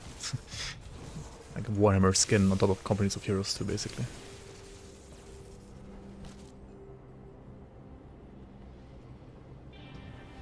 Do I play any Total War games? I do not own any Total War games, so no. I would play some Total War games, actually, I think. If they were cheaper to buy. That's like the first prerequisite. And if I would have like the time to play them, I feel like. I don't know, like, I have watched like videos about Total War and it looked interesting to me. And I know, like, especially the Warhammer games are like really good, apparently. I mean, many of the Total War games are pretty good, apparently. And I guess I could like grab like some cheap old Total War game, like Rome maybe or something like that. But I don't know. For some reason, I always miss like base building, those kind of games a bit. I don't know why. Maybe I'm just like StarCraft brained. Like any game that doesn't feel a little bit like Warcraft or StarCraft, or like Stronghold Crusader, or Age of Empires, or even like Cossacks, is just like, just feels like a stripped down RTS to me. And Total War in a way maybe feels like that to me as well, or like would feel like that to me as well if I played it. Oh shit, 8 devotion points. What the fuck am I doing? I'm like wasting XP on my devotions like crazy right now. Whoops, I should have had like all of these already.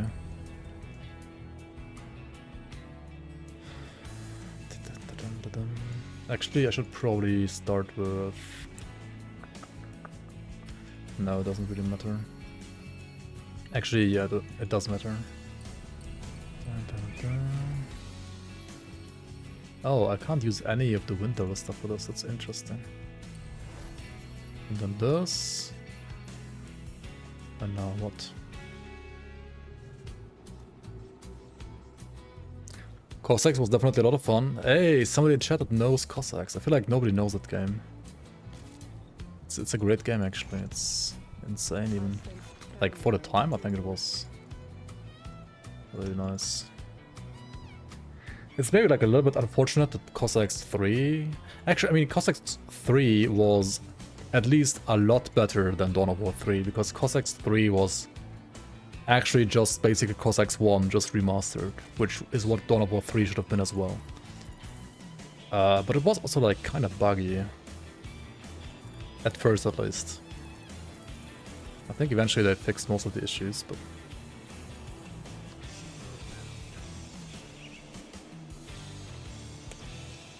Currently trying your Pierce Cadence Protection. Would it rock faster with dual pistols instead of two-handed gun?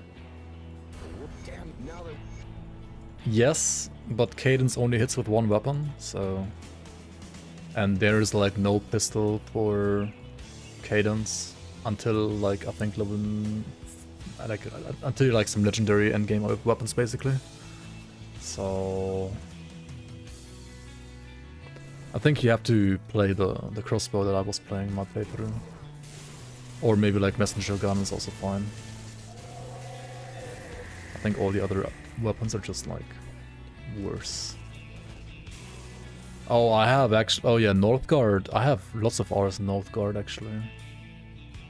I bought Northgard when it was like still in early access.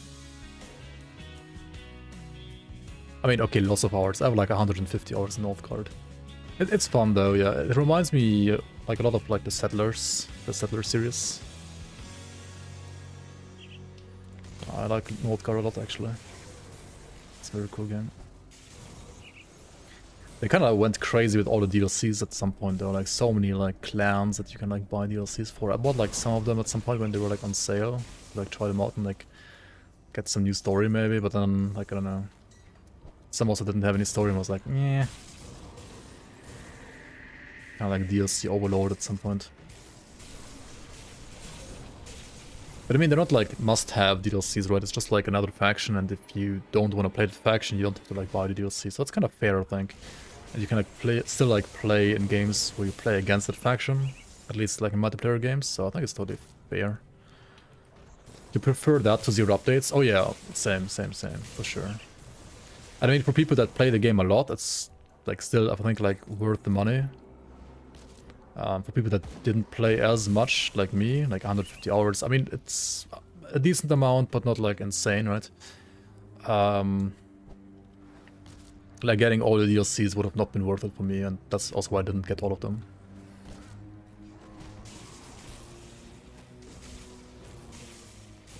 I'm not gonna do all content on this character. I'm gonna do all content in normal difficulty, and that's it for now.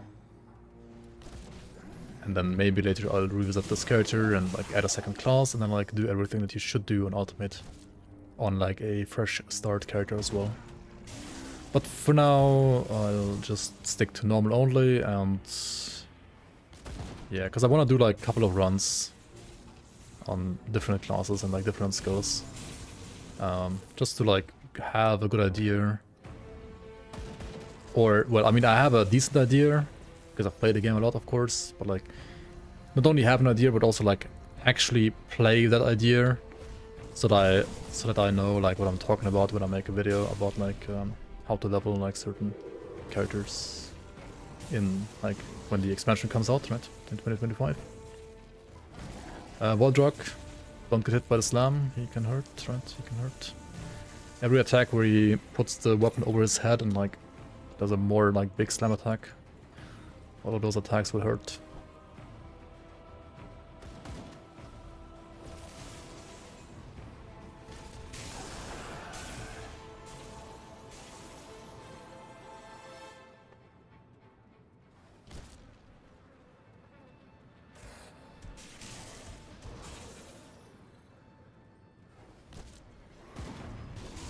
The third and most serious seem to be crap. Dungeon Siege 3 broke your brain with badness. I've never played Dungeon Siege actually, like none of them.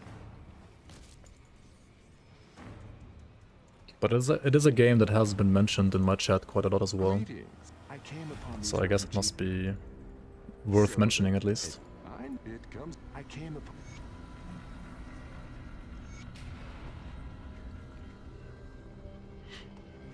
Okay, more devotions? No, not yet. Okay.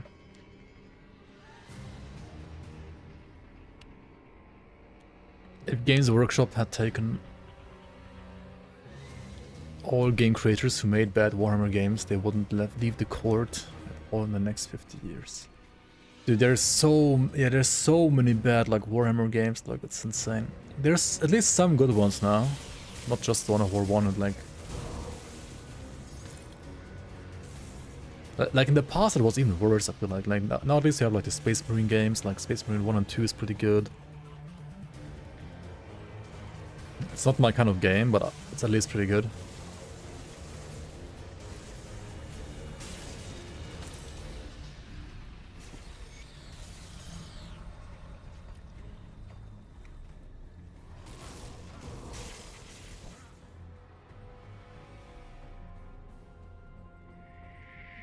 The armor buff is so nice.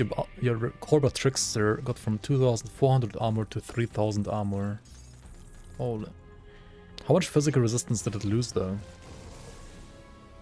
Because it definitely lost some of that physical resistance if it's a Nightblade.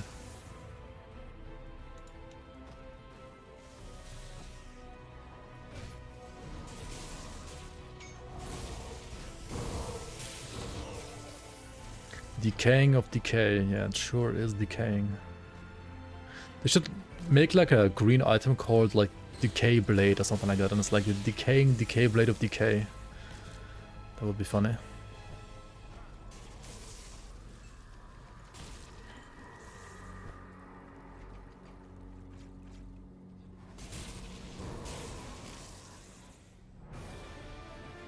Fuck, I wanted to stop after like flippin' what's his face? Like the troll, right? What am I doing?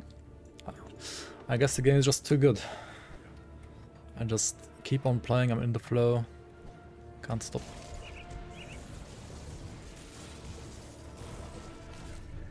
New weapon, Darkane. Decaying Darkane of Decay, yeah. The Cane.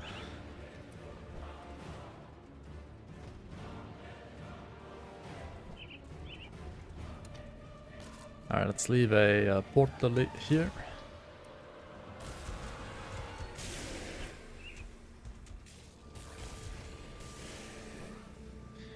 Did they buff this component too? I feel like they like buffed some of these like component abilities a bit. I mean, I know they buffed some of them. I'm not sure if they buffed this one specifically, the Amber. But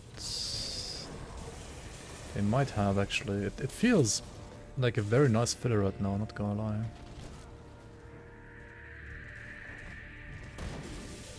Like it feels actually worth using, which it kinda didn't in the past. Hey, this one was so bad in the past, it was unreal.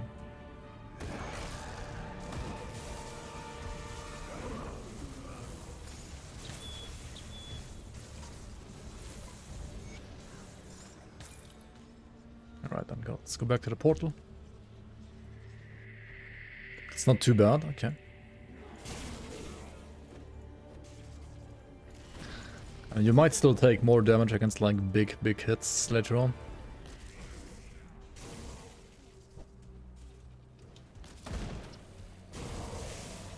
Or like, well, against like Ravager and so on.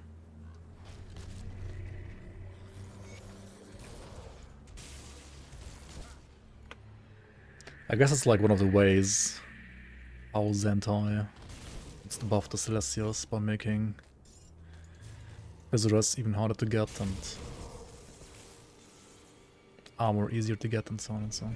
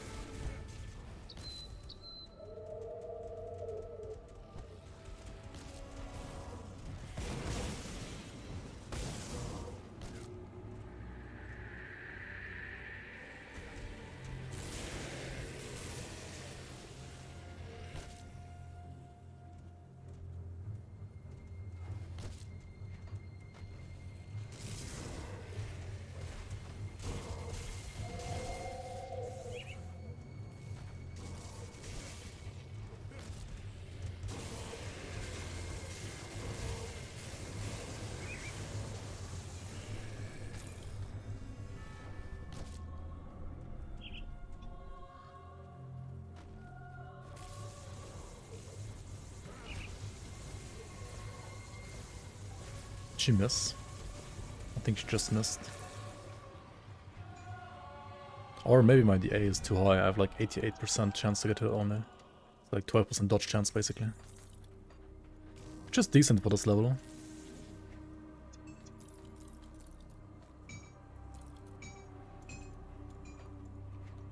Oh, what the hell?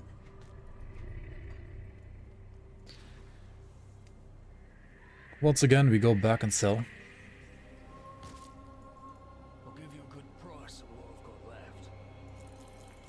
Which you kind of have to do a lot in the early game, I feel like.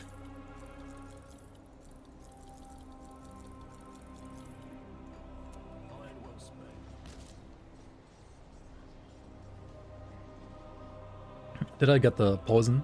I did not get a poison yet, did I? So we have to do like a slight detour here, kill some more manticores. Still no poison. Still no poison.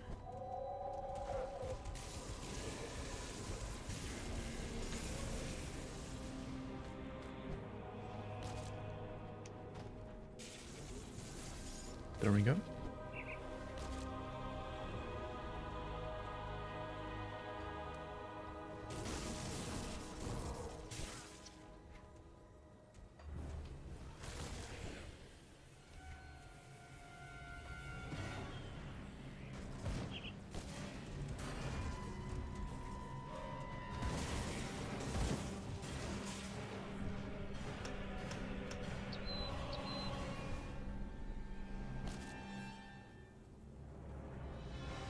Shade Basin.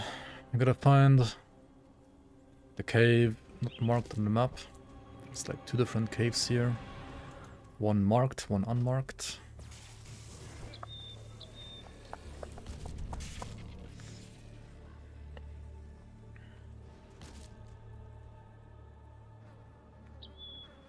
And why this one? Because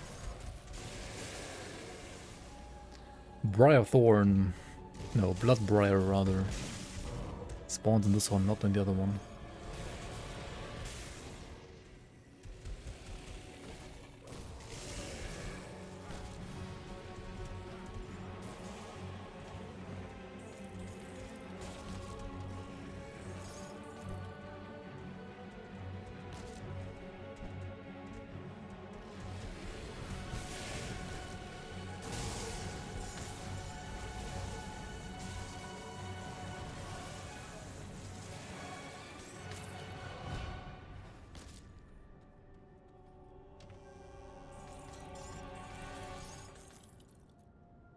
Alright, cool.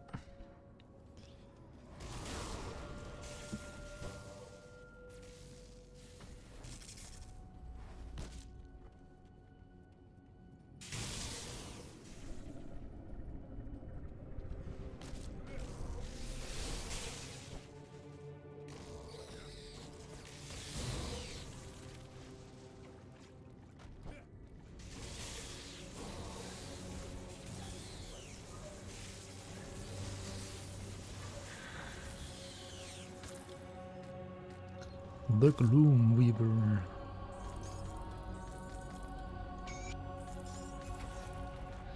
So many items. Why is there so many items? I think I'm gonna make a mod where literally I cut in half all items that drop. At least, like at the very least, like the trashy green items. Maybe even all of them. And I'm gonna like do a run on that mod maybe. I kinda wanna try it, how it feels. There's like so many fucking items in this game that drop. And so many of them are trash as well. Like just bad. Like the monster frequents obviously aren't bad. Because you can actually like build around them, but the other greens are just... they're pretty fucking bad. Except for certain slots, but I mean for those certain slots you could also be using blues or like faction items most of the time. Or just like buy items from the vendor as well actually. As you do like at the start of Act 1 sometimes. So, I mean you can do that at any point later as well, like there's still vendors, you can still buy like items from vendors, but you never ever do that because, well, you're swimming in items anyway, right?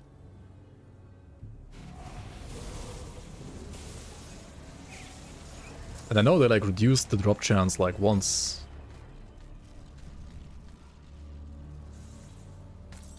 But...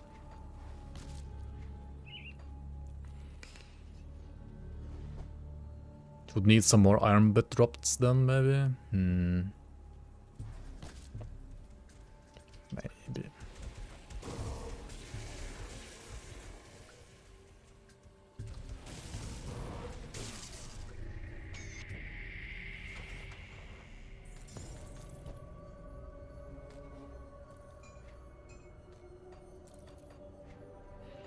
Like I really like went twice to sell here, right? Went back twice to sell already, in pretty much the same map. Which is okay. I mean, it's partly because I'm like still storing all of this crap in my bag, not my stash. Should put this in stash. In your shared stash, ideally, if you're like actually serious about like keeping that stuff. At least in hardcore, but yeah. Early game like bags are also like just small. Forgotten Gods gives you like no other bag, does it? Has Forgotten Gods not a single like bag quest? That's kind of weird.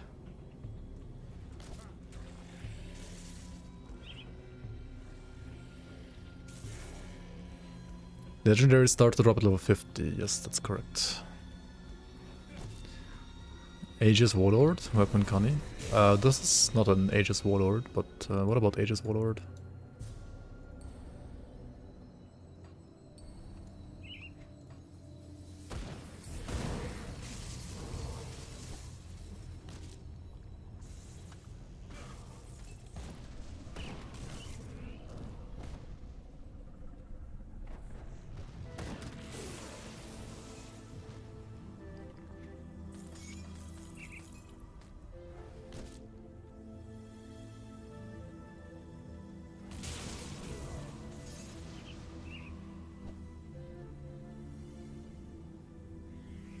Is Aegis Warlord a viable build?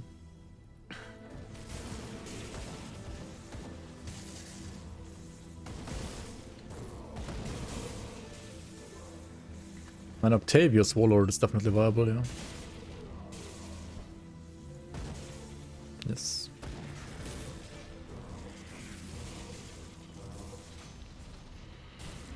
I would say Aegis is not the best for leveling though. I mean, it's okay, but I couldn't get myself to like do an actual pure Aegis leveling playthrough so far, I think. Maybe we should try it again. Like, I think it got buffed a bit this patch, so could try it.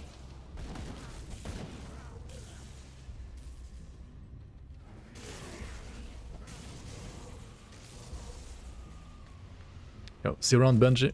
Have a good one. Thanks for watching.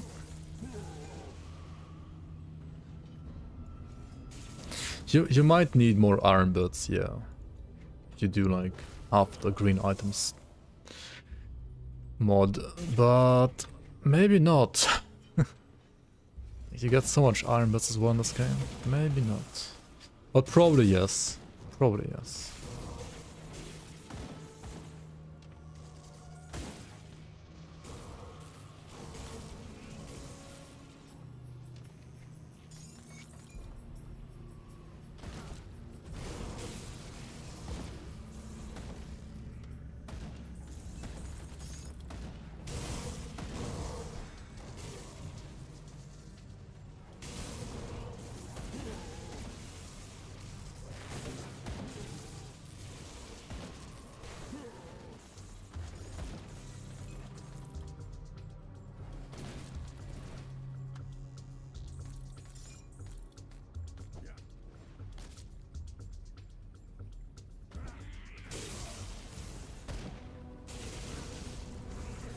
These new globals look pretty sick, not gonna lie.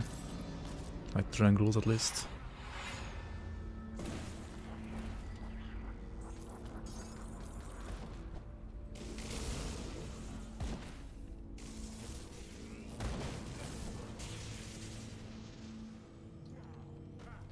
And these two component skills are actually really good now. Like this Amber is... I mean, obviously not quite as good as like a invested skill, of course, but it's very solid. Very solid. Let's hand in the quests and Pine Barrens and like all the others as well. And I think I'm gonna stop here at Homestead then. This is like a decent checkpoint to stop at, and then like next time we do like Homestead to Necropolis and like Act 5 and 6 as well. Like 4, 5, 6 basically. And like a bit of Act 3. Let's do like, let's clean up all the other quests though.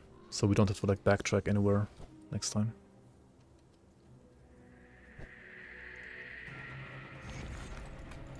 She is done. Are these done too? These are done too, I think.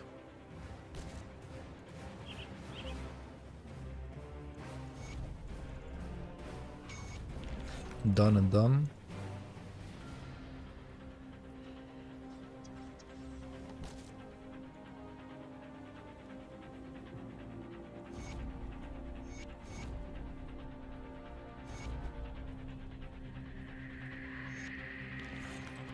Oh, I stored my royal jelly. Oh well. Let's go here. Maybe I also run SOT real quick. Like not the actual dungeon, but like up to the gate.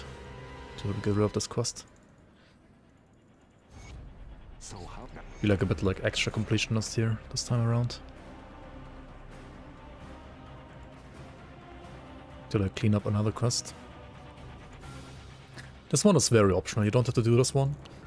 But I do have to say that it is nice to get another devotion point. There is a devotion point down in the Steps of Torment. That is nice to have.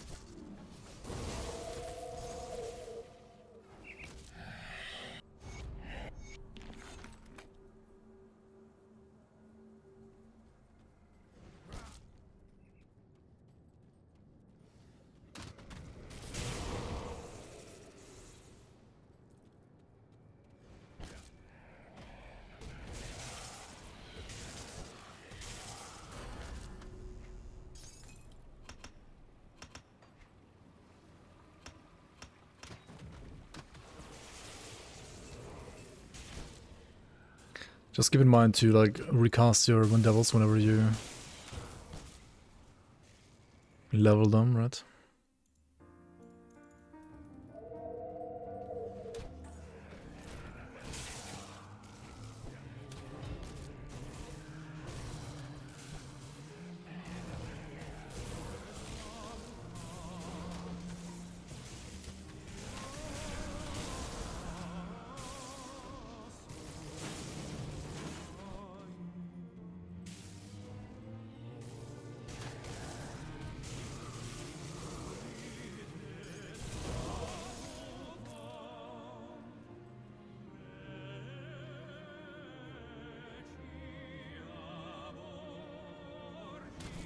Alright, there's a shrine in here. At the other end of this corridor.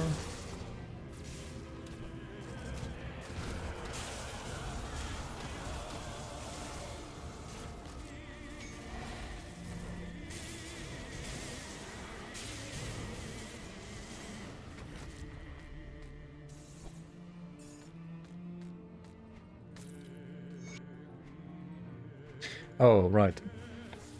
There was another bag we got, like, from one of the quests that I just never completed earlier, right? Right, it was, I think, like, one of the... Wait, which quest was it? Was it the one with the girl in the Mountain Deeps? Maybe. Or was it, like, one at Arcanist Foothills, actually? Don't quite remember. Otherwise, I could have, like, saved myself some time doing those, like, handing in that quest earlier. That was unnecessarily stupid.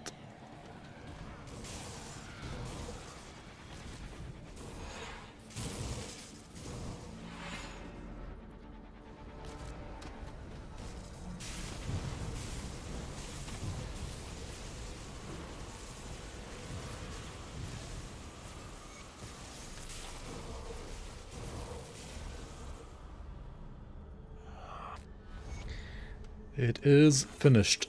Just like the stream, this quest has been finished. So yeah, I'm gonna say thank you so much for watching, everybody here. And I'll see you around on the next episode of this Fangs of Shaman. Have a good one, everybody. Have a good night, day, evening, afternoon, wherever you are. I'll see you around. And also thanks so much everybody for all the support, for being here, for all the photos, for all the subs. I appreciate every single one of you being here.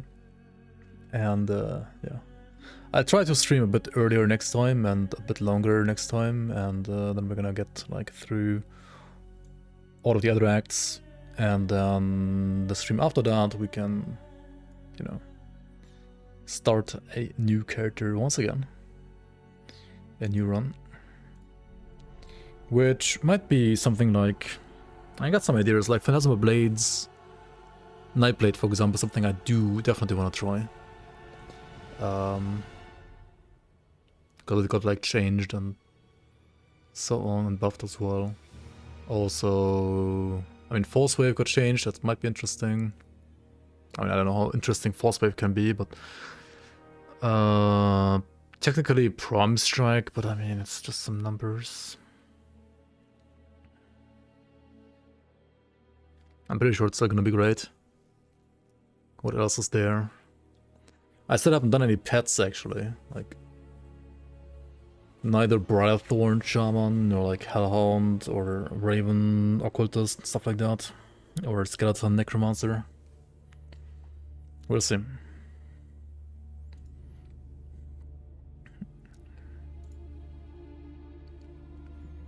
Anyway, who do we go raid?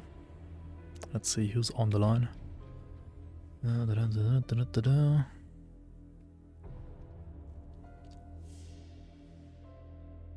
You have arrived to the end of this fresh start. Yeah, I'm gonna actually end the stream right here, Brandon, welcome on. But there's gonna be obviously the VOD on YouTube, and also of course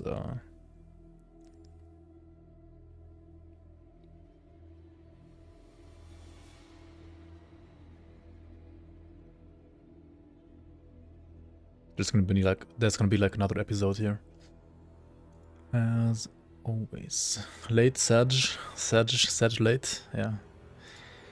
Alright, yeah. Vinny, same for you. Hello, welcome on. But I'm about to stop right now. I need to go sleep. So yeah, thanks for being here. There will be obviously more episodes, more characters, more streams. So if you just arrived, thanks for being here. But I'll see you around on the next one.